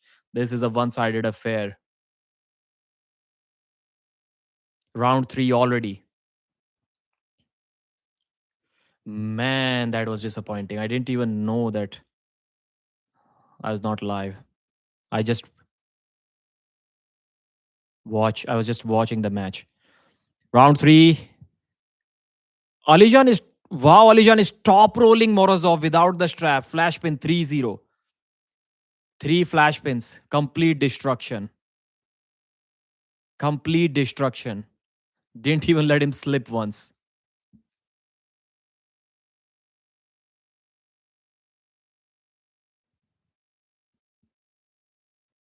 I told you that eventually there can be a day when Morozov finally is able to beat Alijan, but that day was not today. It's not even close. Alijan Muratov versus Artyom Morozov for the number 2 spot in the world, and that match was not close. One of the most one-sided matches that you are ever going to see. There will be a day, I think so, I hope so, when Artyom Morozov will be able to surpass Alijan Muratov, but that day was not today. Round 1, Alijan hooked Morozov without the strap, easy flash pin. He pinned Morozov, what I would like to call like a 6-year-old child. It was not close. Second round, Alijan did not have to go for a flop press to get the slip. He already knew that he got Morozov. So second round, he went straight away in a hook, curled Morozov in, and then top rolled him to the pad without too much hand control. He flash pinned him 2 times. Third round, he again just simply contained Morozov and top rolled him to the pad. Alijan is top rolling Artem Morozov 3-0, 3 flash pins, not even close, not even a slip. The guy who destroyed Vitaly in the first round Morozov beat Vitaly in the first round, and he couldn't even slip against Alijan. The whole match was like less than 3 seconds. Three flash pins. Alijan Muratov has been the king of Kazakhstan since, I would say, he started arm wrestling on the left arm. Nobody has ever been able to beat him. Morozov, even today, is far, far away. And as the commentators were saying, it looks like maybe even Vitaly Laletin is also in trouble. Devon Larratt, after watching this match, does not want any piece of Alijan at all. Dadikian does not want a piece of Alijan after this. Vitaly does not want a piece of this guy. Is he truly the number one arm wrestler in the world? I used to say that this guy can potentially become a champion in four weight categories, something that no one else can do. He can cut to 95 kilos too, I think, and he can get the championship belt there too. 105, 115, and maybe even the super heavyweight division. That's how good this 107 kg arm wrestler is.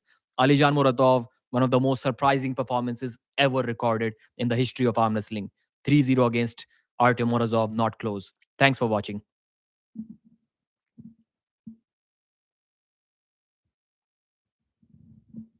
Wow, that was something.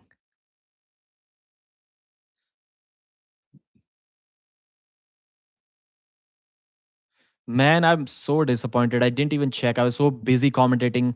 I didn't even know that the stream was off for 5 minutes. I must have lost a lot of viewers, man. Must have lost. I would have been like at 1,000 viewers, I guess, if it didn't crash on me.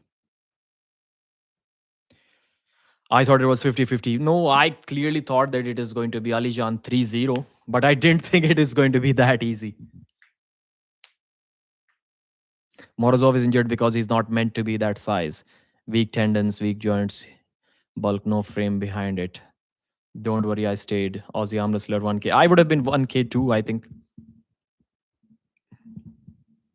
You can't defend an injured player. Alijan is like Levan on its own. I would say that this is probably the strongest pound for pound arm in the history of the business. I think this arm is stronger pound for pound than an 85 kg prime Oleg Zhok. I think this arm is stronger than a prime 100 kg John Brzezink's arm.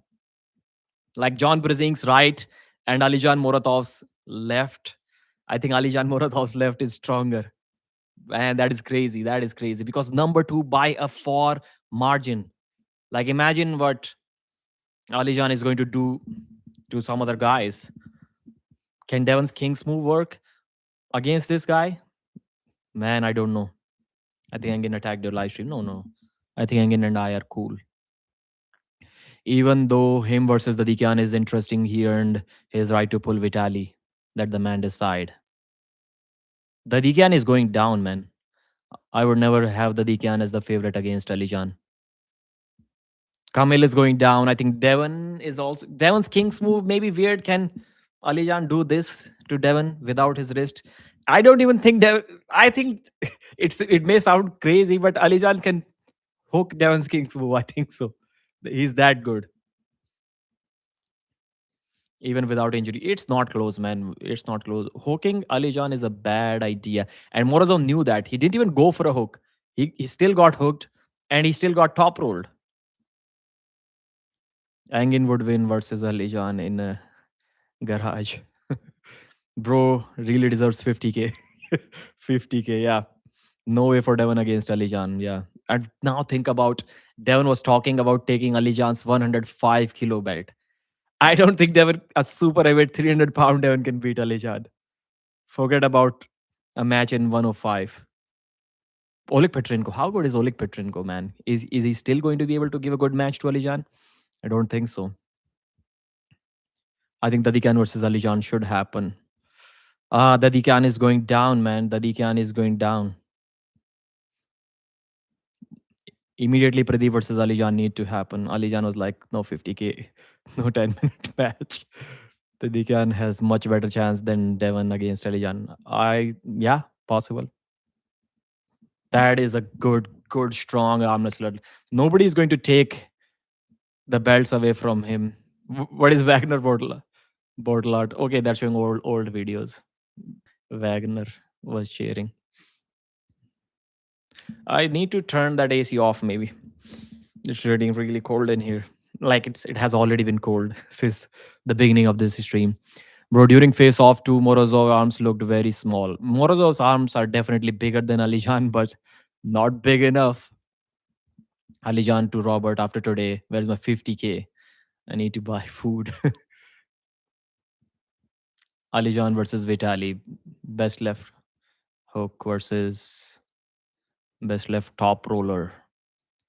Man, if we judge by this match, like even Vitaly may be in trouble against Alijan. But the thing is, it's really difficult to hook Vitaly. But this guy is top rolling Morozov too. I don't know what would have happened in the strap, but fourth and fifth round won't happen. No, it was not a title match. Yes, bro. The ghost and the AC probably freezing you out, dog. Do you think Morozov versus Devon left-handed should happen or not? I may even go to the washroom for a moment while the break is on because it's a commercial break right now. mcshape.com. I'm not sure what they are selling.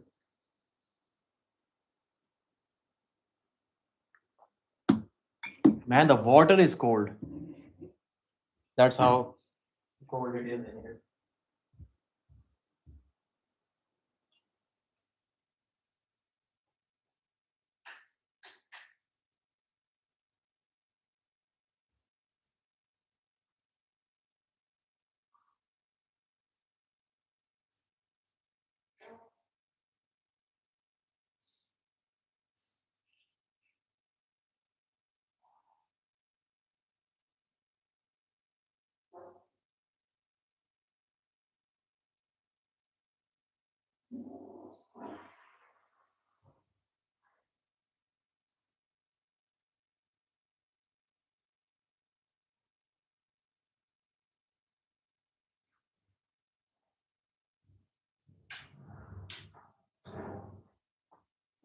I am back.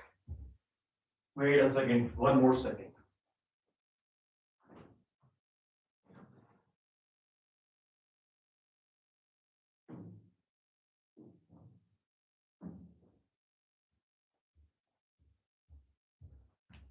More caffeine if I need it.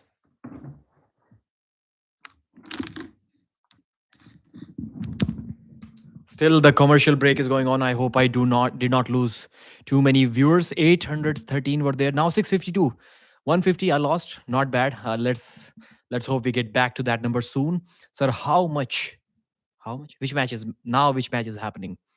Now the match that will be going on is, let me check. Mendoga Tersitis versus Artur Makarov. Let me update the result. Morozov 0, Alijan 3. Then before that we had Takenaka 4, Melek Sahin 0. So if you want to check the results, I've updated them in the description of this video. And the next match is going to be Mendogas versus Makarov, another title match. Right arm, 77 kilos. And after that, we have Samusha versus Manifester, Dave Chafee versus Matyushenko, Arkona versus Brian Shaw. So far, how many predictions right? Out of 9 matches, 8 predictions have been right, except the Matt Mask match.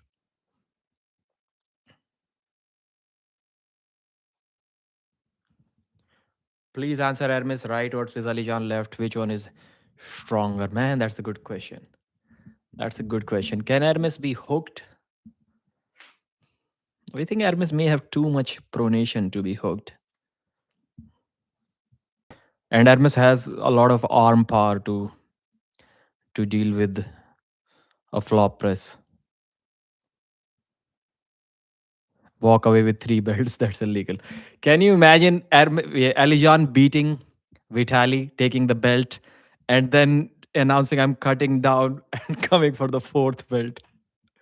4th belt is 4 belts in different weight categories is something that nobody can even replicate. Forget about beating that record. That record is impossible to beat. Obviously, nobody can Nobody can do that. Nobody can get 5 belts. Like it's impossible to even cut that much weight for anyone. But like that record can never even be equaled ever. Like who can get 4 belts if Alisha does that? Like nobody can get 3 belts now. Nobody can do that. Devon was Devon could have done that if he could beat Levan, but he couldn't. Nobody can get even 3 belts. And Alishan may have 4. I think he can have 3 anytime he wants. He can cut to 95 kilos and take that belt from Petrenko. Alijan beat Morozov the same way he beat Hermes. Easier than Hermes, I would say. Much easier than Hermes. Because he even top rolled him. And he beat Morozov faster than he he beat Hermes. Hermes was at least he was able to slip in a couple of rounds. Yes, Alijan versus Morozov is done. Ivan versus David Dadikian for an Alijan match on the left. No, I don't think it needs to. Dadikian does not need to prove to anyone anything by beating Ivan. I think he already deserves a match against Alijan. Alijan no need to be in a super heavyweight to super heavy number one. It's like John versus yeah.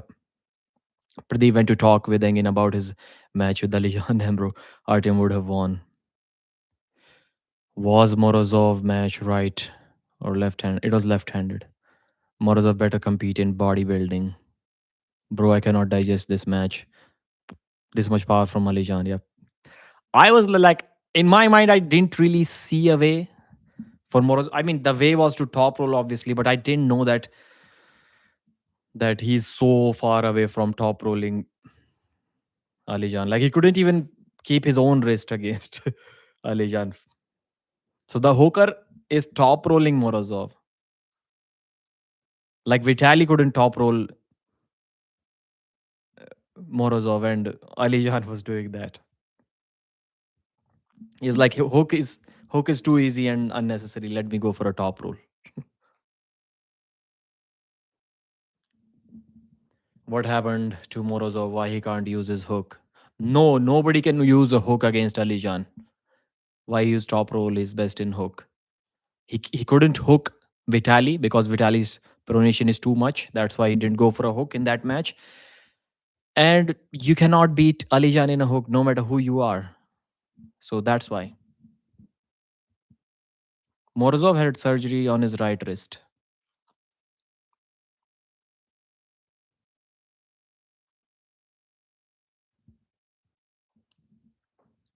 Morozov might need money more than this win. Match fixing, no.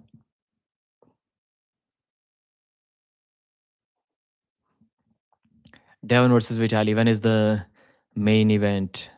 Why he accept match then?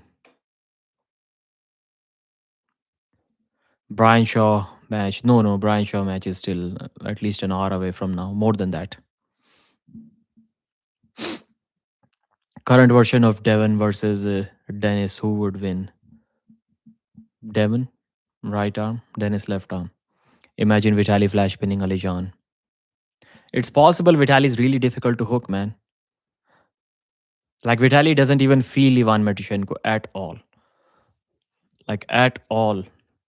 So maybe he can beat.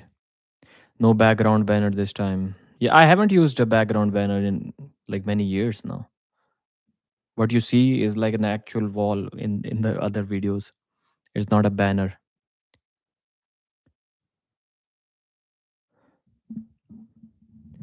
Dadikian is the last hope for Alijan in a hook. Yeah. When is the match between Vitaly and Devon?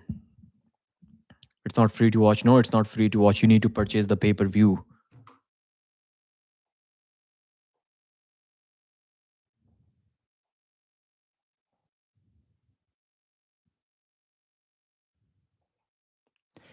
Makarov versus Mindaugas Teresitis. Mindaugas can definitely win this match. I won't be surprised at all if he does. But I have to go with the champion. I have to go with the favorite. Because in these hook versus top roll battles, The match may look one sided, but maybe it isn't. Last time it looked, Arthur made it look one sided after the first round. But if Mindaugas cracks his wrist even slightly, then it is over. Arthur couldn't do anything after that. So that's why it's not super easy to predict that Arthur is going to win again, but he can win again. He can win again, surely can.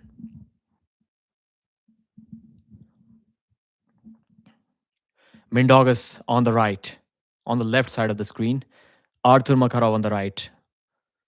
Easy slip for both going for a top roll. They had no intention to hold on to the other guy. So I had a super chat, which I missed. Mark, if you're still here. There is no way Makarov's biceps and forearms are both 17.5. I wouldn't doubt that his forearms are 17.5, but yeah, his biceps may even be bigger. He has that mutated arm. It may be the case, Mark. I wouldn't doubt it. Did I miss any other super chat? €2 from Tommy Sky. Tommy Sky, apologies for not reading the chat early. And then empty. I cannot read the full name here. What's the full name? He needs to pull David, not Vitaly. Okay, that was a super chat, which I missed again. Thank you. And Mark, thanks Pradeep bye for another live. I've read that one. Thanks for the super chat, guys. Thank you. Thank you, Mark, again.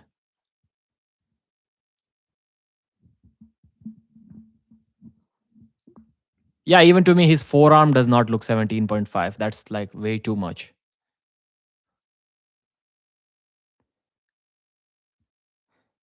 What is happening? Like he's shooting for a hook 3 times and he does not get a single warning, and Mindaugas gets a second warning, a foul. What is Bill Collins? No, Bill Collins is the down ref. What is Luke Polster doing?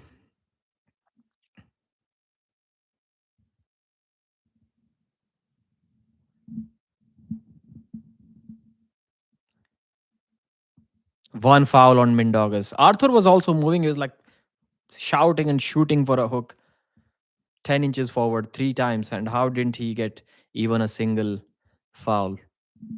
How is it possible?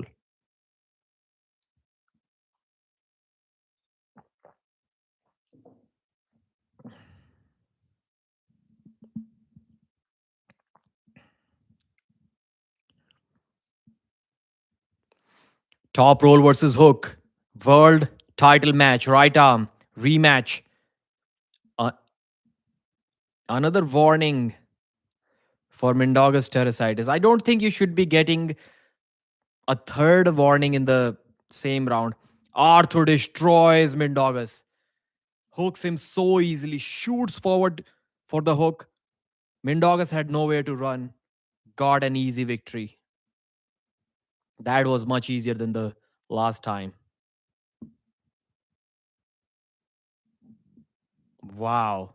Like he did try to run away, but he got curled in and he got dragged down straight to the pad. Easy victory for the Russian. Wow, that was not even close to a top roll. The last time the first round was pretty close, but not this time. Mindaugas got destroyed in the first round in this rematch for the 77 kg world title. How good is Engin Terzi? Engin was playing with Arthur Makarov's wrist. And don't tell me that it was just a practice poll and it was Engin. Yeah, it was 80 kg match, not 77 kilos. And yes, maybe Arthur didn't prepare as seriously as he did for this match, but still, man, Engin was like holding him in round one, looking into his eyes. How good is Engin Terzi? How good Engin is feeling after seeing Arthur beat Mindaugas in the first round? Engin must have purchased the pay per view just to watch this match. Or if he hasn't, he's watching my live commentary right now. Either one of these two things are definitely true. Did Brian Shaw beat Leonidas? Or maybe he's doing both. No freaking way Engin beats this guy. I mean, he did beat him. Pradeep, who do you think will win if David Dadikian versus Alijan Muratov face each other in the future? Alijan is going to take Dadikian down. I don't think I've ever said that Dadikian can beat Alijan. I don't think I've ever said that Morozov will beat Alijan. It was a fake match. Come on, Engin would beat Danik easy. No way Engin beat this guy.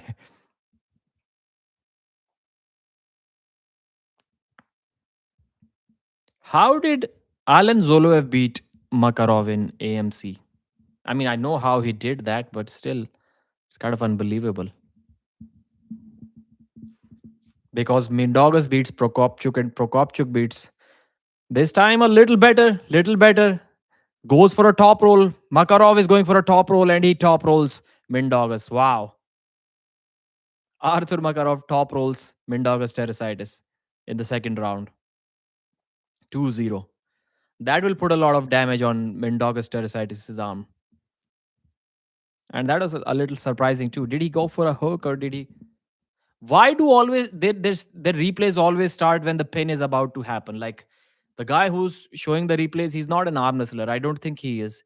Like he never shows the ready goes. Like the most interesting thing is happening right after the go, not right before the pin. Come on, guys. Come on. Am I the only one who is noticing this? They're always showing the replays like right before the pin. Never showing the ready goes.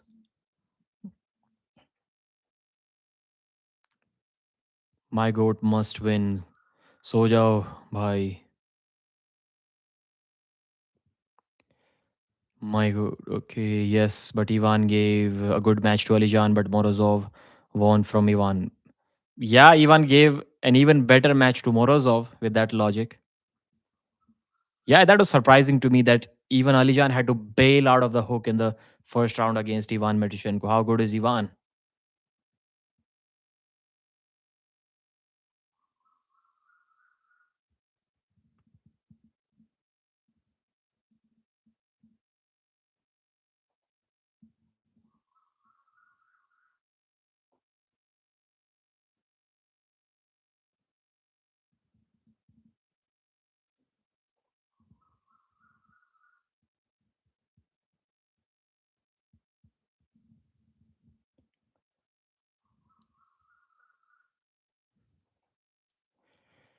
That's the third round. I think maybe Makarov has a strategy that he'll use the top roll when Mindogas has the buckle, and he'll use the hook when he has the buckle.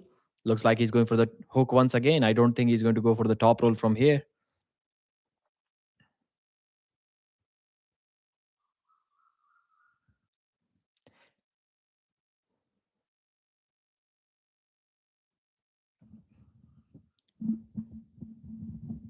Mindogas needs to bully a little bit more in the setup. He needs to like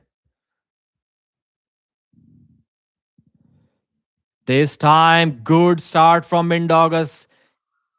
Arthur going for the top roll again. He couldn't secure the hook. That's why he's going for the top roll. Hit sideways elbow foul. Good effort from Mindogas. He's already celebrating. Wow. Elbow foul on Arthur. Why? Mindogas is feeling something. Mindogas is feeling something. He stopped Makarov's hook. He stopped his hook. He stopped his top roll. He was starting to put the bleed on Makarov's wrist.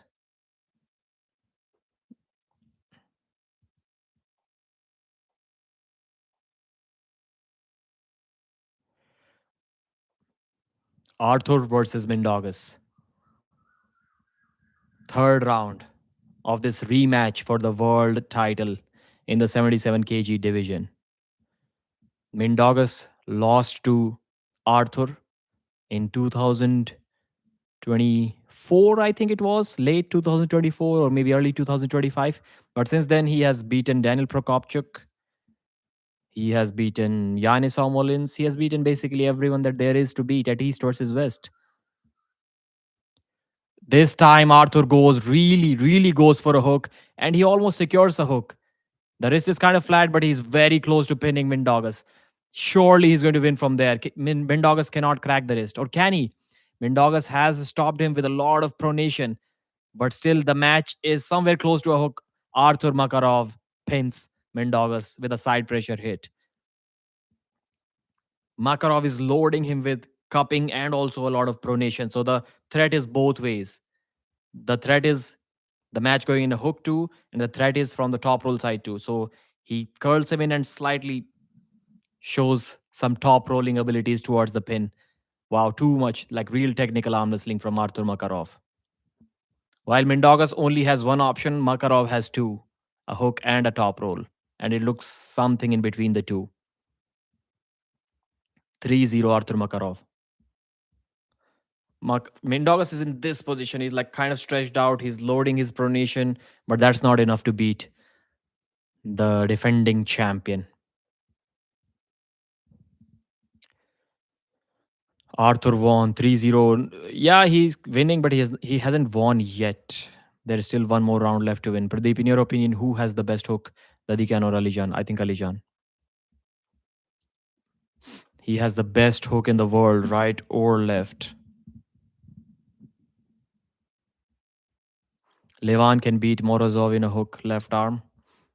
I'm not sure. Levan never really hooks. He was pure 100% top roll on the left. On the right, you will see him like tricep pressing as well whenever somebody put him in a hook. But on the left, he was all top roll. Nobody was hooking him. Something is not adding up with Morozov. Yeah, there was a reason why he. Dadikian was saying that Alijan is having a match against an injured Morozov. Like, that's not cool. Morozov did not arm wrestle Devon for a reason because he's not fit. But I don't think it would have mattered. It was like so much one sided. He couldn't even slip in the last two rounds. I mean, the first round was a slip because Alijan wanted it to be a slip. One warning for a false start on Mindaugas' side is Mindaugas is looking beaten. He's like visibly beaten now. Arthur sets the hook, and he's going to pin Mindaugas easily. Yeah, 4-0, not close. Arthur Makarov destroys Mindaugas' Terrasitis even easier than the previous time. 4-0. Angin Terzi is the happiest guy in the world now.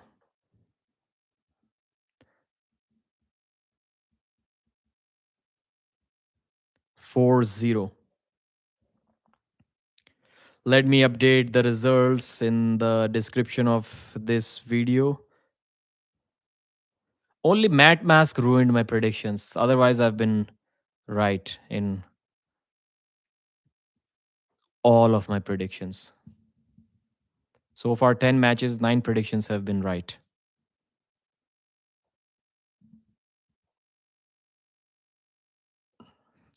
The time in India is almost 2 a.m.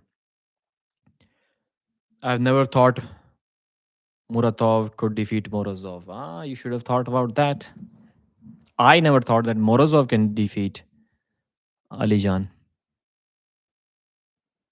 Whenever they have arm wrestled, even though it may have been like 5 years ago before this thing, Morozov was getting flash pinned by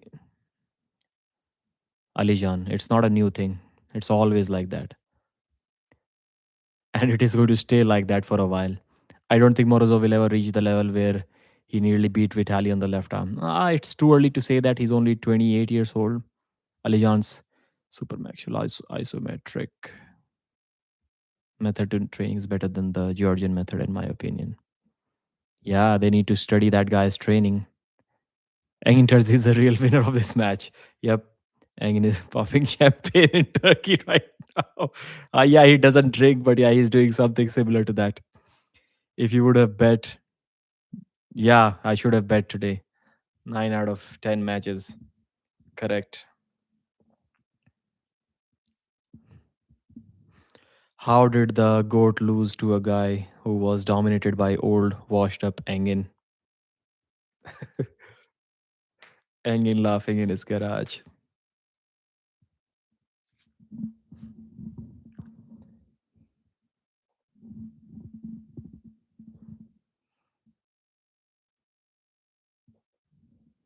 Arthur sounds like a woman.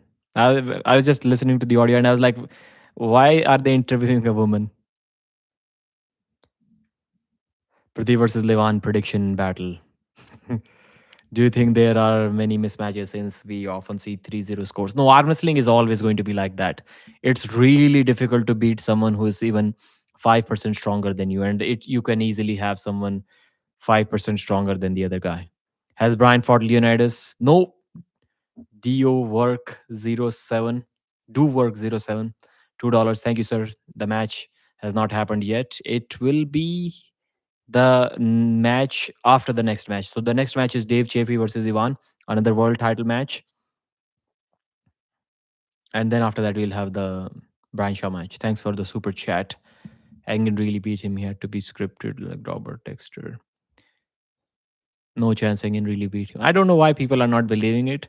If you think that that match was scripted, then why are you not asking for Arthur Makarov to get banned from arm wrestling since he fixes matches, loses matches for money?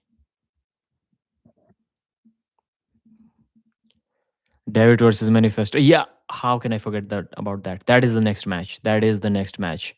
Manifesto versus Samushia. So I think it would be an upset to say that Dave Chaffee is going to lose to Ivan Mertishenko, since I see many people predicting Ivan to win, even in the Russian betting sites. I think they are kind of 50-50. So it would be fair to say that Dave Chaffee is the favorite, overall the favorite to win this match. Devon really hypes some people up, man. Like Devon and many others are saying that Manifestor is going to win against Samu. I think Neil Pickup also said that Manifestor will beat Samushia,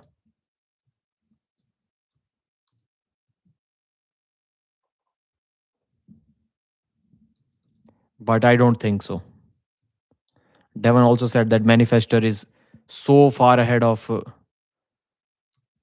Zurab that he's going to injure Zurab. Not just beat him, but destroy him and break him, physically injure him. But we saw how that ended. I mean, he could have won 3-0 if he didn't get too cocky, but he did lose to Zurab Tabridze.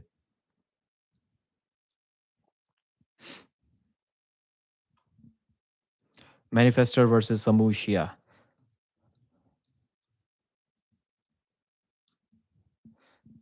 So I don't think he's going to beat Samushia.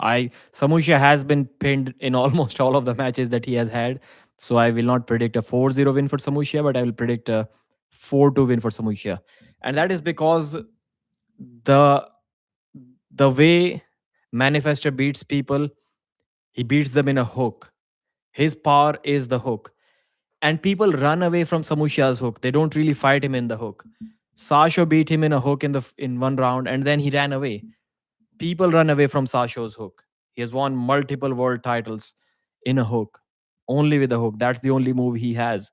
And he had to switch to a top role to face Samusha, and he lost there too. So I think Manifestor being a hooker, like a high hooker, uh, you don't really have too many options against Samusha. So I think 4-2.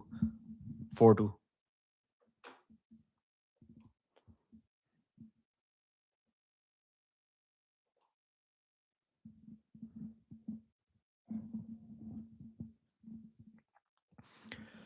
Arthur Makarov too strong. Who will beat this guy? Can Alan Zoloev do it again? He did it like 3 years ago at AMC when he's allowed to travel. Can he do that?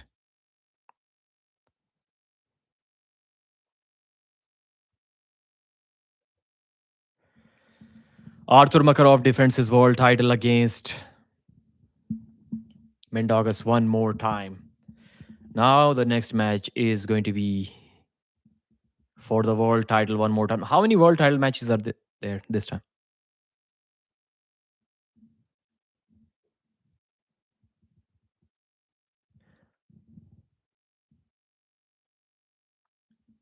So the pre-match interview is playing.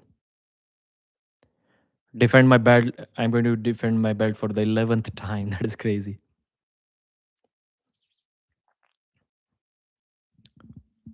So clearly Manifestor is a beast. He's really strong. Like whatever people say about Mayan Stringus' left arm, I think Manifestor's right arm is a stronger. And Robert Baxter was saying that Manifesto told him that he's going to become the 85 kg world champion, then he's going to become the 95 kg world champion, then he's going to become the 105 kg world champion. That is next level delusion, man. Because we heard something as delusional as this from Zurab Tabaridze like few years ago. Zurab was telling again now he does not have anyone to compete against in the lighter class. He's going to compete in the super heavyweights. I'm like, bro, you will be lucky if you win a belt in the lighter weight classes. Zurab was Zurab won a match or two and he started thinking like he's ready to jump into the super heavyweights. That's what Manifester is also doing as of now, just because he stopped Oleg Petrenko in a hook in a practice poll. I don't think Oleg was going all out in that match. I don't know why Robert was saying that it was fresh for fresh, like serious pull. I don't think it was. And who knows? Maybe like all of that may be true. Like if he, I don't know how many years he has been arm wrestling for. Alexander Talyatnik, the manifester. Does anyone know how long this guy has been arm wrestling for? Like if he's a new guy, then all of that may be true. If I get to hear that he has been arm wrestling for like 3 years, then I'm ready to believe everything he's saying. I'm ready to believe he's going to become the 85 kg champion. I'm even ready to believe that he can become a 95 kg champion. Definitely not a 105 kg champion unless he's like 24 years old and he gets bigger with time. But I don't think so. Samushia. He's an entertainer, man. This guy has entertained us with amazing matches more than anyone else on the card. By entertainment, I mean delivering close, brutal matches and defended the title 10 times, won the 85 kg matches 11 times back to back. That is Samusha for you. Yeah, then John mocks Zurab and breaks his delusion.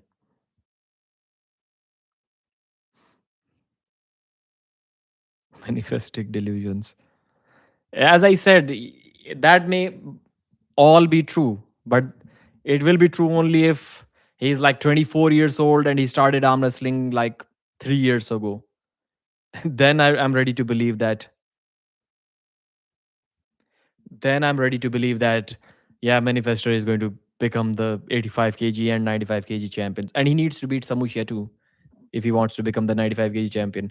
Because there is a huge gap between Samushia and Petrenko. It's not even close. Like, Paul Lynn destroys Samushia. Samushia is a champion, but he's not a dominant champion. He's like barely surviving in those matches. Paul Lynn is not even top five. I don't really think he's top five in 95. And he destroys Samushia. So there is a huge gap between Petrenko and Samushia. It's like a 30% gap.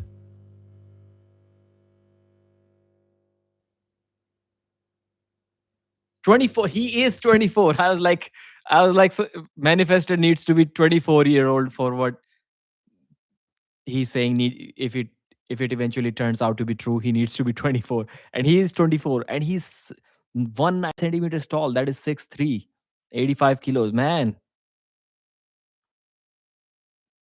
the wrist is only 7.5. You cannot be a 95 kg champion with a 7.5-inch wrist. So he's 24. Now I need to learn for how many years he's been arm wrestling. Maybe somebody already mentioned that in the chat.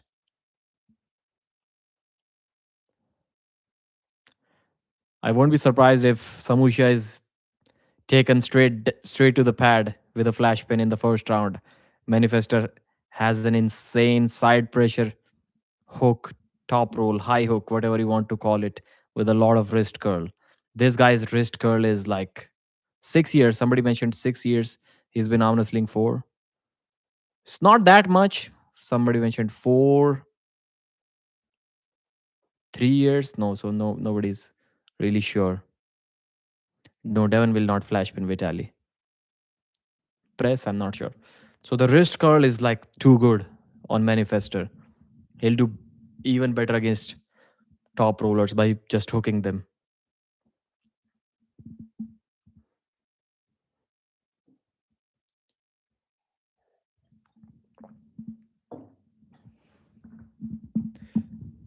Samusha on the right, Manifester on the left. Where is the first round going? It goes straight in a hook. Samusha goes, Manifester goes for a pin and he pins Samusha. That is a pin. Come on, man. That is a pin. That's buried, Luke. Hand of the pack, one foul. That was a pin, man. That was a pin 5 seconds ago. What are you doing, Luke? This match is over. Manifester, like, yeah, he kind of pinned. In my opinion, it was a win for Manifester, but it was not decisive enough. It was not fast enough for me to believe that he's going to beat Samusha. I think this match is going to be 4-1 for Samusha. 4-1 Samusha. Initially, my prediction was 4-2. It stays 4-2. Let's see. Let's see. It could be 4-1.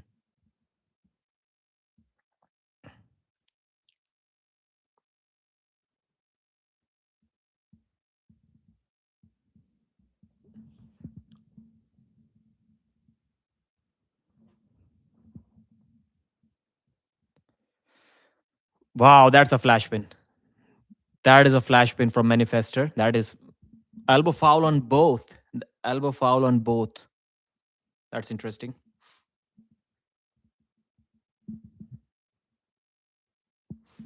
It's turning out to be interesting already.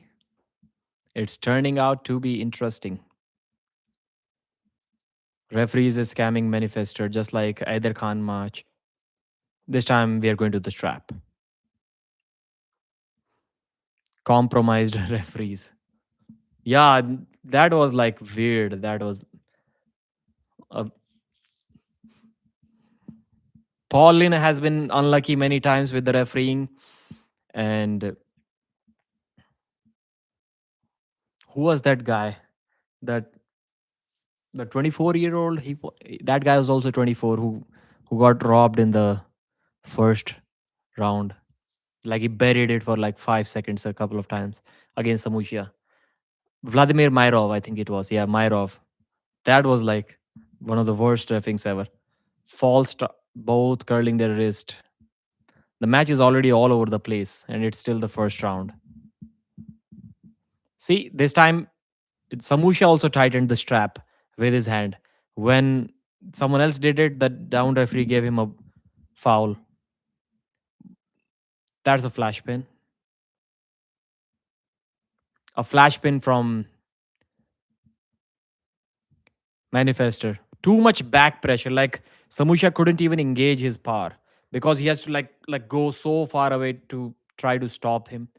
The back pressure is getting the job done. So much back pressure. He's like literally arm wrestling over his chest. Easy. Easy win for Manifester round one.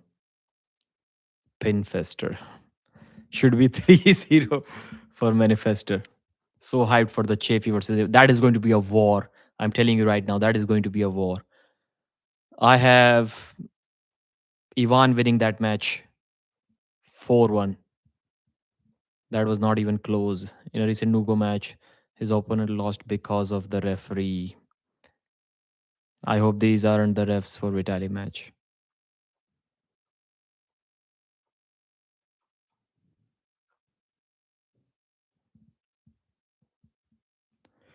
Round two.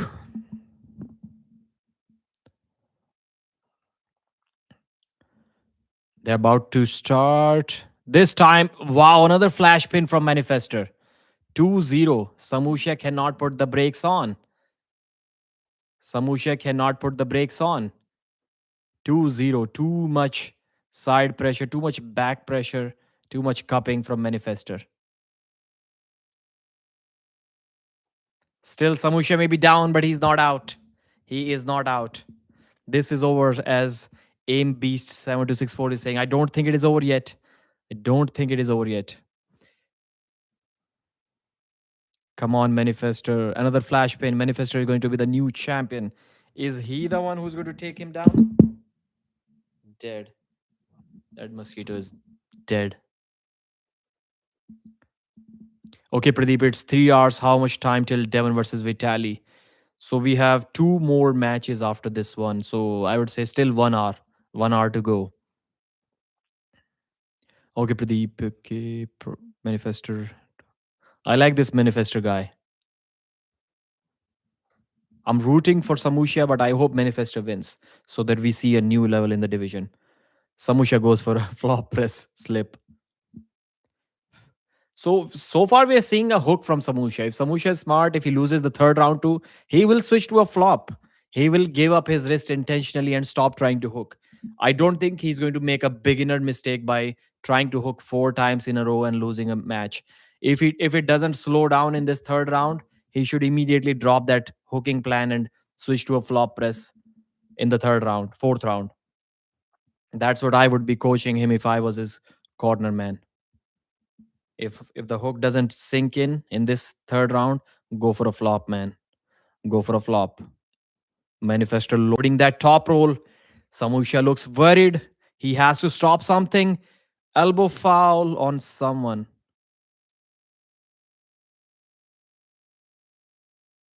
There was no pin. Looked like an elbow foul on Manifestor, but the referees are not calling anything.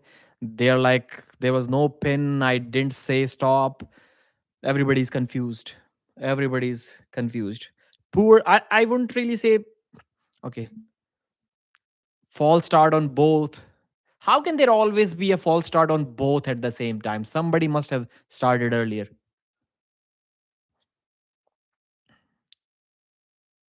That match is all over the place. I'm not enjoying this match at all. Poorly organized match. The referees and the athletes both are at fault.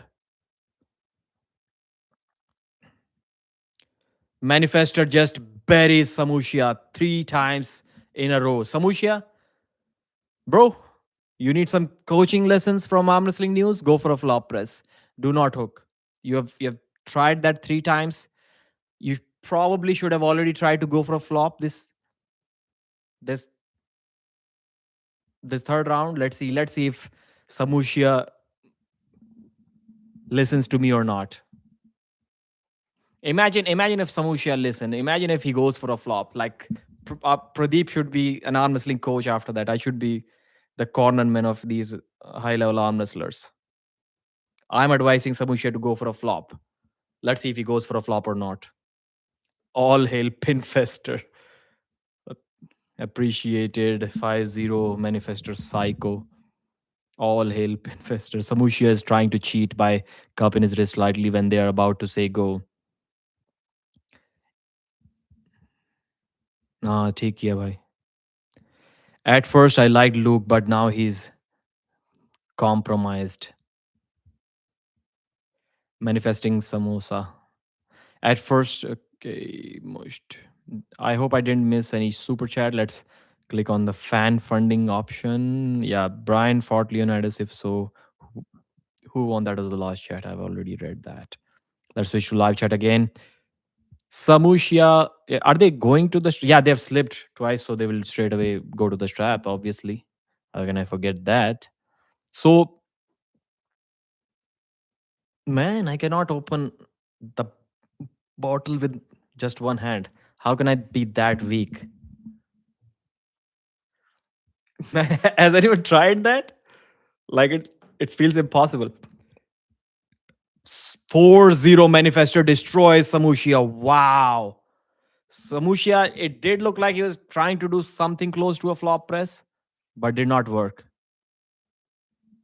Manifestor manifested. Maybe he really is going to become the 95 kg champion next. 4-0 Samushia. 4-0 Manifestor over Samushia. Total destruction. Total destruction. The streak is over. It's like the Undertaker's WrestleMania streak dying.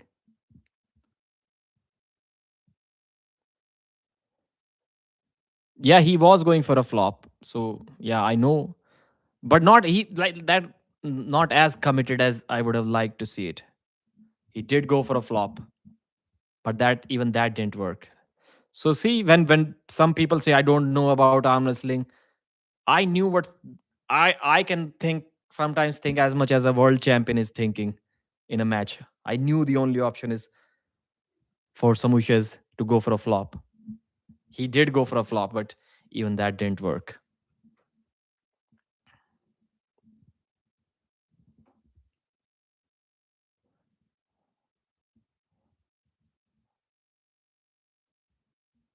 ये manifester वाला मैं इसके साथ ही कर लूंगा, Dave चेफी वाले के साथ, दोनों को एक में इंक्लूड कर दूंगा.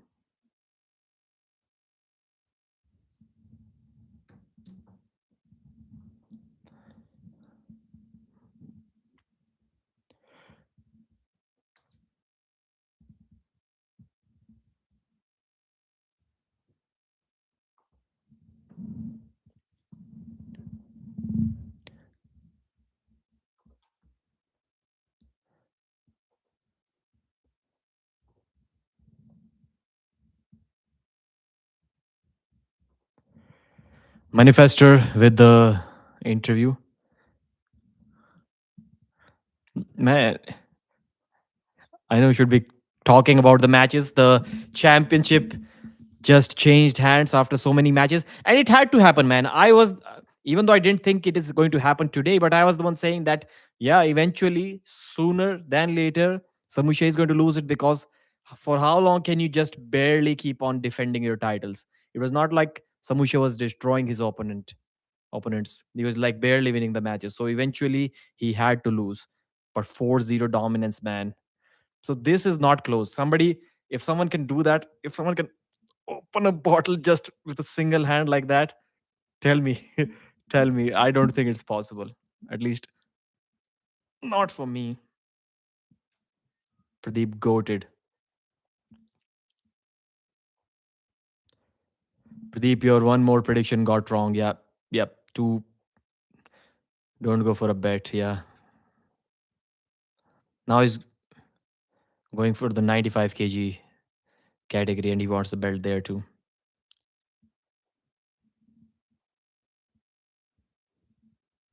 And he's just 24-year-old, guys. He's just 24. So yeah, the conditions met. I said that if he's not delusional when he's saying he's going to become the 95 kg champion next, then he needs to be like 24 years old, and he needs to destroy Samusha.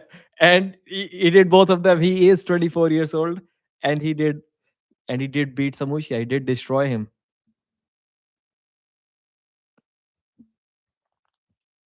New East versus West champion. I still think that other guys are going to do better against Manifestor. Like this Manifestor, I think Sasho Andreev would have beaten him. He may get stronger by the time that match happens, but Sasho Andreev is better at hooking people than Samusha. So Sasho would have beaten this Manifestor, I think.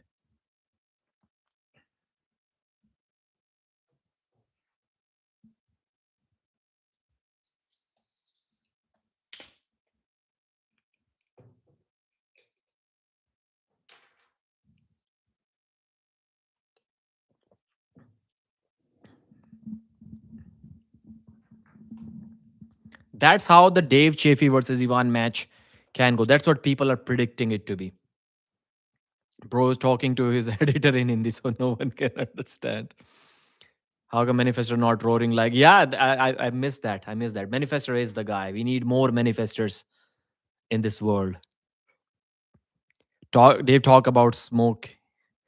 Dave about to smoke Ivan. So that's what, when people say that Dave Chaffee is going to beat Ivan, that's what they are anticipating. That's how they see that match going. I don't see it. Ivan is like Freddie. Ivan is not Samushia when he's like trying to prevent you from doing what you want to do. No, Ivan is going to do what he wants to do, and you have to stop that from happening. So there's a big difference in their styles. So I don't think Dave Chaffee will be able to do to Ivan what Manifestor did to Samusha, or what Dave did to Sagov in their match when he actually won the title. But once again, respect goes to Dave Chaffee, man, for being the champion in almost every league he has been. He won WAF. He won WAF in the 110 kg class, I think. and he won WL in the super heavyweight. He won East versus West championship in the 115 kg category.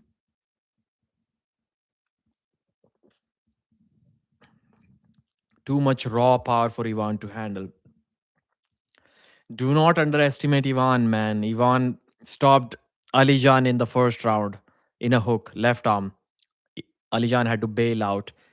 Ivan pinned Artem Morozov. I think he did pin Morozov in a hook once.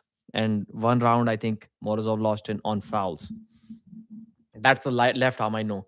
But Ivan just buried Kalinichenko, not Kalinichenko. Who was that guy? Kamil Jablonski. But then I think about the Kalina match. Ivan got pinned once by Kalina. That doesn't look good. But Kalina is good. He's not a bad arm wrestler. I don't think he's going to beat Dave Chaffee. I don't think Kalina can beat Dave Chaffee on the right arm, even though he did that on the left. But still, man, Ivan is very good at forcing the hook. And he will not force the hook here. He will not catch you in a hook. That's the difference. Sagov is a tricep presser, and Dave was with his side pressure was able to sweep him out of his pressing attempt. And Ivan is not trying to press you. Ivan is not trying to catch you in a hook. Ivan is trying to force you in a hook. And he will force Dave Chaffee in a hook. And Dave Chaffee's weakness, it used to be a hook. Maybe now it has changed. We will have to wait and see.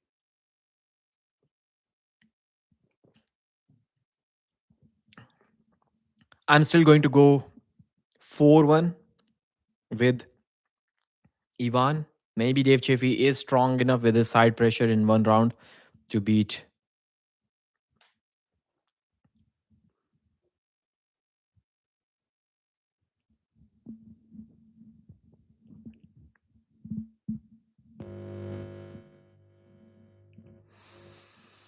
John Brezink. If we talk about John had a WAF title on his left arm, 1999. Then he had a WL Hammer 2, 2015 it was, when he beat Devon 225 pound class. And John was definitely PAL champion multiple times. Obviously, he was out of his form when he was too old when East versus West started.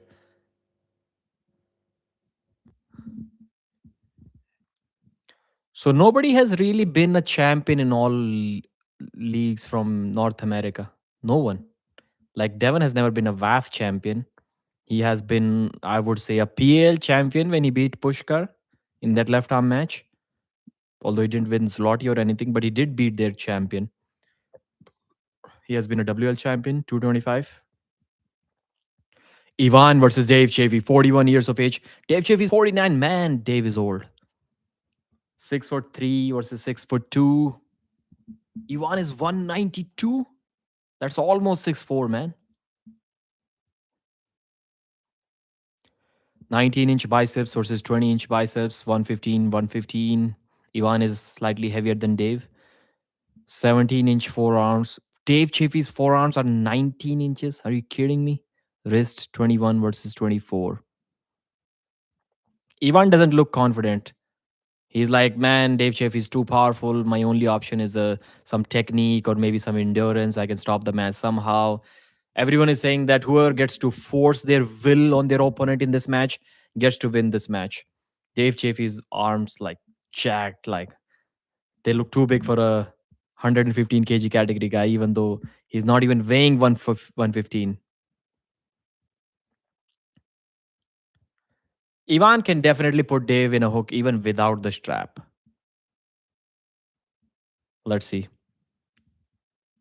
I think Ivan is going to surprise a lot of people today by becoming the East versus West champion.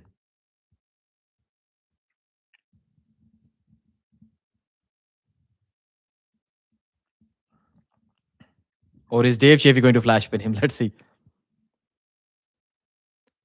I see it. I see Dave going down even without the strap.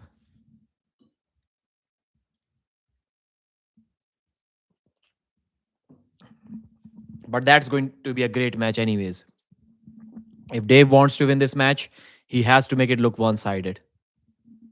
Hermes Gasparini is in Dave Chaffee's corner.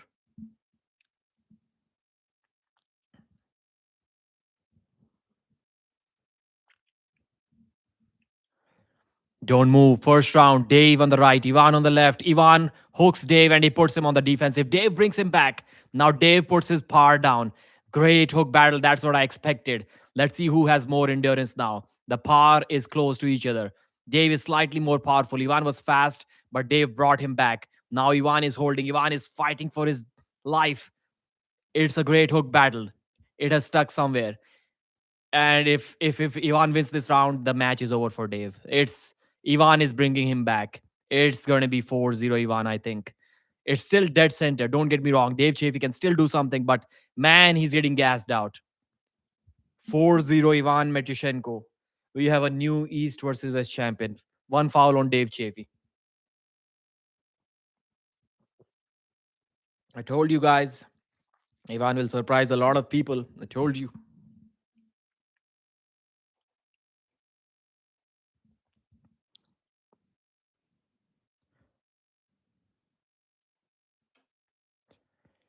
Hookmaster Ivan Metushenko, what a match. Ivan takes it. Jordan Sona will beat both of them.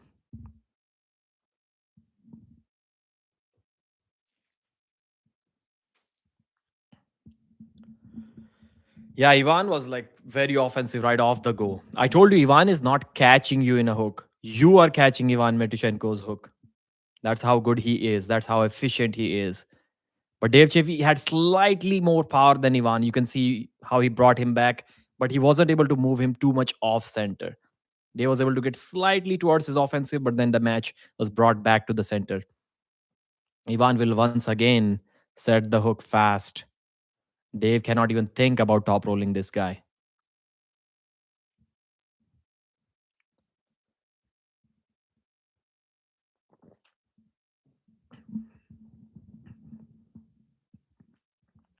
I don't think Ivan has lost a match at East versus West. He lost to Morozov and Alijan at King of the Table on the left arm.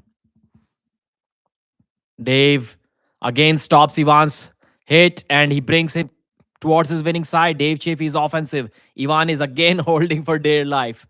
He cannot move Dave. He cannot bring Dave back yet. Dave is like an inch away from victory. Ivan is starting to bring him back. Ivan is bringing him back. Now the match is almost in center. Dave Chaffee is getting gassed out. Dave Chaffee is getting gassed out. He was close to victory, but not close enough, and the match is over now. Ivan is hitting sideways. Dave Chaffee is losing. Two fouls from Dave. Ivan Metushenko is your new East versus West champion. Ladies and gentlemen, the score is 1-0.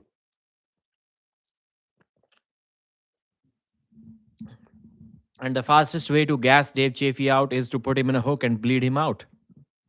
That's how Morozov beat him.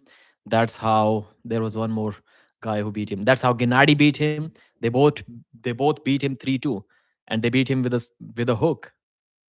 I know those matches were like 3 years ago, or maybe even more than that. But you cannot really change who you are. You cannot really change where you gas out first. Top rolling Dave Chaffee is not really an easy way. Like Gasparini was like close to the pin pad when he tried to top roll Dave. Hooking Dave Chaffee is definitely the best thing to do. So if you like 6 months ago, we didn't really see Ivan becoming the East versus West champion, but now he is. Now he is.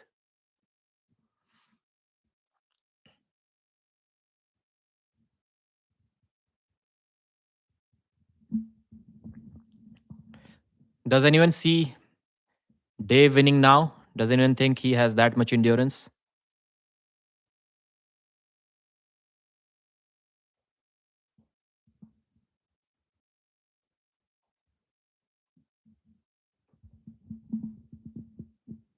So Medchenko hits, he gets Dave close to the pad, then Dave brings him back, and then he goes close to the pad, and from there Medchenko brings him back. That's exactly what happened a couple of times in the first round. Dave should have fouled out earlier, if you ask me.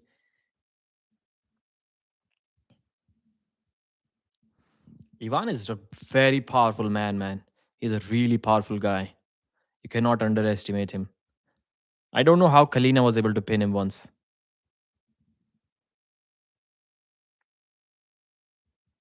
So Kalinishenko versus Dave Chafe is the match that needs to happen now. Right arm. If Dave loses this one.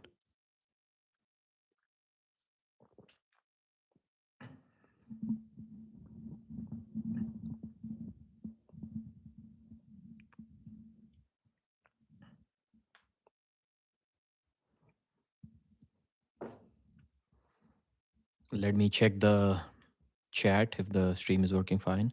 It's okay. 900 people watching.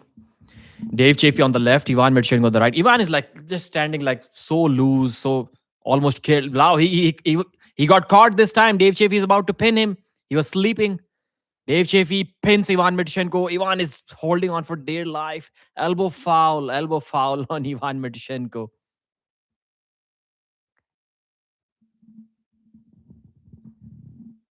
Somebody is saying, is that's fucking bullshit. Who said that? Let me hear.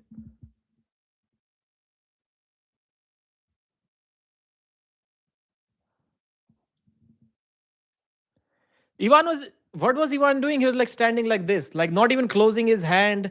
I don't know what was in his mind. Like he and they attacked him. He didn't really do anything off the go.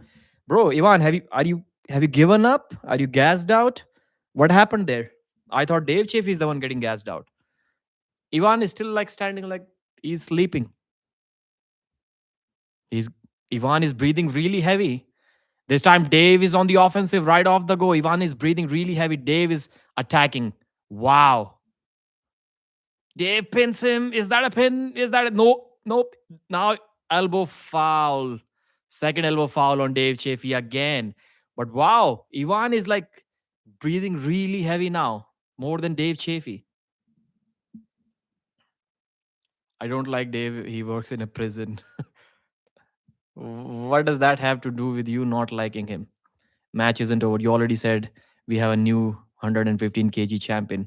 Match isn't over. Right. It looks like isn't over. I thought, man, Dave is done for. He's gassed out, but Ivan seems to be gassed out.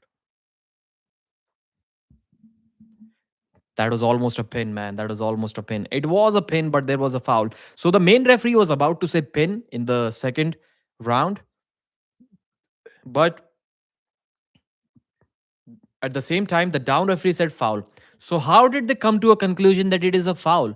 Like, if one referee thinks it's a pin and the other thinks it's a foul, don't they need to check the replay to see what happened first? How are these referees so incompetent, man? Tell me. Yes, I'm not saying that there wasn't a foul. I'm not saying there wasn't a pin. But are you telling me that the down referee saw both of these things? The down referee saw that yes, there was a pin, but before that it was a foul. I really doubt that. I really doubt that. So Ivan was not just sleeping. It looks like he's gassed out. That's why Dave Chaffee was on the offensive right from the go. Ivan is breathing really heavy, man. And like he's so light in the setup. Definitely not like the first round. He's still just standing so casually. Arm is opened up. He's not having his arm tight. Center is towards Ivan. Stop pulling back, Dave. You have one warning.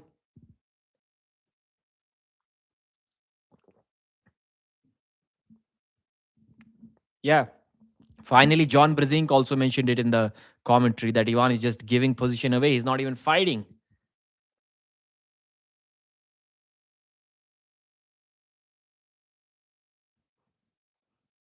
Devon did the voodoo on Ivan. Ivan, bro, wake up, man. Come on. What are you doing? Dave again attacks on the offensive. Ivan is barely holding. Dave Chaffee is Dave pins Ivan. Wow, this match is over. Like, I was wrong. John is also surprised. It's like the endurance, Dave Chaffee. Wow. Dave Chaffee has more endurance than Ivan. And he had more power than Ivan too. In the first round, the speed was there. Ivan looks like Ivan gassed himself out in the first round. Like he was kind of lucky to win the second round on fouls. If it went to the replay, maybe there was a pin before the foul. Who knows?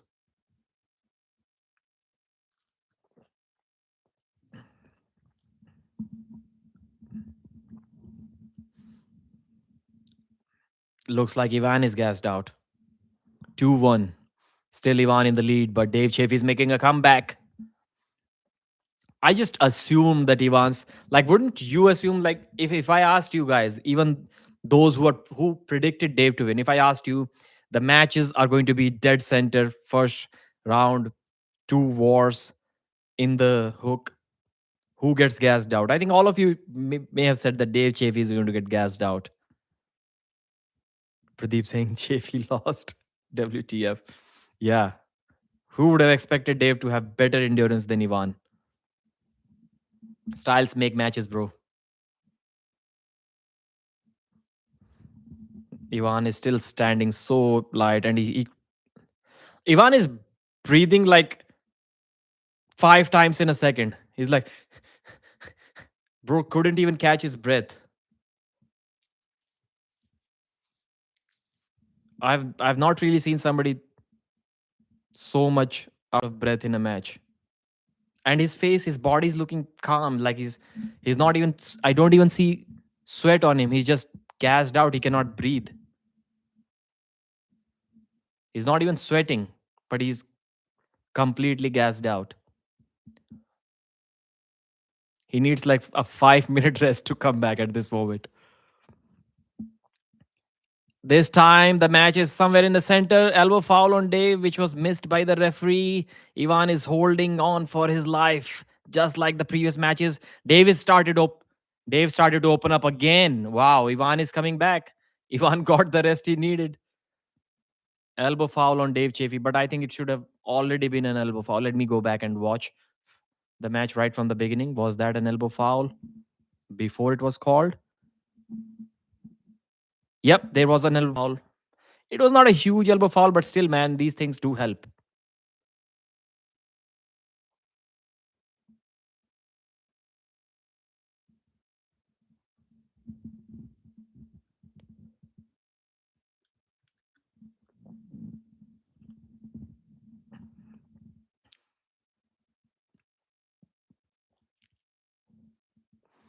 Again, this fourth round is about to start. One warning and one foul on Chaffee.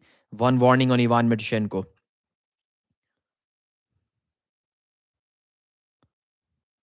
They both are going in a hook anyways. Why was that like a kind of a empty moment right off the go in the previous start where the hands were not connected, and as soon as they connected, you can see like the match stop in the center.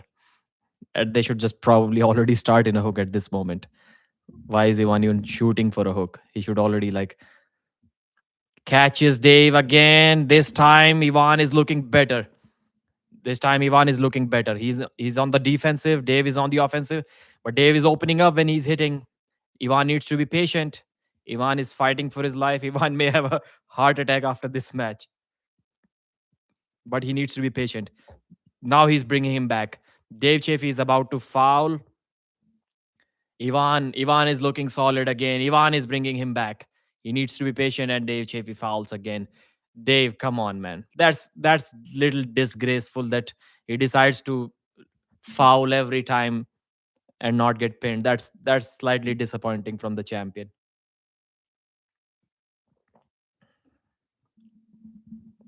If you want to like preserve energy, if you want to make sure if it's a strategy, just do it early, man. When the match is getting interesting, then Dave Chaffee fouls every time. And you cannot tell me that these are not intentional. I know nobody, since Dave is such a nice guy, nobody is going to call him out for that. But you're seeing this, right? He has lost 3 matches and he has fouled like 6 times. And even in the round he won, like he already on 1 foul even in that round? Yeah, it's a part of the game, but It's also a pay-per-view, man. Fans pay to watch matches. They don't want to see 7 fouls from one arm wrestler in 3 rounds, 4 rounds. 999 people watching, 989 now. Let's see how many subscribers we got.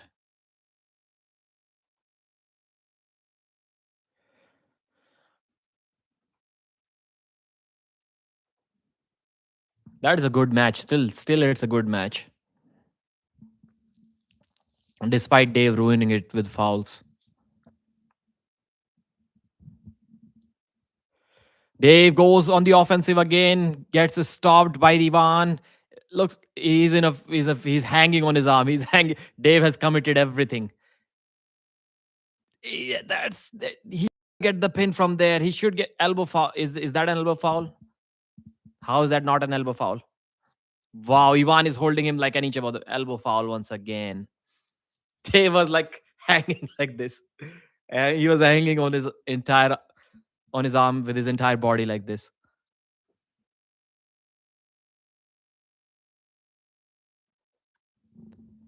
Easy money. I read that in Hermes Gasparini accent. Easy money. Chafee is weak compared to 115 Devon or Hermes.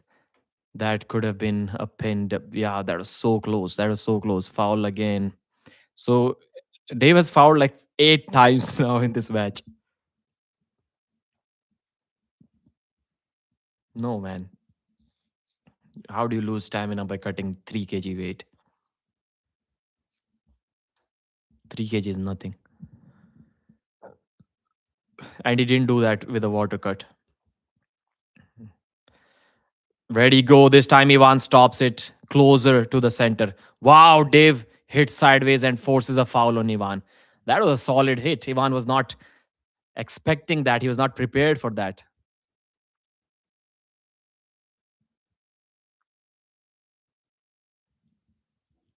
Pradeep, I was not able to sleep because of the excitement, and today is my exam. What exam? Which exam? Thanks for supporting this live stream, by the way. Thanks for supporting arm wrestling. That's awesome. Easy fouls, Dave Chafee. This time it was a foul on Ivan. This foul you can clearly see like too much side pressure. Ivan didn't foul intentionally here. I'm not saying fouling intentionally is wrong, but like man, losing the match on foul, that's bad. That's bad. Every time.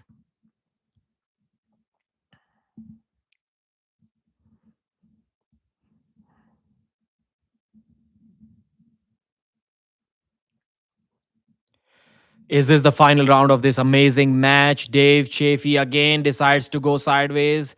Ivan is holding him. Dave Chafee is 2 inches, 3 inches away from the pin.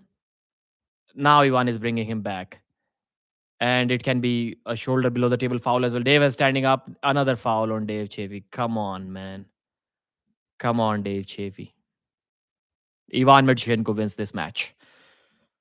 I told you Ivan is the champion. I did say 4-1. I predicted the score exactly 4-1. How do you like that? Bajent maxing. It's over. By seeing Alijan like that, do you think he's equal to Prime Morozov? Bro, he is better than Prime Morozov. Nice prediction, 100. This Dave deserve to lose, Dave.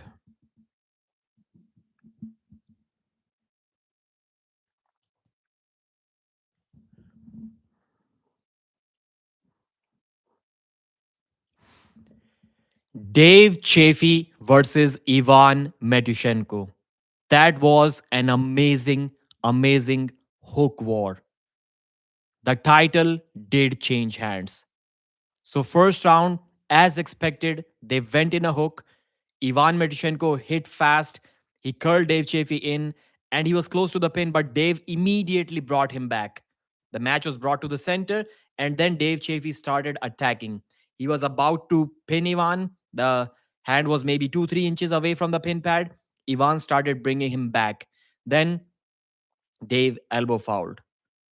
There was a restart, and the restart was the exact replay of the first start. Ivan hit fast. He got Dave Chaffee close to the pin pad. Dave immediately brought him back with his raw horsepower.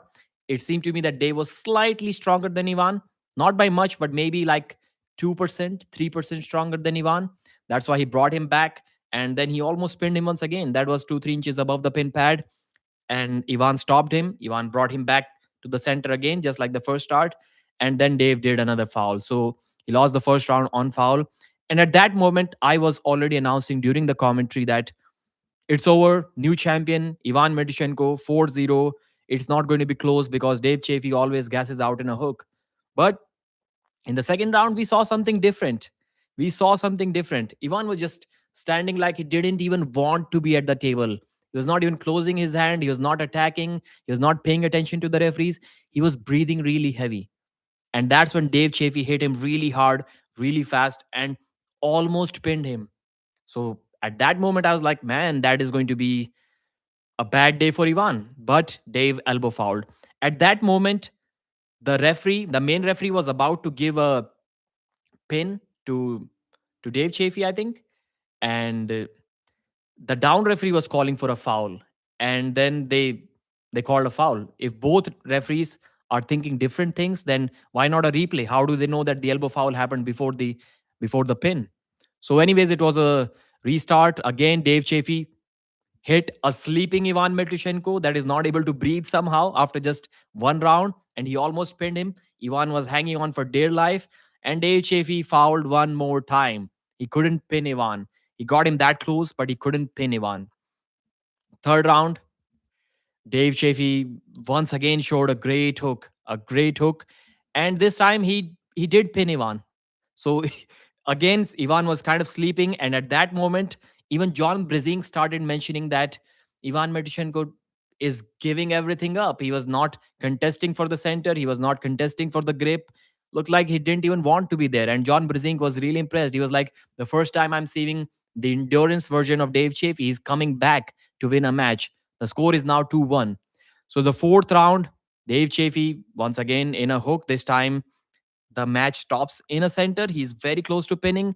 Ivan stops him. Dave fouls. Once again, action replay. Dave fouls again. And at this moment, I did say during the commentary, it's kind of very disgraceful, in my opinion. Dave, you're the champion and you decide to foul every time when you're losing. I know it's a part of a strategy, but it's a part of a strategy in the first round. You're fighting for like 30 seconds anyways. And when you see that the match is brought to center, you may lose instead of getting pinned, getting the match, losing the match kind of gracefully. You choose to foul every time. I know we cannot really blame him for that, but how good does it sound to you that in a match that you paid for, an arm wrestler decides to do 9 elbow fouls in a single match? Do you like that? You let me know in the comment section. So that round also went to Ivan Metushenko. Round 5, what happens there? Dave Chaffee gets caught in a hook. He's very close to pinning Ivan, an inch above the pad, 2 inch above the pad. Ivan brings him back. And what does Dave Chaffee do? Dave Chaffee fouls again. I have never spoken against Dave Chaffee in any manner ever, so don't call me a hater. But when someone fouls 9 times in a super match, and almost all of them intentionally, Ivan also fouled once, but only once. That is bad behavior, man. That is not what the fans paid for. I know it's not against the rules. He lost the match, but that is really, really disappointing from Dave Chaffee. I did not like that at all. Regardless, the match was amazing. I'm not saying the match was not good. And Ivan Medushenko is the real champion now. 115 kg champion. He didn't lose to anyone. On the right arm, at East versus West, he has not lost a single match. That guy is really, really amazing. And I think I'll record other matches in different videos. Thanks for watching. That match was amazing. I hope you like it too. Please subscribe. Okay, that was a result. I know for a fact that I'm going to be called a hater for this too. But you guys tell me, am I a hater for calling out Dave Chaffee for this performance? Like 8 or 9 elbow fouls in a match? Come on, man. Come on. I hope I'm not a hater for this. 10 minutes video. No, man. It was like a 3.5 minute recap, maybe.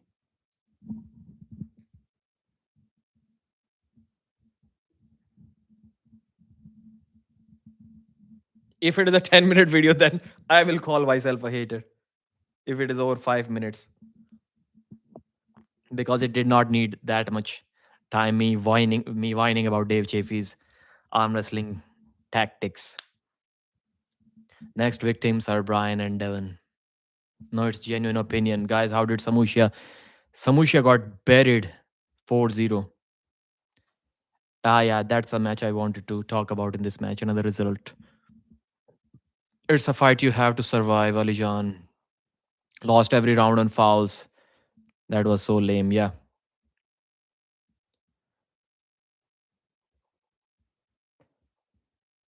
All the hate for Dave. Brian might win this match. Ivan is a flash in his start. Brian or Silly or Dave getting old. It's within the rules. So, yeah, I didn't say it is not within the rules. No, you're not, Pradeep. Nah, bro, you chill. Okay, so I don't think many people are calling me a hater as of now, but let's see how it goes. Because Dave Chaffee is someone like who nobody questions. Like everyone is always like, "Yep, Dave is the man. Dave is the nicest person in the world." I mean, he is, but come on, Dave. Finally, Pradeep versus Brian.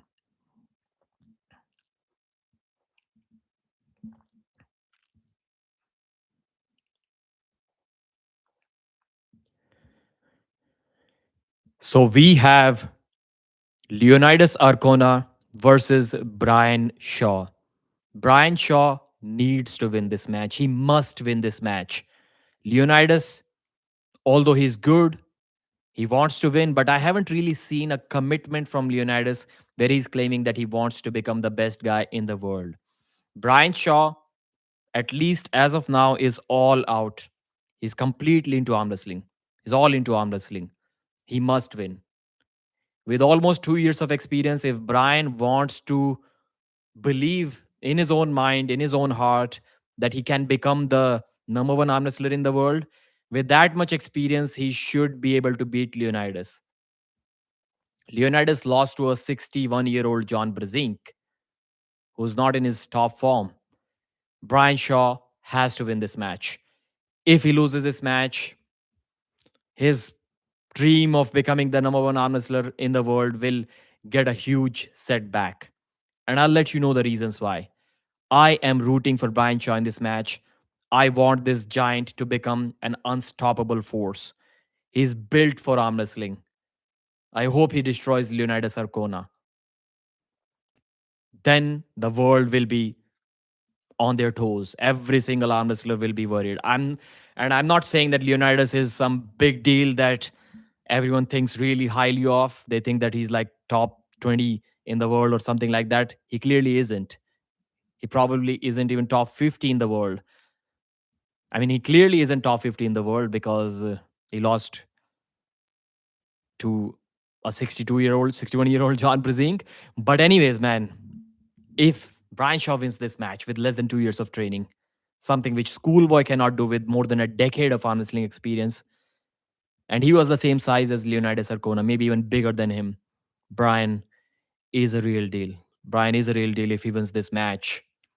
Even if he loses this match in a very close battle, I still would be happy for Brian, but he must win it, man. He must win it.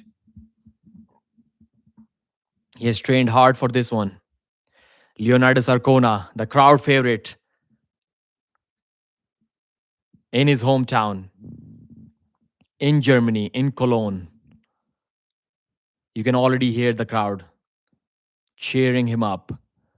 Lots of whistles, lots of claps. Leonidas making his way back to the East versus West table. The last time we saw him here, he lost to John Brzenk. After that, we saw him at the King of the Table stage. He lost to Devon Larratt. So things have not really been going so well for this guy. But now he is ready.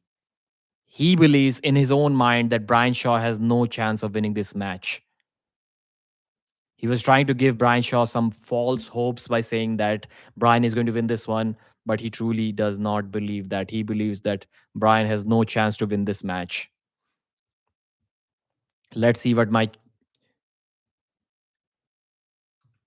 John Brezink is getting goosebumps as we type the poll. Brian Shaw versus Leonidas Arkona. Cast your votes in now. This match means a lot. Age 44 versus 27. Big difference. 6 foot 7 versus 5'11. 185 kilos versus 133. 23-inch biceps versus 21-inch biceps. 19.74 ounce, 18.24 ounce. 9.6 inches wrist, 8.7-inch wrist. Big difference in those two guys. John Brezink is as fired up, as charged up in the commentary as you are ever going to see anyone. John has never been that fired up in his own match as he is for this match.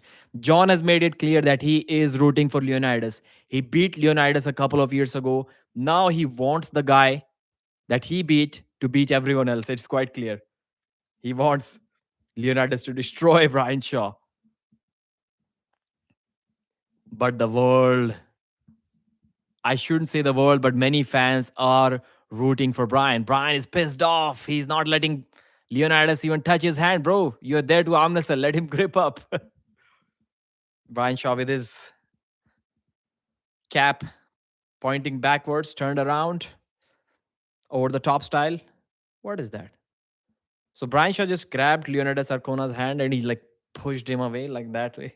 It's a little weird. He's trying to get him pissed off. Maybe Devon Larratt is teaching him these tactics. Devon is not there now because he has to prepare for his own match, get himself mentally and physically ready for the battle that he's going to have to win tonight against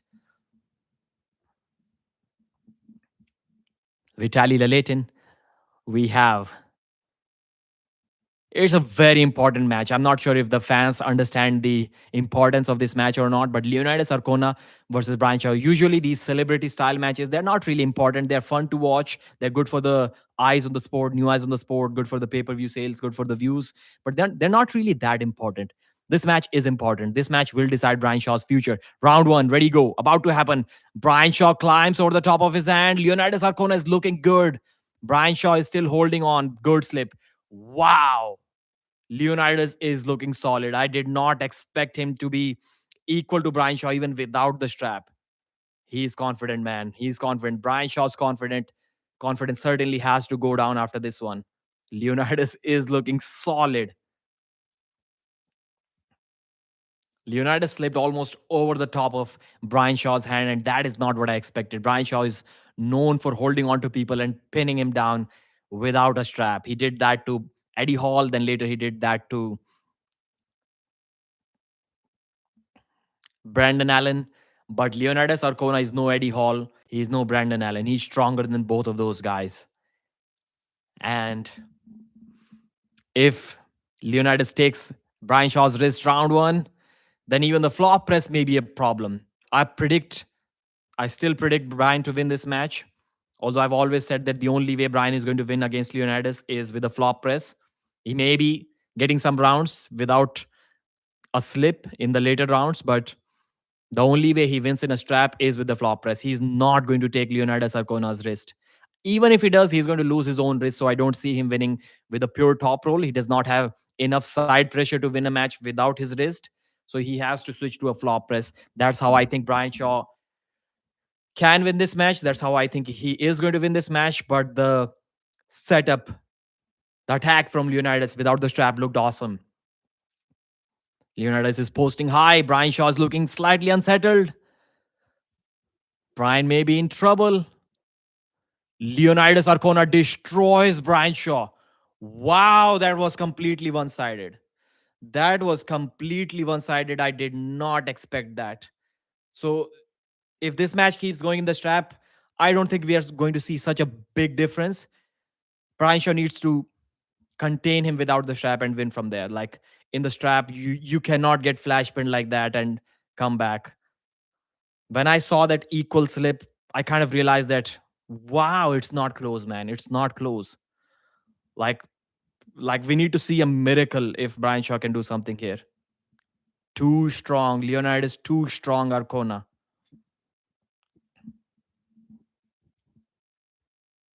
Wow. Just destroyed, completely destroyed him in the in the strap.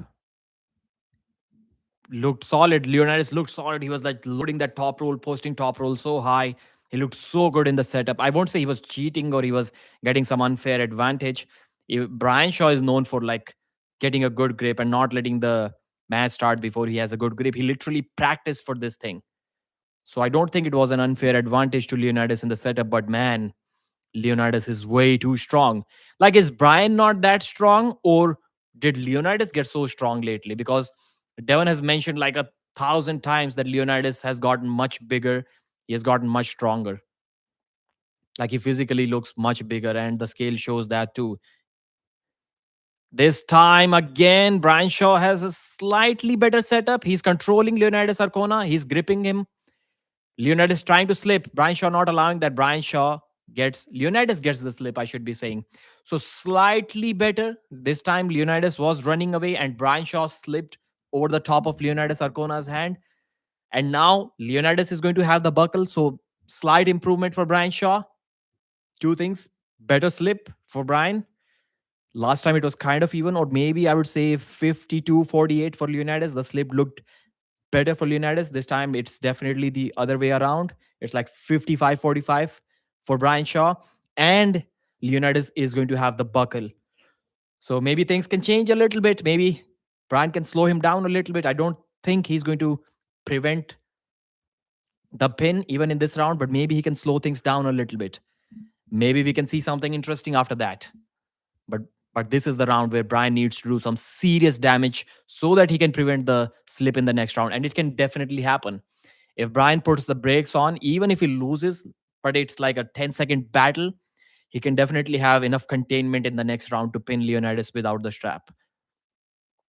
Let's see. Let's go, Brian. Turn this match around. It was completely one-sided without the strap. Now the buckle is going to be... But Leonidas is going to hit sideways, man. He's going to hit hard. Brian needs to do a defensive top roll. That's the only way I see him doing some damage to Leonidas. Brian's setup is looking good, man. Brian is so high. He's looking solid.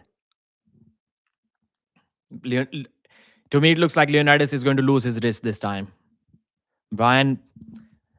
I think Brian is going to take his wrist, even if he loses that. Yeah, no, man. Wow. Leonidas curls him in. Leonidas hooks Brian Shaw. Now he's trash talking. Wow, Brian is dead.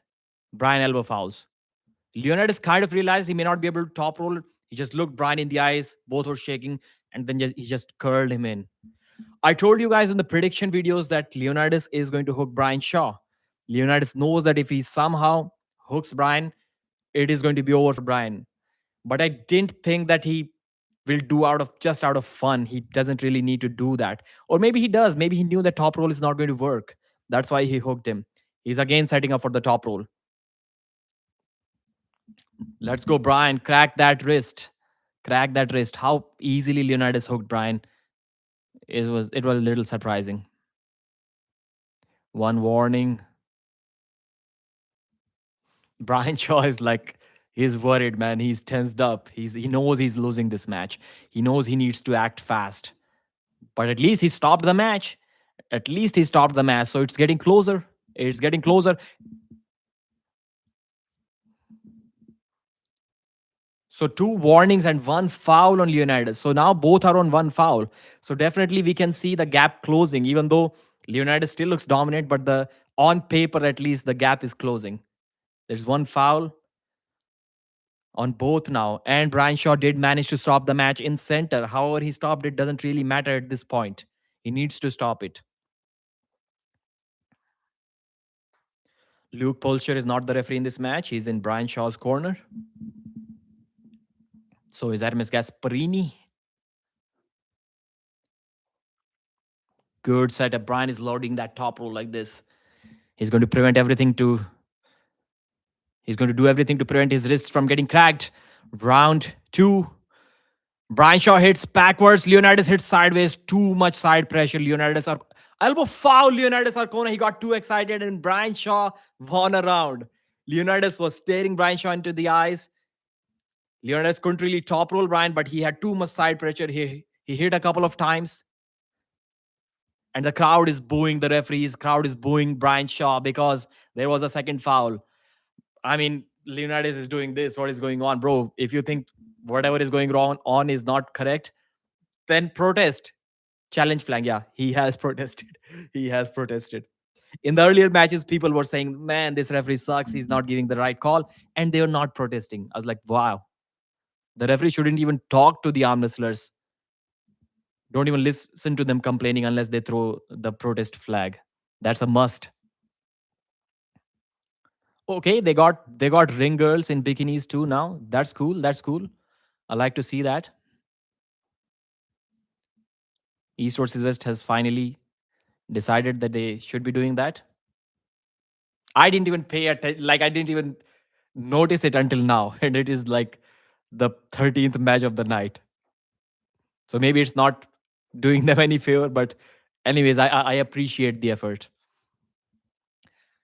What a comeback, man! From getting like flash pinned, from getting pinned like a child, a complete beginner in the first round, Brian Shaw has won the second round. Like, how do you do that? Somebody explain it to me. Does the buckle really matter that much? Does that side of the table matter that much? That Brian Shaw lost the first round so badly and he won the second one, even though Leonidas Arkona was hitting sideways. You remember Leonidas versus Schoolboy? Was that the second round or the third round when Leonidas Arkona's wrist was cracked? But he kept hitting sideways so violently that Schoolboy's arm like flew to the side and he lost the round. That's exactly what happened to Brian Shaw too. Leonidas did pin Brian, but there was a foul before that. And I do think just like the previous match, Ivan versus Dave match, these referees, when there is a pin and also there is a foul, they need to look at the replays. If there is a pin and a foul, they always give a foul right away. And I'm like, bro, what if the pin happened a little bit before the foul? Are you so sure that the foul was before the pin?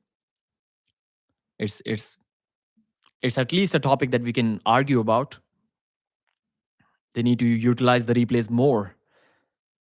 I know the athletes have a challenge flag, they can call for it, but sometimes if it is a doubtful call, the referees can review. They don't need to wait for a challenge flag. It shouldn't be like, okay, we can give a wrong call if the athletes doubt it, they can review it. Anyways, third round in the strap. Don't move Leonidas, man. Wow, he destroys Brian just like the first round. So whenever Leonidas does not have the buckle, whenever Brian has the buckle, he gets destroyed. That happened in the Eddie Hall match too. And I think once in the first round, that happened in the Brandon Allen match too. So Brian really has a problem when he has the buckle. He got beat pretty bad by Eddie Hall. He got beat in the first round when he had the buckle by Brandon Allen. And wow, like how can Leonidas be so much stronger than Brian? Like he just looks at him and just smashes him down. Like the pin pad can get damaged. That's how hard he's hitting Brian's arm on the pin pad.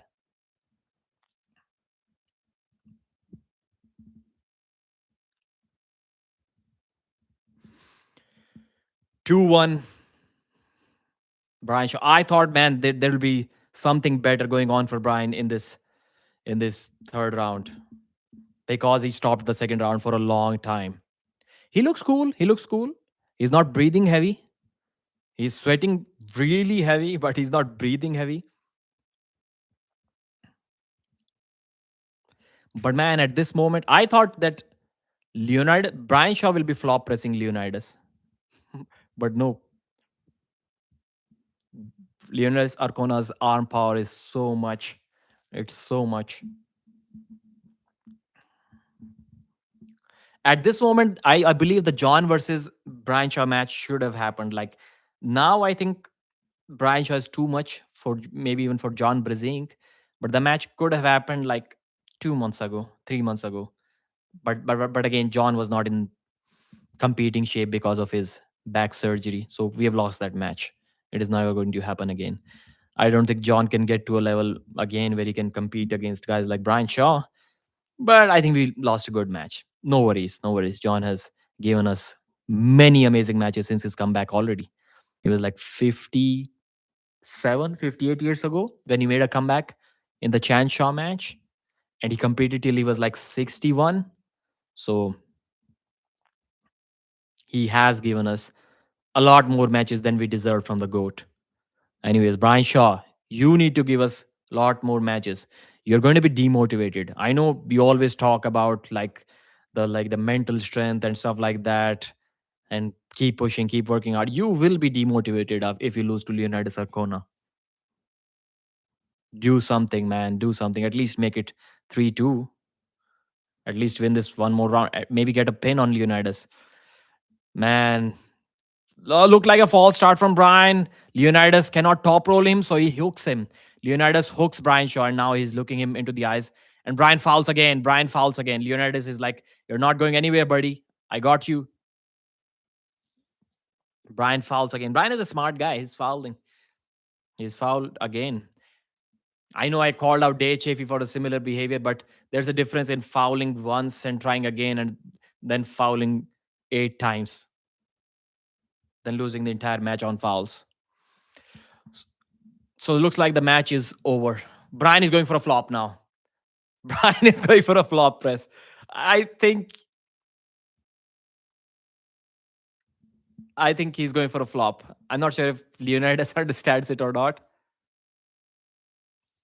Brian is going for a flop straight away. I think it's going to end pretty bad for Brian Shaw. Like, bro, Leonidas, Brian, you're not flopping. You're not. There's a difference between flop pressing after the match has stopped and then switching to a flop from a top roll, and going for a flop straight away is a completely different ball game. Don't hurt yourself, Brian. Don't drop that plan. I am the one who always suggests people to go for a flop when the top roll is not working. Not for you, Brian. That's not for you. Leonidas is going to dust you. Nah, Brian, no. He's not even loading the flop properly. Shoulders are not squared. The referees cannot start like that. When are you going to warn him, Bill? You have like warned him 10 times to straighten his shoulder in a referee's grip. Yeah, Brian cannot go to a flop. Leonidas holds him and the match is over. Elbow foul on Leonidas. That's interesting. No, Brian, just drop the plan. Luke, I'm not sure why Luke is suggest Luke was like, go for a flop, go for a flop. Do not go for a flop. Brian is already stopping the match for like 5 seconds in the center. That's when you switch to a flop. That's a pretty bad advice from Gasparini and Luke Polcher. Next event, Brian Shaw needs to hire me as his cornerman. You do not go for a flop, Brian. Why is he not listening to me? Can anybody tell me in the chat? Brian is not a flop presser. I've said it that flop press is a great weapon for Brian, but he's not a flop presser off the go. He can switch to a flop press.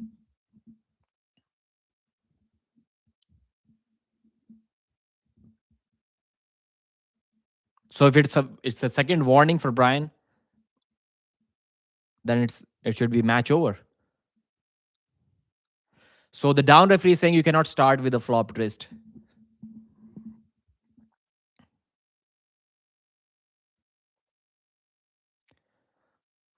It's over, man. Brian is, and he realized in that first warning that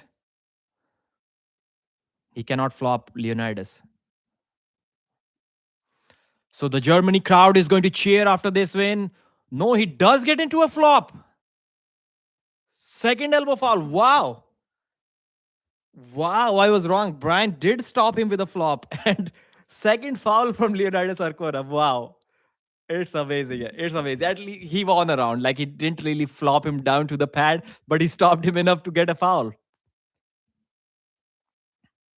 The first time, Leonidas just ended the flop attempt like it wasn't even there.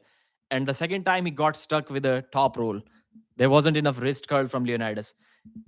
Why did Leonidas drop his like hook plan?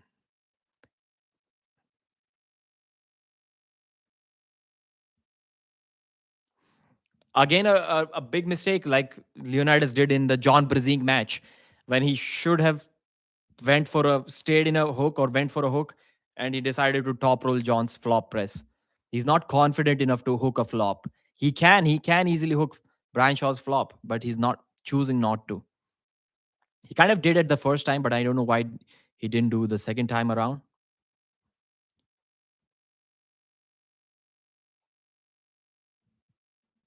Brian Shaw is getting like the special celebrity treatment from the referees because he is like he was already on one foul, I think, and the referee warned him like and one warning too. And the referee warned him like 20 times to straighten his shoulder. They're in a referee's grip, bro. Movement is not allowed. It should have been a second warning and a second foul, and the match was already over. But okay, it's Brian Shaw. Maybe he gets a special treatment from the referee.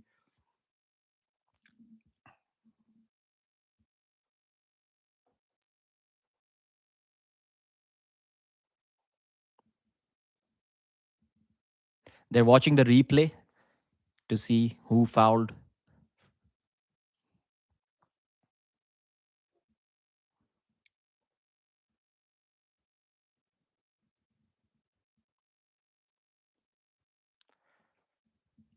Why are they watching the same thing again and again? There is no foul there. Right off the go, there was no foul. If Brian Shaw wins this match, man, he's like really technical. He's a really, really smart arm wrestler. If he somehow pulls off this match, despite being like 15% weaker than Leonidas Arkona, if he still wins this one, then he's a genius. If somehow Brian manages to win this thing, he's a genius.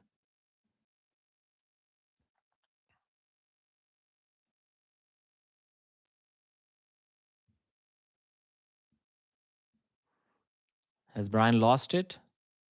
They're asking for a microphone. What are they going to announce?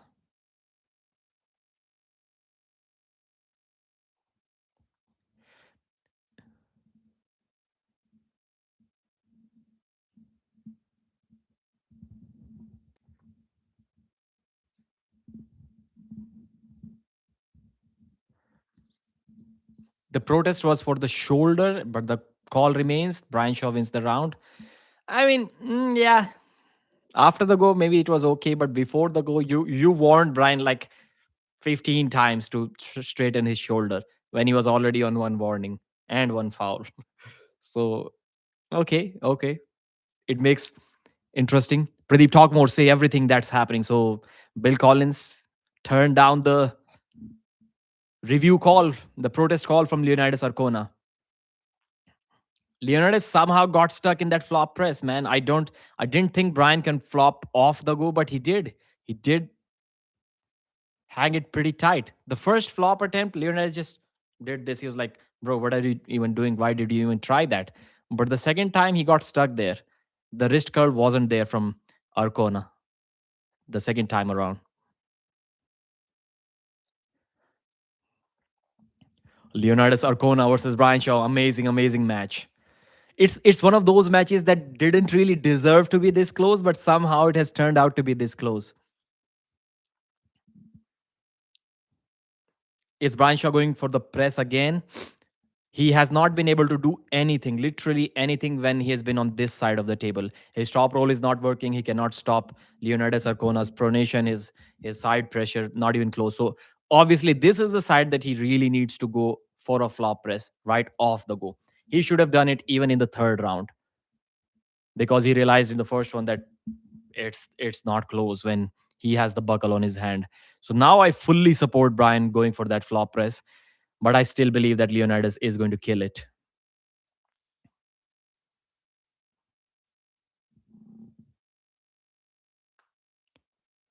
Leo, Leo. The crowd is chanting something. I think it is Leonidas. It has to be. Brian going for the flop. Man, I wish Brian does something, but I don't really think so. It's going to be 3 to Leonidas. Right? Right? Yeah, Leonidas buries him. 3 2. Easy pin for Leonidas Arkona. He is the winner of this match. There was no flop pressing going on this time around. So 3-2 Leonidas Arkona is the winner of this match. Wins in front of his home crowd.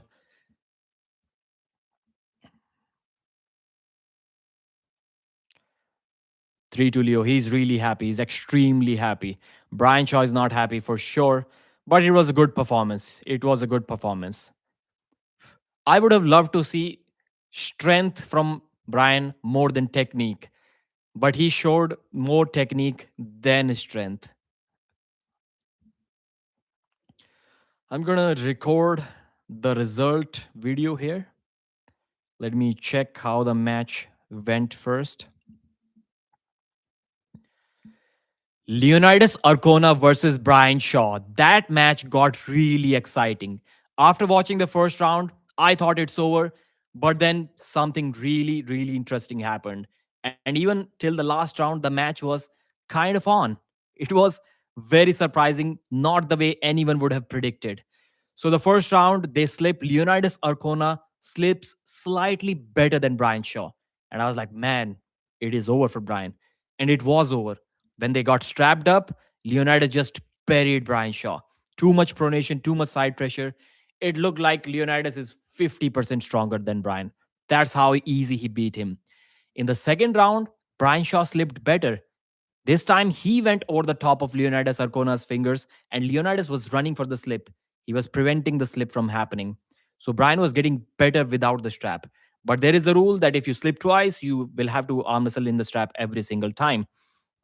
In the strap this time, Leonidas tried to go for a top roll, but he couldn't. Brian Shaw had a better setup. He didn't have the buckle this time. He stopped Leonidas Arkona.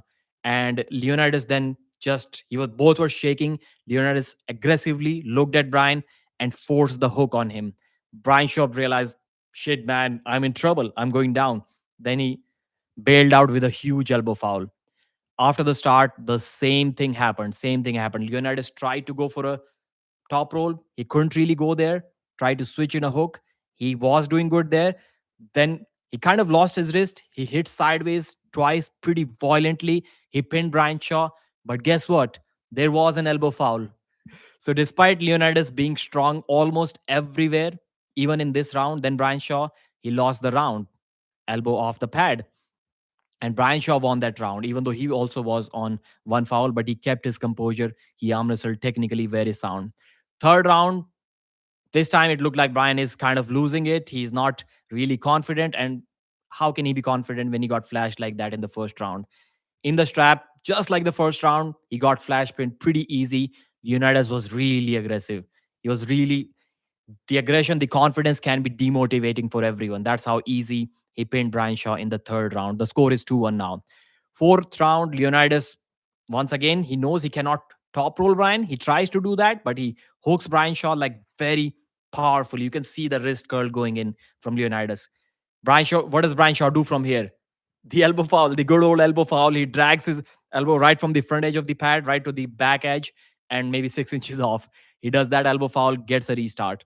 Now, the cornermen, Luke Polcher and Hermes are telling him to flop press, and I'm like, that's a bad idea. Brian can switch to a press, but he cannot start off with the press. He tries to do that. He gets curled in, and then I think there was a foul on Leonidas at this moment, but he easily stopped Brian Shaw's press. It didn't even look like he can get there. So at this moment, Brian was on a foul. He was on one warning. Leonidas Arkona was, I think, also on a foul.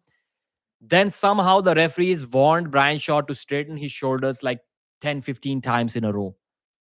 And at that moment, you wonder whether it should be a foul or not, because they were in referee's grip, I think. But Brian was allowed to do that, although he was not allowed to start like that. This time the flop press connected. Brian Shaw was able to hold Leonidas Arkona. Leonidas was top rolling and he was like shaking. Leonidas had to bail out. So that was Leonidas Arkona's first foul. And at this moment, no, it was his, was it his second foul? It was crazy. There was a protest, there was a review, and the review was turned down, and that foul stayed on Leonidas. So the score somehow is 2-2 now. Man, Brian Shaw turned it around, even though it looked like Leonidas is like 15% stronger than Brian. He somehow still made it 2-2. And when there was a restart, no, not a restart, but the fifth round, this time Brian went for a flop again, didn't work out. Leonidas almost flash pinned him. It took him like 2 seconds, but the match was over. I expected Brian to be more powerful than technical, but he was more technical than powerful. Leonidas is the winner. I'll soon be talking about what's next for them, but amazing match, amazing match. Leonidas, way too strong. Thanks for watching.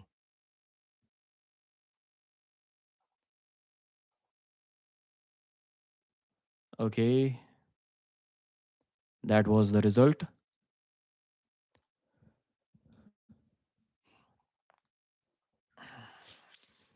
I hope you liked the recap. I hope I did an okay job. I need to go to the washroom for another break. I will be back in like 30 seconds. So please stay there. Don't go anywhere. The main event, Devon Larratt versus Vitaly Laletin, is about to start. Right now, Neil is still interviewing Brian Shaw. I'll talk about these interviews too soon. Just wait for me.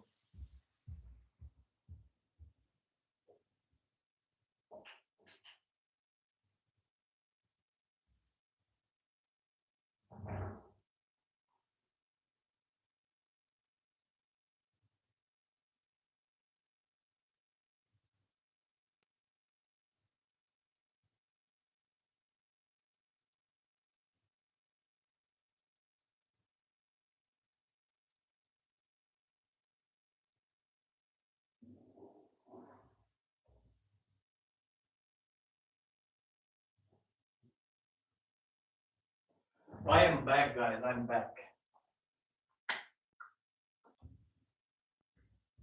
There are too many mosquitoes here.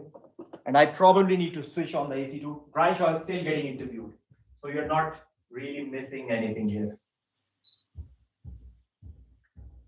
Brian is still getting interviewed. Before the match starts, I can probably listen to these interviews as well. Why not? Why not? I can just rewind and listen to what they are saying because half of the interviews maybe just Neil Pickup talking. Neil Pickup likes to ask 2-minute questions to the athletes who just competed in a 30-minute super match.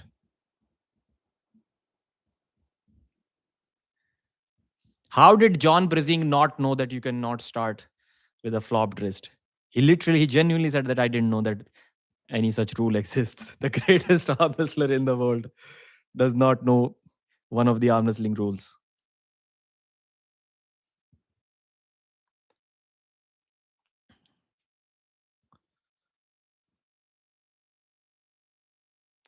Let's listen to what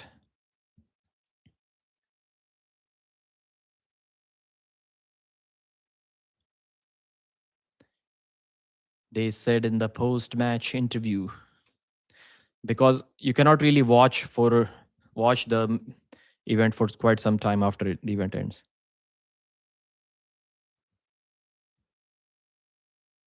So third prediction gone wrong.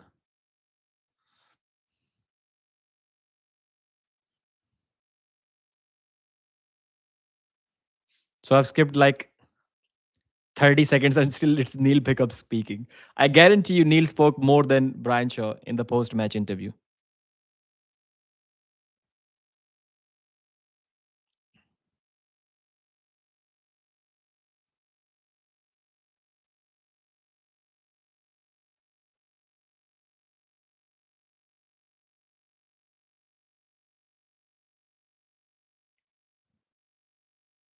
Brian is really happy.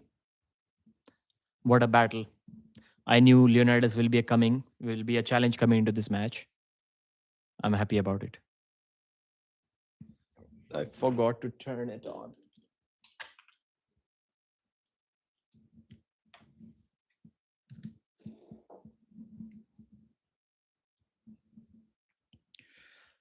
I love pressure. I always have loved pressure.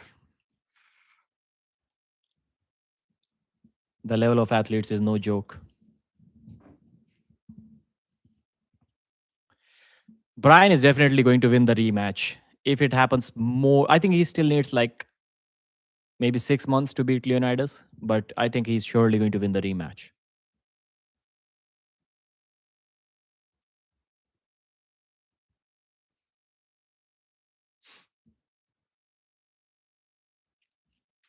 Sometimes you learn more from the losses than the wins.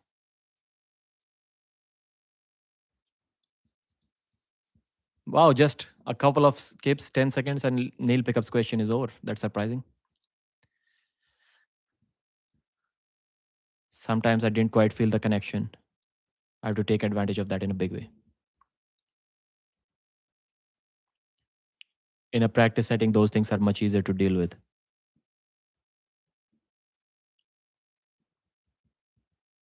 Brian, okay, it's okay. Brian is now speaking like it's his YouTube video. Wow, look at Brian's tricep, man. His arm is huge. It's looking. Brian saying, "I want to do another round." Yeah, before the right arm rematch, there needs to be a left arm match between them. I would like to see that too.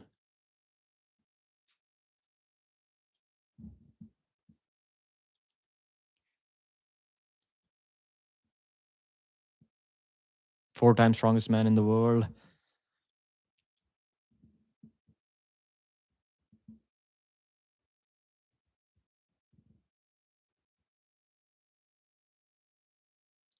Leonidas is saying Levan might be in trouble one day if Brian Shaw continues.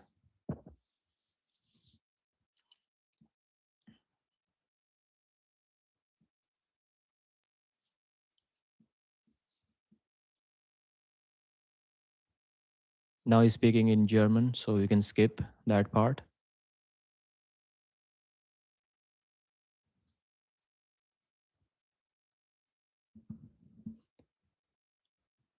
I didn't expect Brian to be so strong. That's what Leonidas is saying. This post-match interview has been going on for too long, but it kind of deserves it. It's this match is probably as big as the Devon versus Vitaly match. It is definitely going to get more than 1 million views.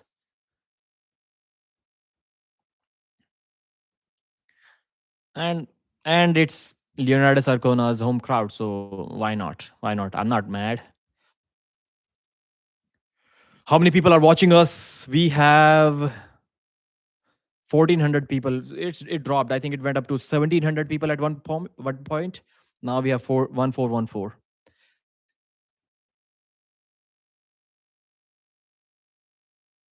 Let me update the results. Manifester was 4. Samusha was 0. Dave Chafee was 1. Ivan Metushenko 4. Leonidas Arkona 3. Brian Shaw 2. Now updated the results of all of the matches in the description. You can check that out. Now we are seeing the replay. Brian needs to do something about his buckle versus non-buckle game. Like there is a huge difference. I mean, we can say the same for Leonidas Arkona too. We can say that he's much stronger than Brian, yet he's getting stopped when he has the buckle.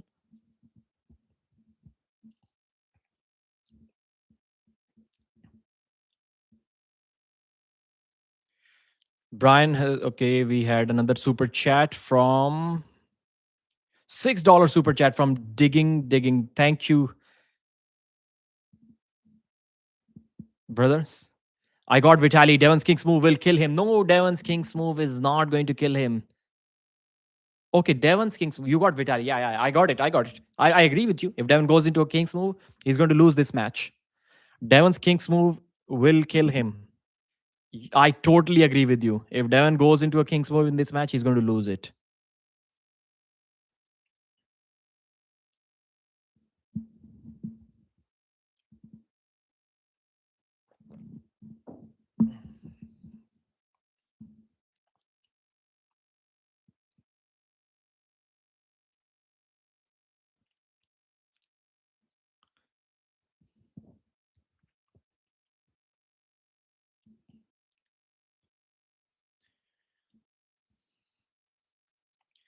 Devon Larratt versus Vitaly Laletin, right arm, super heavyweight, super match, the main event of the night. Let's see the pre match interview. Devon is saying it's the biggest match of his life. You cannot beat me right handed, Vitaly.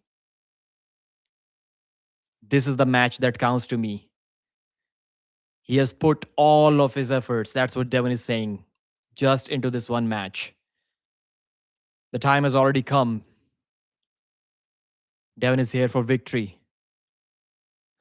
Vitaly is saying, your time is over, Devon. Devon is saying something to him in Russian. Give us some subtitles, man. The pre match interview is over.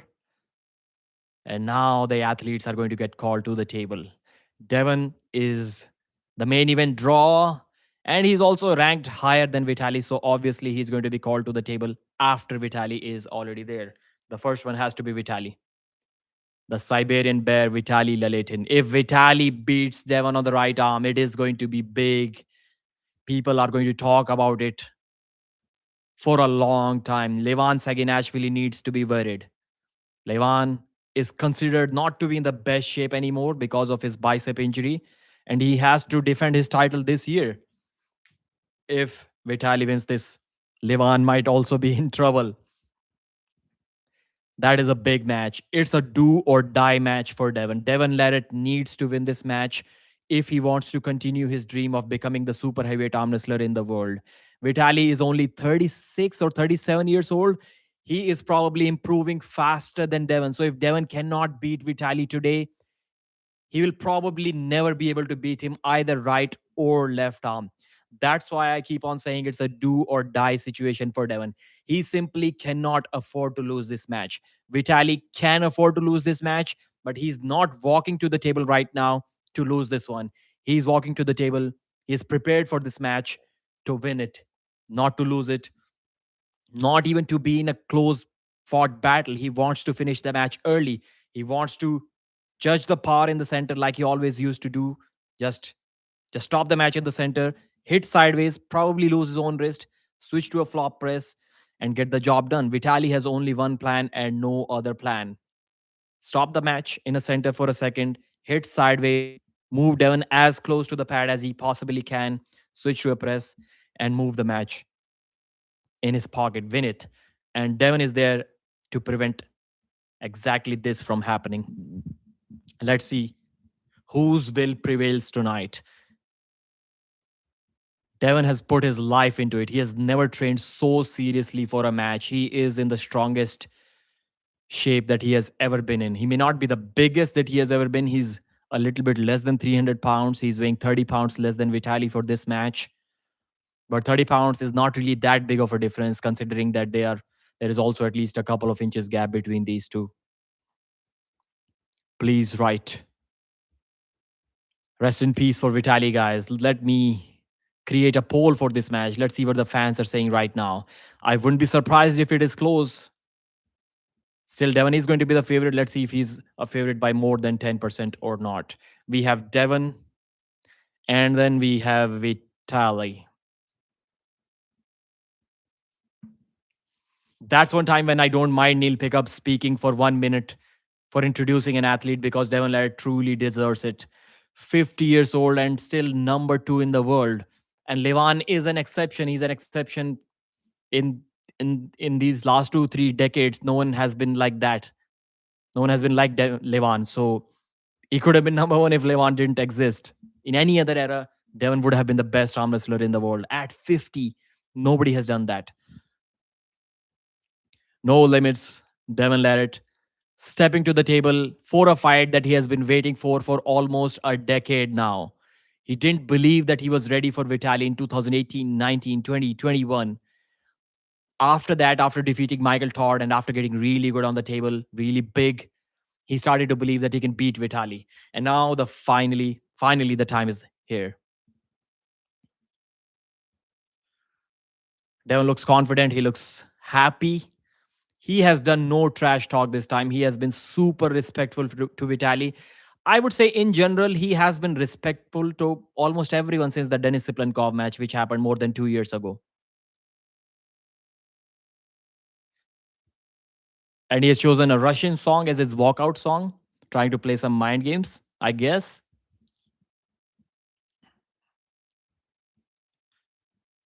He's talking with Neil Pickup. Neil Pickup always tells that everyone tells him something before having a match, a day or two before having the match, and exactly that's exactly what happens. And so Devon is telling something to Neil Pickup today too. Okay, so the singer is singing it live.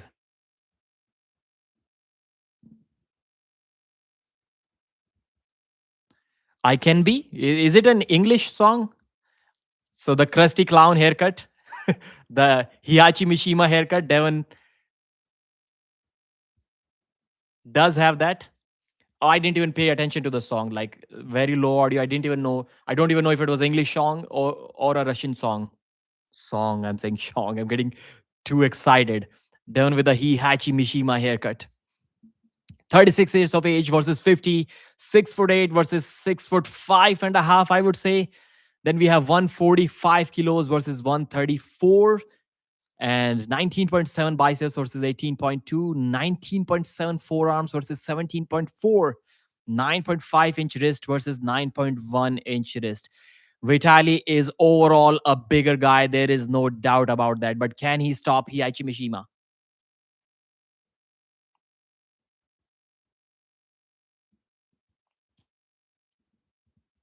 Okay. Whatever, I don't give a fuck. Devon is already messing with the referees. He gets one warning for that, I guess. The referee did show him a finger, but the scoreboard, yes, it is showing a warning now. Devon usually, like lately, Devon has not been messing around so much in the setup. He has not been playing any mind games at all, but like he seems to be closer to his former self in this match. Let's see if he settles with the grip early or not. I have said that you cannot tire a hand that is bigger and stronger than you both. Vitaly's hand is kind of bigger than Devon, and it is kind of stronger than Devon in a way. If Devon messes around too much in the setup, he's going to tire himself out. Round one, Devon moves early. Is this second war? Both. Okay, it was slightly generous. Devon like pulled Vitaly 3 inches off the back, but Vitaly may have also done something. Otherwise, it would have been a first foul for Devon. It's getting exciting. I'm getting goosebumps now. Vitaly. Can Devon slip from Vitaly? Oh, that was a good. Wow, Devon almost got buried. Devon was like, wow. Devon is saying, I'm happy with that, even though his hand got completely destroyed. It got completely destroyed by Vitaly. Like, it was like about to break. So like, his fingers were about to touch his forearm. That's how much he had to bend his hand downwards to just escape from Vitaly's insane grip. Wow, it did not look good for Devon.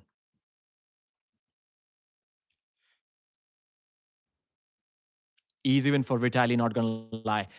I expected Vitaly to show some hand dominance in the first round, but it didn't happen. It didn't go like that in the left arm match. In the left arm match, Devon slipped pretty easily in the first round, right in the center.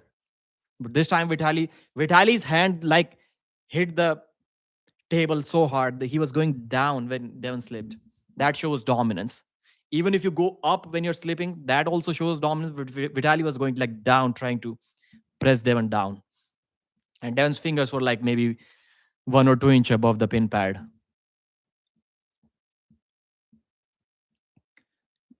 Get out of there and let us fight. Bro, Devon, you will get to fight. But for that, the match needs to start. And only the referees can start the match.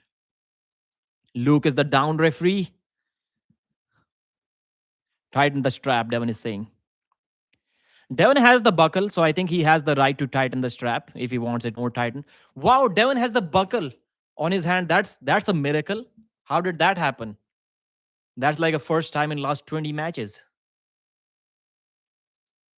Or maybe the second in last 20 matches. Man, after that first start, it's not really looking promising for Devon. He needs to win the first round. If Devon loses to Vitaly, he's going to get gassed out. I have predicted it like many times before. People don't believe me. Devon lifts his elbow and he gets a higher grip. He's so high into Vitaly's grip. He's talking with the referees and he's lifting his elbow to get a higher grip. Devon has such an amazing wow. Devon is back to his former self. He knows he needs to do every kind of trickery in the setup to win this match if he wants to. Devon has such a high grip now. Still, is it going to matter? Vitaly moves Devon sideways. Now he switches to a flop. Devon cracks Vitaly's wrist. Vitaly is hitting sideways. Devon is in trouble. Vitaly is also in trouble. Vitaly switches to a press. Devon is confident. Vitaly hits sideways. He's not really switching to a flop. Vitaly is hitting sideways. Wow, what a round it is. Devon is going down. His shoulder is declined. Now the match is back to center. Devon is laughing. Devon is laughing. Vitaly hits sideways again. Devon's wrist also starts to go back. Vitaly is in a flop. Devon is in a king's move. Devon is speaking in Russian. He's trash talking, but he's not in a position to come back from here. Vitaly is looking patient. Vitaly is in a flop. Devon's shoulder is looking downwards. What the referee is doing? Devon is declaring victory. Devon is declaring victory, but I think Devon's shoulder was down for like 15 seconds before the referee said foul on Devon. That is some poor refereeing. Devon's shoulder was down way before the referee called it a foul on Devon.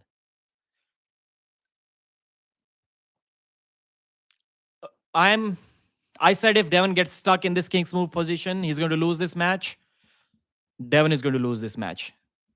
Even though Devon is declaring victory, even though Vitaly is breathing heavy and Devon isn't, I think Devon is going down. He cannot be stretched out like that and then win a match.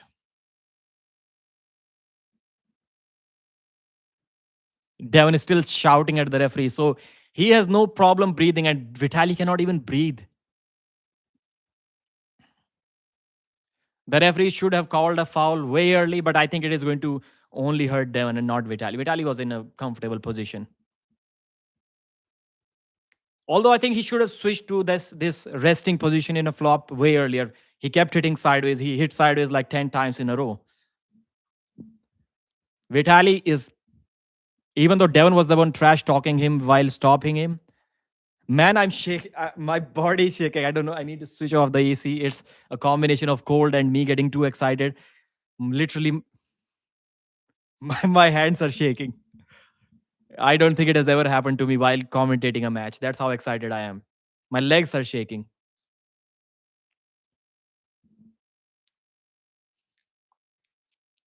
And Devon has a very, very good setup. Very good setup. But he cannot afford to be in a king's move like that.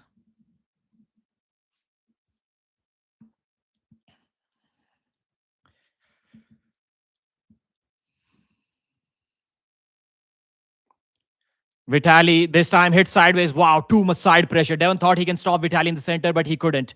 Now he's in this position. Devon is standing tall. He's not even in a king's move. And Vitaly is in this weird position where he's in a flop, kind of flop, but not really. Devon is rocking him back and forth, trying to pull him out of that flop. Vitaly is not really standing up and committing yet. He's just still applying his side pressure. Devon is completely stretched out, but he's confident. Now Vitaly switches to a flop, and Devon is about to foul again. He's about to foul again. His shoulder is perfectly fine as of now. Vitaly is confident. Devon isn't. Devon isn't. Vitaly is in a good spot. Devon is trying to just get him out of his shoulder, and he couldn't. It's over for Devon. Like, there is no way. There is no getting out of that. He's talking to Vitaly. He's trash talking Vitaly. I don't know how he's doing that. Devon, you're losing this round. The shoulder is declined again, man. He's in a losing position. Vitaly wins this one. Keep the strap on. You lost the round, man. Vitaly wins this one. It's strange. Like, Vitaly is in a perfectly fine position, and Devon is like trash talking him. Like, bro, you're getting beat pretty bad as far as I'm concerned. Oh, foul on Vitaly? How? How? Devon's shoulder was like down for like 5 seconds before they called a foul on Vitaly. When did Vitaly get a foul? Anyways, we move forward.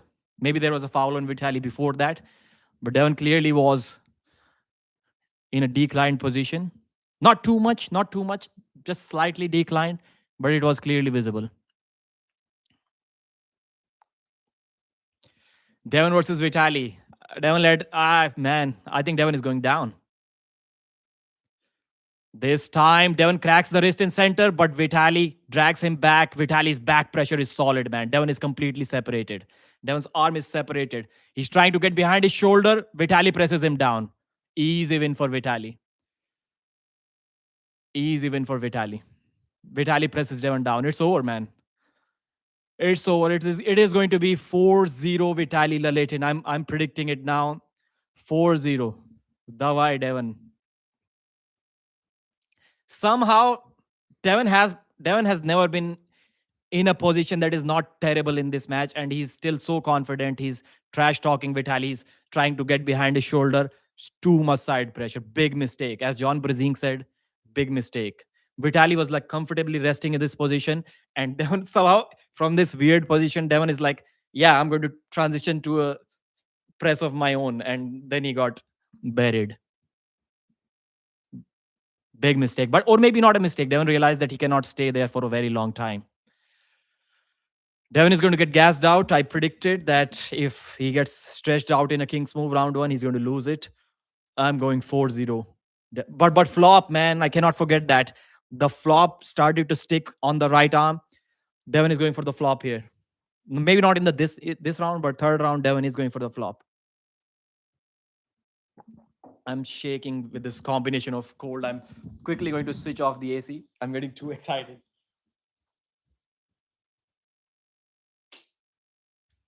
And I am back just like that. I said I'm predicting Devon to win, but I'm rooting for Vitaly to win. I want a new challenger for Levan Saginashvili, and I think we are going to get a new challenger for Levan. Elbow foul on Devon. Yeah, it's already getting tough for Devon. And just like I think this auto slip, this auto strap rule definitely helps Devon. If you slip twice, then or maybe not, because if Devon cannot slip from Vitaly in the later rounds, he's not going to beat him in the straps too. Can he even slip? It's going to be difficult. Nope. It's easier. It's easier than the first round. This time Devon was going like, even though his wrist was dropped, he kind of went over the hand of Vitaly. Vitaly was trying to press down, but they are too slippery right now, as John was also saying. Man, I'm watching this match. I'm getting as nervous like you get before your own competition. That kind of nervousness that you mess yourself up, you start shaking. The not good kind of nervousness that you have before a match that takes away from your competing abilities. I'm having that right now. But still, I hope the commentary is not bad. Vitaly's side pressure, even though Devon was cracked his wrist in the center, Vitaly so easily like, and back pressure, I'm surprised, man. Vitaly's side pressure we kind of knew, but the way he stops the match in the center, Devon cracks his wrist, Vitaly drags him back, and then he pushes him sideways. So Vitaly used to do this sideways sweeping motion. He's not doing that. He's letting his wrist go back. He's pulling Devon towards him, and then he's pushing with his whole body sideways. Great technique. Wow, Devon on the offensive now. Vitaly hits sideways again. Devon's arm gets stretched out, but he's in a much better position this time. It can be an elbow foul. Vitaly just needs to push sideways, and Devon will have another elbow foul. Devon is trying to move sideways. He's trying to switch to a press of his own. Maybe too early. Maybe too early. Devon tries to bring Vitaly elbow fouls. Wow, Devon's side pressure was good in this match. Vitaly elbow fouls. Devon is declaring victory again.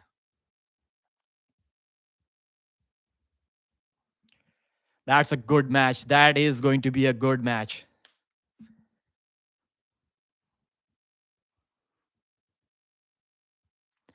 One foul, still anyone's match. Still anyone's match. Vitaly, if Vitaly decides to hit hard sideways, he can force a foul on Devon. He cannot pin Devon from this position because Devon's elbow is right at the edge of the pad.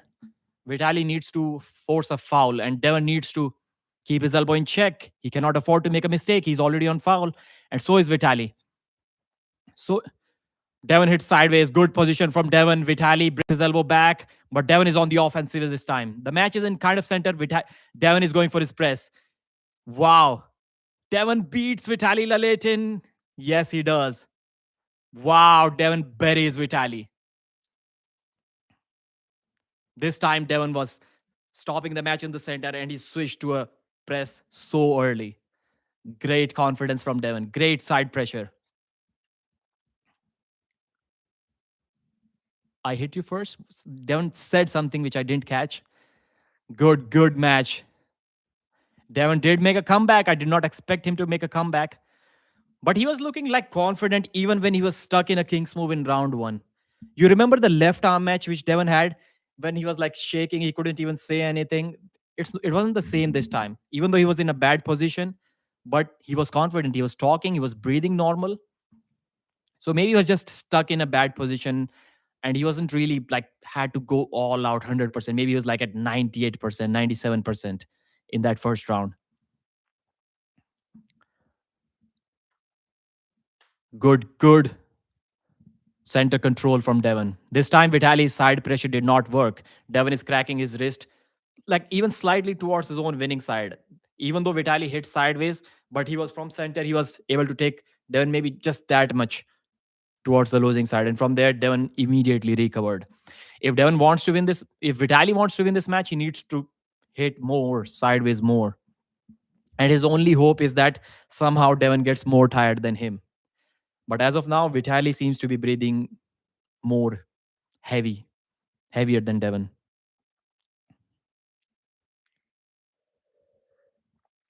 Devon is making a comeback. 1-1. Third round, the crowd is cheering for Devon. The Devon chants are on. It is already better than the Hermes versus Devon match for sure. I think after this match, Vitaly, even after losing to Devon, can claim the number 3 spot in the world. I think he can do that.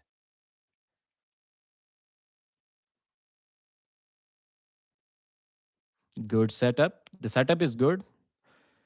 Devon hooks Vitaly. Wow, Devon hooked Vitaly. What are we seeing? Vitaly is waiting patiently for that side pressure hit. Devon is laughing. Wow.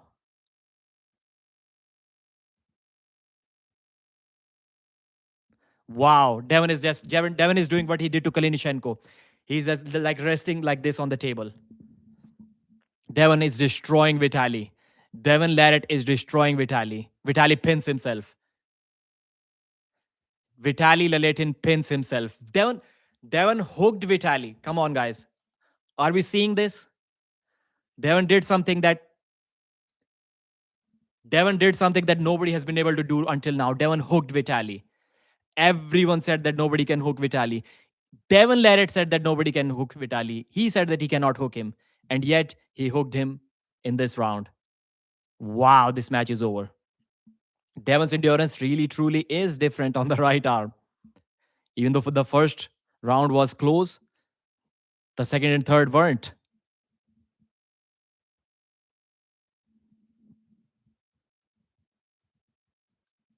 Luke was thinking whether I should give a foul to Devon or not for leaving the hand peg. But Devon was like, my forearm is still touching the hand peg. And it's kind of okay. Like the foul is for you gaining an advantage. Devon leaving the hand peg and resting his head on his hand like that, it's not giving him any advantage. So why even think about fouling for him? I don't think a warning or a foul was necessary. Not that Devon got a warning or a foul, but it was not necessary at all. Vitaly is breathing heavy. He is 2 rounds away from losing this match. Morozov is worried. Morozov got destroyed today, and now he's seeing his teammate getting destroyed by Devon. How is that? Did Vitaly not anticipate a hook? Did he not see it coming, or did he saw it? Was he seeing it coming and he still got hooked? That's if Devon hooks Vitaly again, that will be sending a message. King's move drained Vitaly, unfortunately. Somebody's saying. Right arm, of course. Not is it going to be not today's sun moment for Vitaly?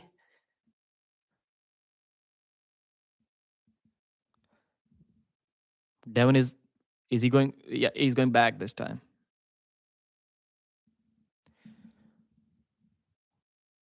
Is that a warning? Was that what was that? Were both moving early?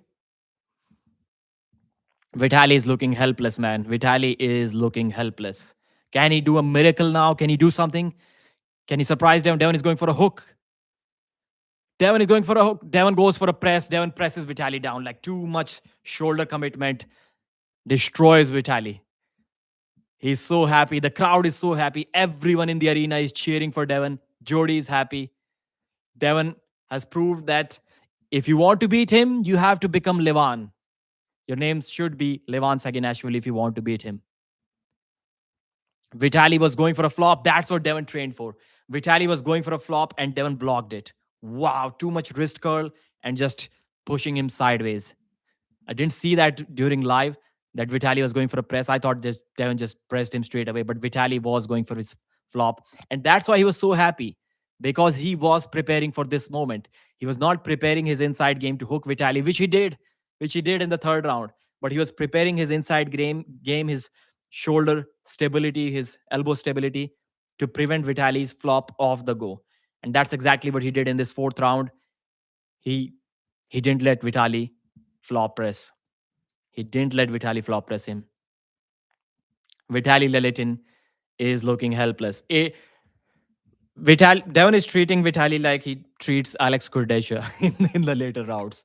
That's what Devon is doing to Vitaly.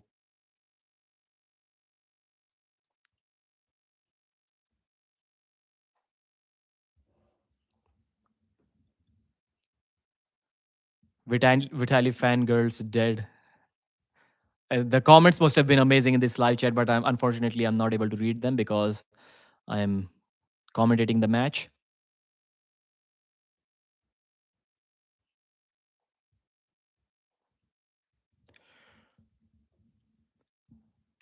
Referee's grip.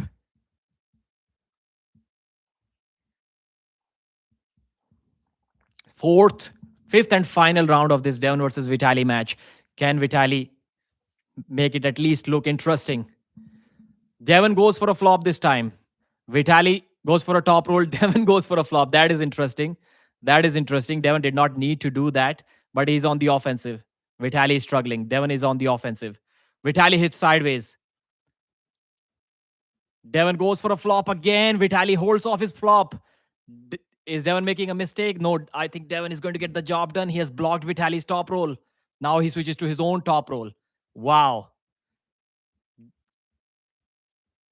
Devon is playing with Vitaly. Devon is messing with Vitaly. He's just experimenting in this round. Devon is saying, that's it. Vitaly switches to a flop. Devon is in such a good position. Elbow foul. Foul on Devon. Foul crossing the center line. I think Devon was lucky too because the match was in center. Vitaly brought the match back to center and Devon's shoulder was like 6 inches below the table. And it happened at the same time, almost at the same time. One foul on Vitaly. Now Devon won't be playing anymore. Now Devon won't be playing anymore. He cannot afford to. He goes for a flop again and flops Vitaly. Wow. So Devon hooked Vitaly, Devon top rolled Vitaly, Devon pressed Vitaly, and Devon flop pressed Vitaly. He did everything in this match. Vitaly is still like 6 months, I would say, of hard training away from beating Devon. Devon just barely missed the opportunity to say back to Vitaly 4-0 Vitaly. like like Vitaly said to Devon, but still it is like almost as good as a 4-0. 4-1 dominant victory from Devon Larratt. Now it's time to record the result of this match.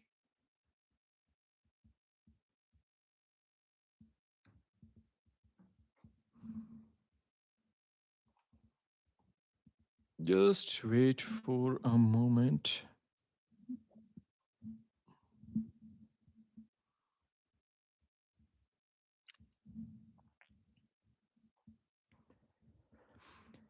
Devon Larratt versus Vitaly Laletin, the main event of the night. In this match, we saw a king's move from Devon, we saw a hook from Devon, we saw a flop press from Devon, we saw a regular press from Devon, we saw everything. But did he win the match?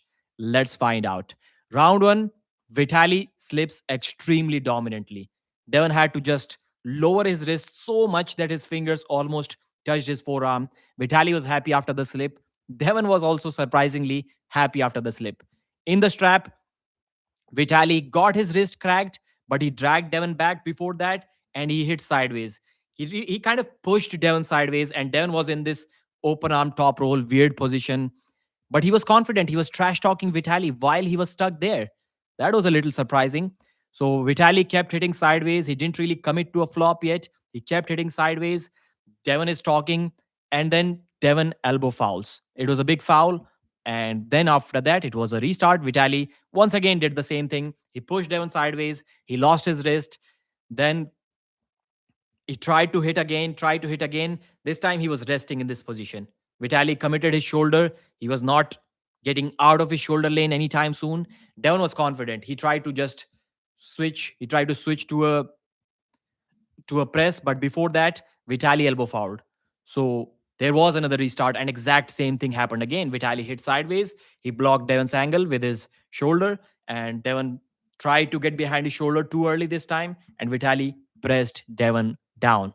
So at this moment, Devon was in a press for a very long time. I thought Devon is going to get gassed out again, but he didn't look as uncomfortable as the left arm. In the right arm match, Devon was talking with Vitaly all the time. In the left arm match, when he was in a king's move, he was hanging on for his dear life. It was not the same in the right arm match. So it was interesting to see what happens in the second round, who gets gassed out more. Vitaly was definitely breathing heavy. Devon was not. He was still shouting at the referees, telling them what to do, what not to do, doing his little tricks that he likes to do in the setup. In the second round, Devon elbow fouled in the first go. Vitaly was not able to prevent the slip. They went to the straps, and in the strap, Devon elbow fouled. But this time he was cracking Vitaly's wrist right in the center, and Vitaly was not able to get him too much off the center. So this time Vitaly gets stopped, and in the center, Devon is offensive, and this time he quickly switches to his own shoulder roll and presses Vitaly down. A comeback at this time, the crowd is erupting. Devon has made a comeback. Devon has made it 1-1, and Vitaly looks depressed. Vitaly's corner looks depressed. Third round, Devon was just holding Vitaly. He's cracking his wrist in the center, and there was nothing. There was nothing. He was doing the Kalinishenko thing where he left the hand peg and he was resting his head on his palm. The referee was saying that I'm going to foul you. Forward, it's not really giving Devon any advantage, and his forearm is still touching the hand peg.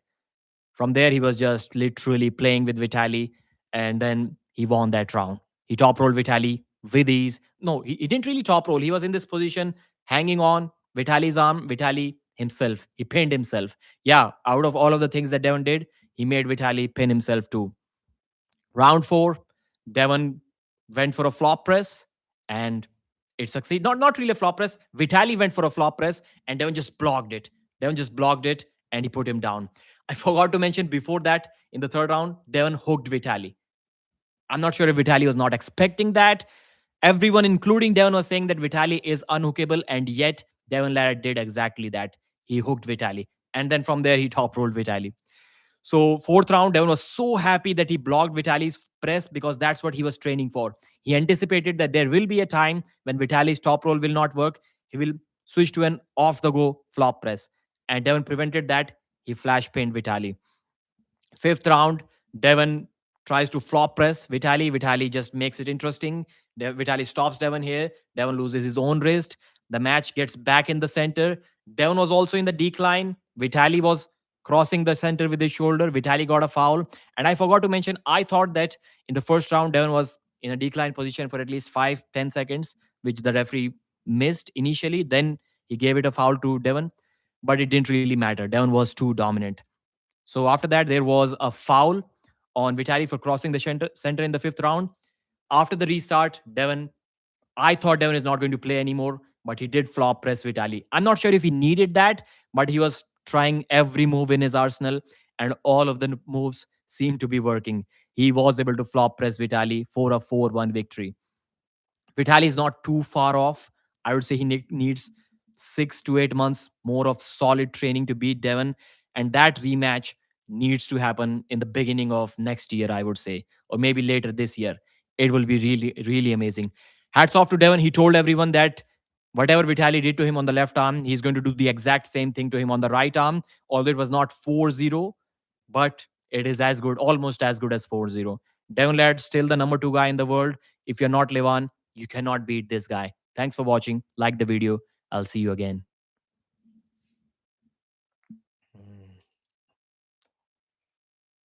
Okay, now let me listen to the post match interviews. I'm sorry I cannot read any of the chat you guys are posting. Let me see if there was a super chat or not. I think there is.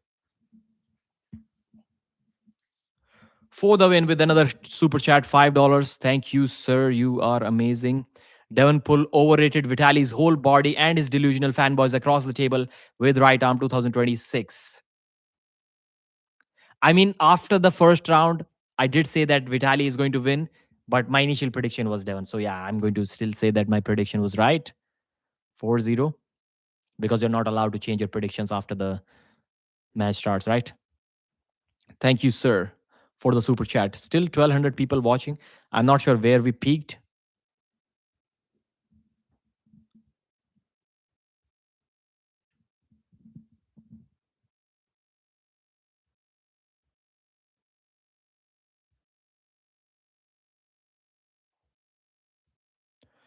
Let's see what they had to say in the post match interview.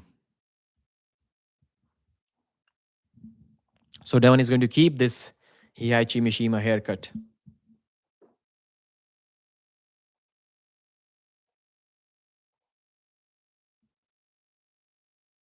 He's sitting on a chair while doing the post match interview. I've never seen that. The crowd, the fans are bowing down to Devon.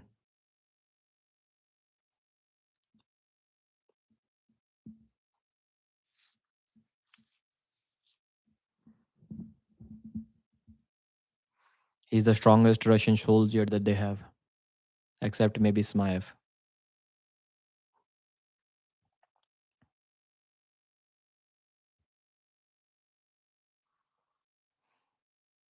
Now he's speaking in German for the fans out there.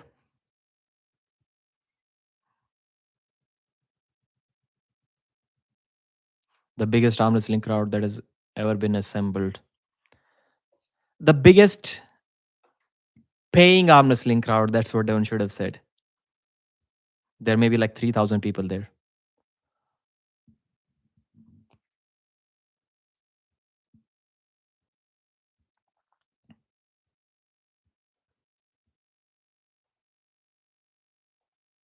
Wow, Devon's speech was really short.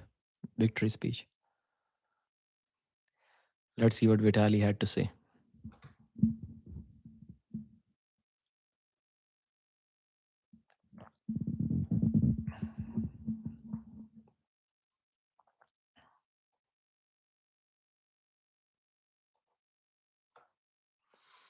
Let's hear what Vitaly has to say.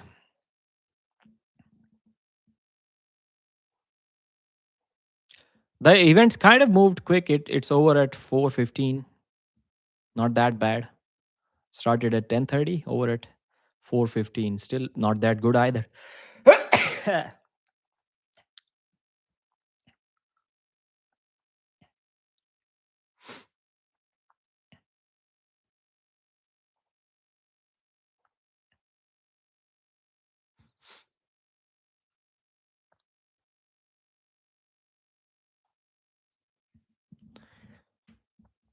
Why is my video struggling to play even at 360p? I need to tell you guys what Vitaly said.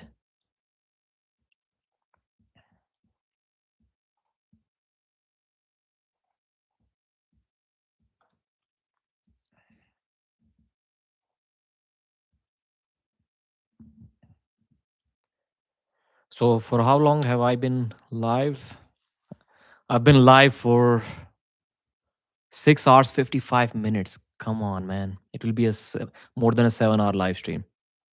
So no, The event was not fast.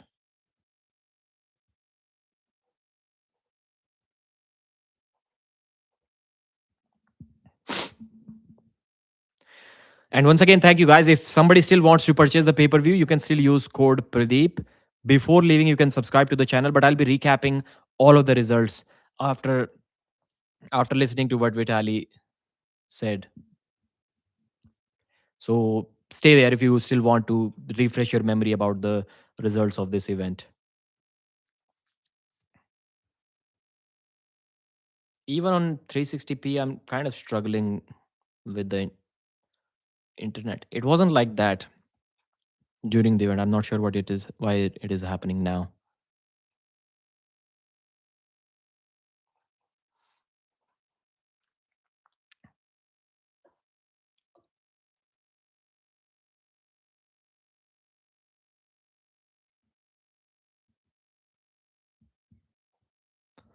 Devon is also back at the table. I should probably wait a long time. For what?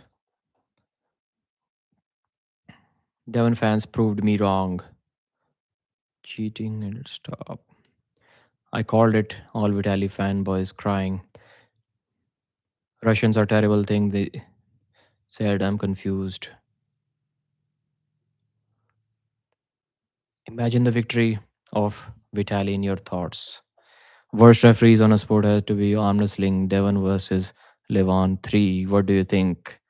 Levon will win. Why are you sad, Pradeep? The video is not playing, man. Okay, Devon is saying that's probably the last win I'll ever get on Vitaly, so I should probably wait for a long time. I know as good as you are right now, you can get even better. Vitaly can easily surprise Prime Devon.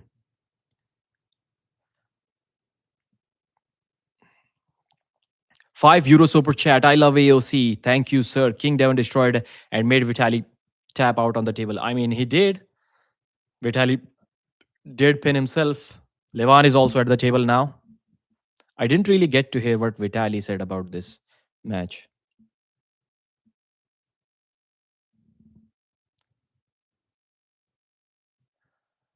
Levan is like, how many times I need to beat you, Devon? You're back every time. I think based off this performance, they can give the match to Vitaly.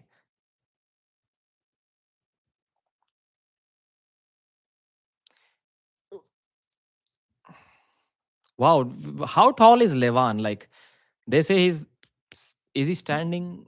Yeah, he's standing somewhere. Like he's looking at almost as tall as Devon. Standing on a platform or something, maybe.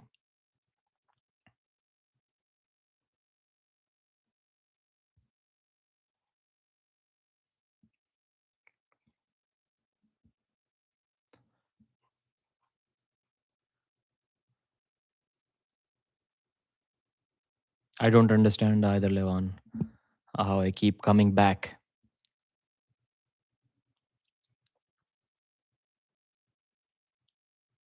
I think I got stronger after you tore my bicep and then you broke my back.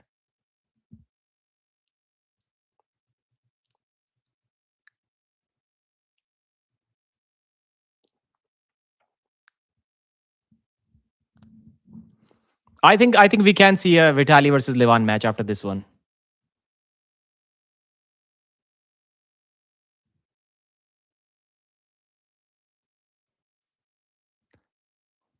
Levan wants a match against Devon in December. And Devon is like, talk to my agent.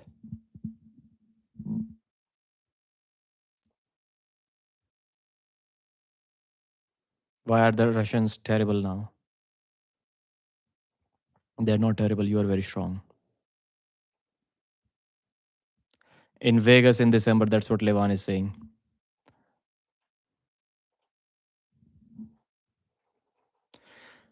So that was the result of this match.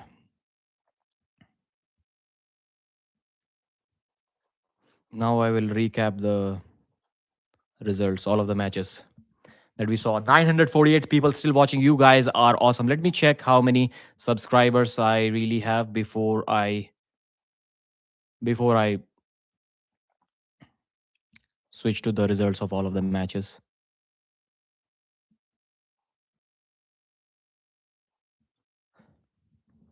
They always show the highlights of all of the matches, and that's what I watch while I'm recapping the results of the matches. Let's hope they do it this time too.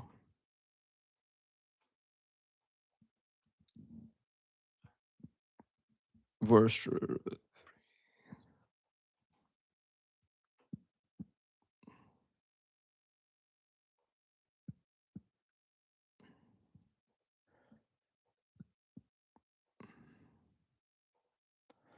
We have 59,003 to subscribers. I gained a lot of subscribers today. I think more than 200.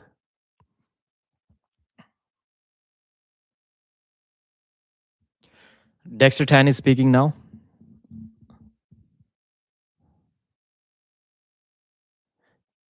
EVW annual award ceremony.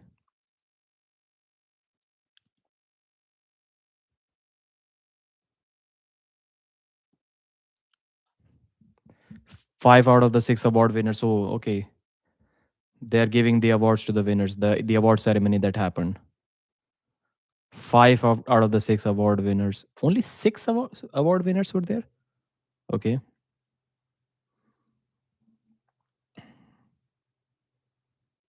Levan won. I think Morozov and Vitaly won. Match won a couple of awards. Devon won fan favorite. What award did Levan win? Arm wrestler of the year? I don't think he. Maybe he did. I'm not sure. So 59,033 subscribers. That is amazing. That was a good day. That was a good day. I gained a lot of subscribers tonight. Do you think Devon got a chance to win a round against Levan? No, no. Based off this match, no, I don't think so.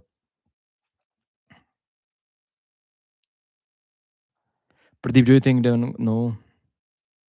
That was crazy. I wasn't expecting Devon to win dominantly like that.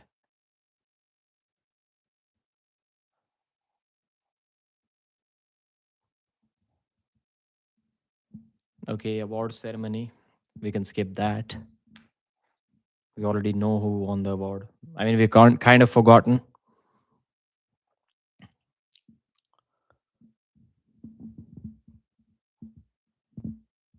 Devon is also getting his award now.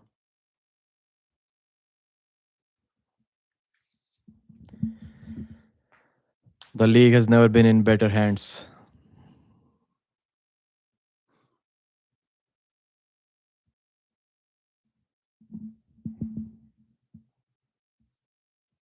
Bring the kids in, do it in your country. That's Devon's advice.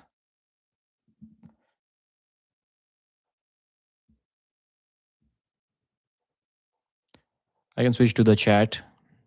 Never say anything like Vitaly is unhookable. Even Devon was saying that. You said Devon will gas out. He didn't. He didn't. Vitaly surpassed Prime Devon. I did not expect Devon to be hanging in a King's move and still trash talking Vitaly. So maybe that shows that he truly wasn't going all out, even though he was in a King's move. Congrats for 59K. Thank you.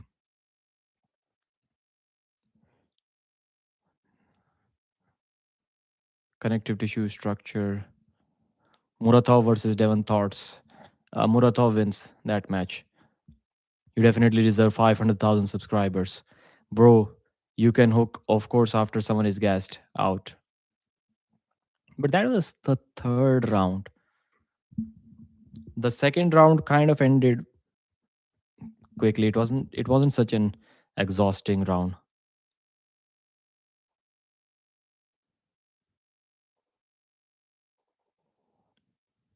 Now the award winners.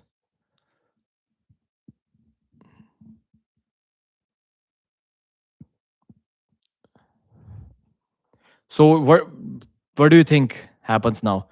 Who should face Vitaly next? Levan next. Looks like they are going for Devon, but I would like to see a Vitaly match.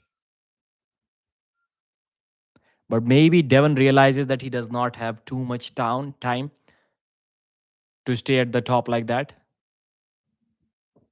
Maybe that's why he will be going for Levan in December. I think it's the perfect time for Devon. But we can totally see a Vitaly versus Levan match too. I mean, Vitaly did pin Devon in the first round, so it wasn't like there was a huge strength gap between these two.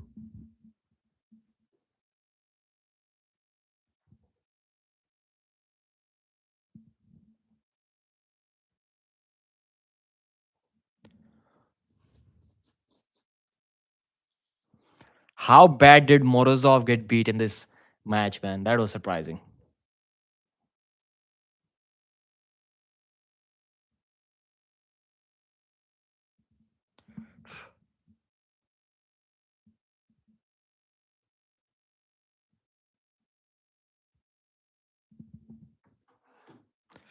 They're dragging it too much now, man. The live stream has been like going on for 6 hours. Are they even going to show the result of the videos or not?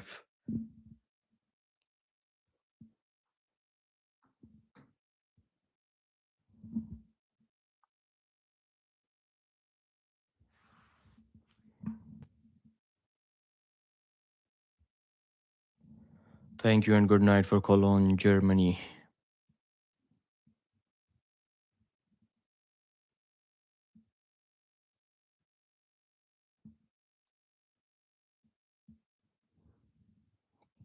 I'm going to just give you guys my own recap, a quick one of all of the matches.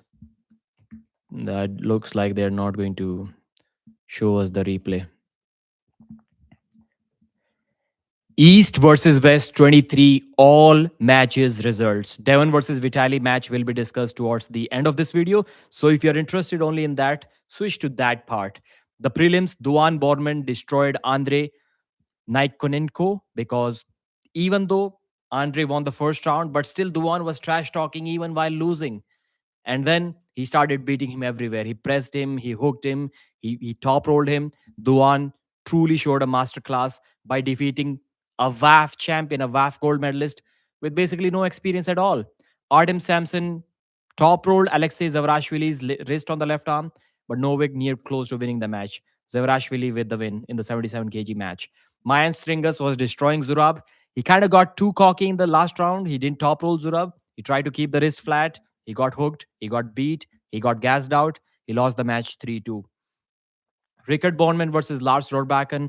Riekerd truly out arm wrestled, outpowered, and completely outclassed Lars Rorbakken. The young South African is amazing. The match was amazing. The match looked good, but Lars had no chance at all. 3-0 Riekerd in the main event match, the first match of the main event, main card, not main event. Egle Vaitkute showed why she's the veteran, why she's the number 3 arm wrestler in the world, even on the left arm. 3-0 win over Azra from Turkey. Rustam Babaiev was top rolling Betkili Oniani as expected. There is something wrong with his hook. He even won one round, I think. But Betkili's containment, his wrist curl, his finger containment was too much. He hooked Rustam Babayev every single time, and he kind of made it look easy, slightly easy towards the end, even though Rustam still was in the fight every single time. 3-1 victory for Betkili Oniani. Aymeric Pradines destroyed Matt Mask everywhere. He easily hooked him. Matt almost got in a fight with Pradines in the first round, but that fight was not going to win him any round. 3-0 easy victory for Aymeric in the 105 kg left arm match. Ayani Takanaka destroyed Melek Sahin from Turkey. That match was not close, and the right arm 60 kg world title now belongs to the Japanese Ayane. Artem Morozov versus Alijan Muratov. One of the biggest destructions that you are ever going to see. In the first round, there was a slip because Alijan wanted it to be a slip. He was not confident enough. He flop pressed for a slip, then hooked Morozov and flash pinned him in less than a second. He destroyed Morozov. Then in the later rounds, he realized that he is so much more powerful than Morozov that he doesn't even need to slip. He top rolled him in the next couple of rounds. Second round, he hooked him, and from there, he switched to a top roll and beat Morozov. Third round, he just contained him with his fingers and just flash pinned him. You can call it a top roll, or you can call it a complete destruction. Alijan Muratov is on a different level. There are comments saying that Morozov is still injured. He's not in the best shape. I also think that he's not in the best shape, but it wouldn't have mattered. Muratov is way too powerful. Only Vitaly Laletin can stop this guy. I don't think even Dadi has a chance. I don't think even Devon has a chance with his king's move. Mindog is Terracite, and that guy weighs only 107 kilos, 108 in shoes. Mindog is Terracite versus Makarov. Makarov totally out arm wrestled, totally destroyed Mendogas. Arthur destroyed Mendogas. He was too dominant. 4-0 victory. He retains his world title. So that was one sided in the 77 kg class, right arm. David Samushia got destroyed by Alexander Manifester. Manifester manifested his victory. He told everyone that he's going to become the 85 kg champion, and he did dethrone the champion in his 11th title defense. So Manifester, just at his 24 years of age, did that no one else can do. He is the champion. Then we have Dave Chaffee versus Ivan Matushenko. Great match. I didn't like Dave Chaffee fouling out every single time, but it is what it is. Ivan Matushenko won the match 4-1 in deep hook battles. It was a good match. It looked close, looked like Dave Chaffee was about to make a comeback. Ivan couldn't even breathe. He stopped trying. He was gassed out, but somehow he regained his composure. Somehow he regained his endurance and won the match 4-1. Leonidas Arkona was way too powerful for Brian Shaw. It looked like he was way stronger than Brian. Still, Brian somehow made it to a score of 3-2 on paper. It was really close, and maybe it was. But Leonidas was too strong, man. When he didn't have the buckle, he easily top rolled Brian Shaw for a couple of flash pins. When he did have the buckle, he couldn't top roll Brian Shaw. That was interesting. But then he hooked him, and Brian Shaw had to bail out. He had to foul out to save the matches somehow. And Leonidas fouled out a couple of times in a couple of rounds. So that's how he lost 2 rounds. Brian didn't pin him, but he did win a couple of rounds. He did put him in some trouble with the flop press in one round where Leonidas fouled for the second time and conceded another round. But Brian was not winning when he himself had the buckle on his hand. So maybe he needs to work on that game, how to arm wrestle with the buckle on your hand. And Brian Shaw was not far off. I would say 6 months from now, Brian wins the rematch. Overall, the performance was good from both. I really enjoyed that match, and truly entertaining guys. These guys promoted the hell out of this event more than even Devon and Vitaly did. Devon versus Vitaly, right arm. It was different this time. Devon got stuck in a king's move in the first round. I thought it is over once again. Devon is getting stretched out. Vitaly is hitting on Devon's arm. Vitaly is pressing on Devon's arm. But it was slightly different this time. Devon was really confident. He was trash talking Vitaly while he was stuck in this king's move. He tried to get behind his shoulder way too early. He got pressed by Vitaly in the first round. I've already done full video on this, so I'll not be going in too much detail about the fouls and everything because there were a lot of fouls. Second round, Devon cracked Vitaly's wrist in the center, and I think Vitaly intentionally fouled this time. This and then after that, he went for a flop press. Devon anticipated that, and he didn't block his flop this time. He kind of stopped him with a top roll and then switched to his own press, and then that's how he beat Vitaly in the second round. In the third one, Vitaly once again got his wrist cracked in the center. He tried to go sideways, not really. That was after in the second start. In the first start, Devon hooked Vitaly straight away, and and once again there was a foul. I think on Vitaly. Second time, Devon cracked his wrist and he was just relaxing, putting his palm on his head and taunting Vitaly, and then Vitaly pinned himself. Fourth round, Vitaly went for a press. Devon blocked it, and Devon himself pressed him down to the pad. Easy, fast victory. It was a flash pin from Devon. Fifth round, Devon was too dominant. He went for a flop press, got stuck. Vitaly brought him back. Devon went for a flop press again. Devon was switching between a flop and a top roll, like Michael Todd does off the go. That's what Devon was doing. The Michael Todd class, he was running it on Vitaly. Then there was a foul on Vitaly for crossing the center. He was bringing it back to the center. You have to give it to Vitaly. But then Devon pressed him again after the second go, off the go. So that press was amazing. 4-0, 4-1 Devon. It was amazing. It looks like Devon versus Vitaly. Devon versus Levan third is going to be the match. I would still like to see Levan versus Vitaly because Vitaly, although he lost 4-1, he wasn't that far off Devon. He was like maybe 3% weaker than Devon. So I think we can afford to see that Levan match, but I don't really think it is going to happen. So these are the results. If you still want to purchase the pay-per-view, use code Pradeep. If you want to purchase anything from the East versus West store, use code Pradeep once again. And thank you for watching. You guys are amazing. So that was a recap. I hope you guys liked it. Levan versus Vitaly is boring. Devon didn't hook Vitaly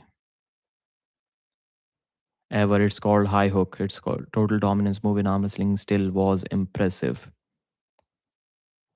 Looks like I have more fan funding. Thank you guys. Whoever is funding. No, I've already read it. Why is it still giving me a notification? I don't.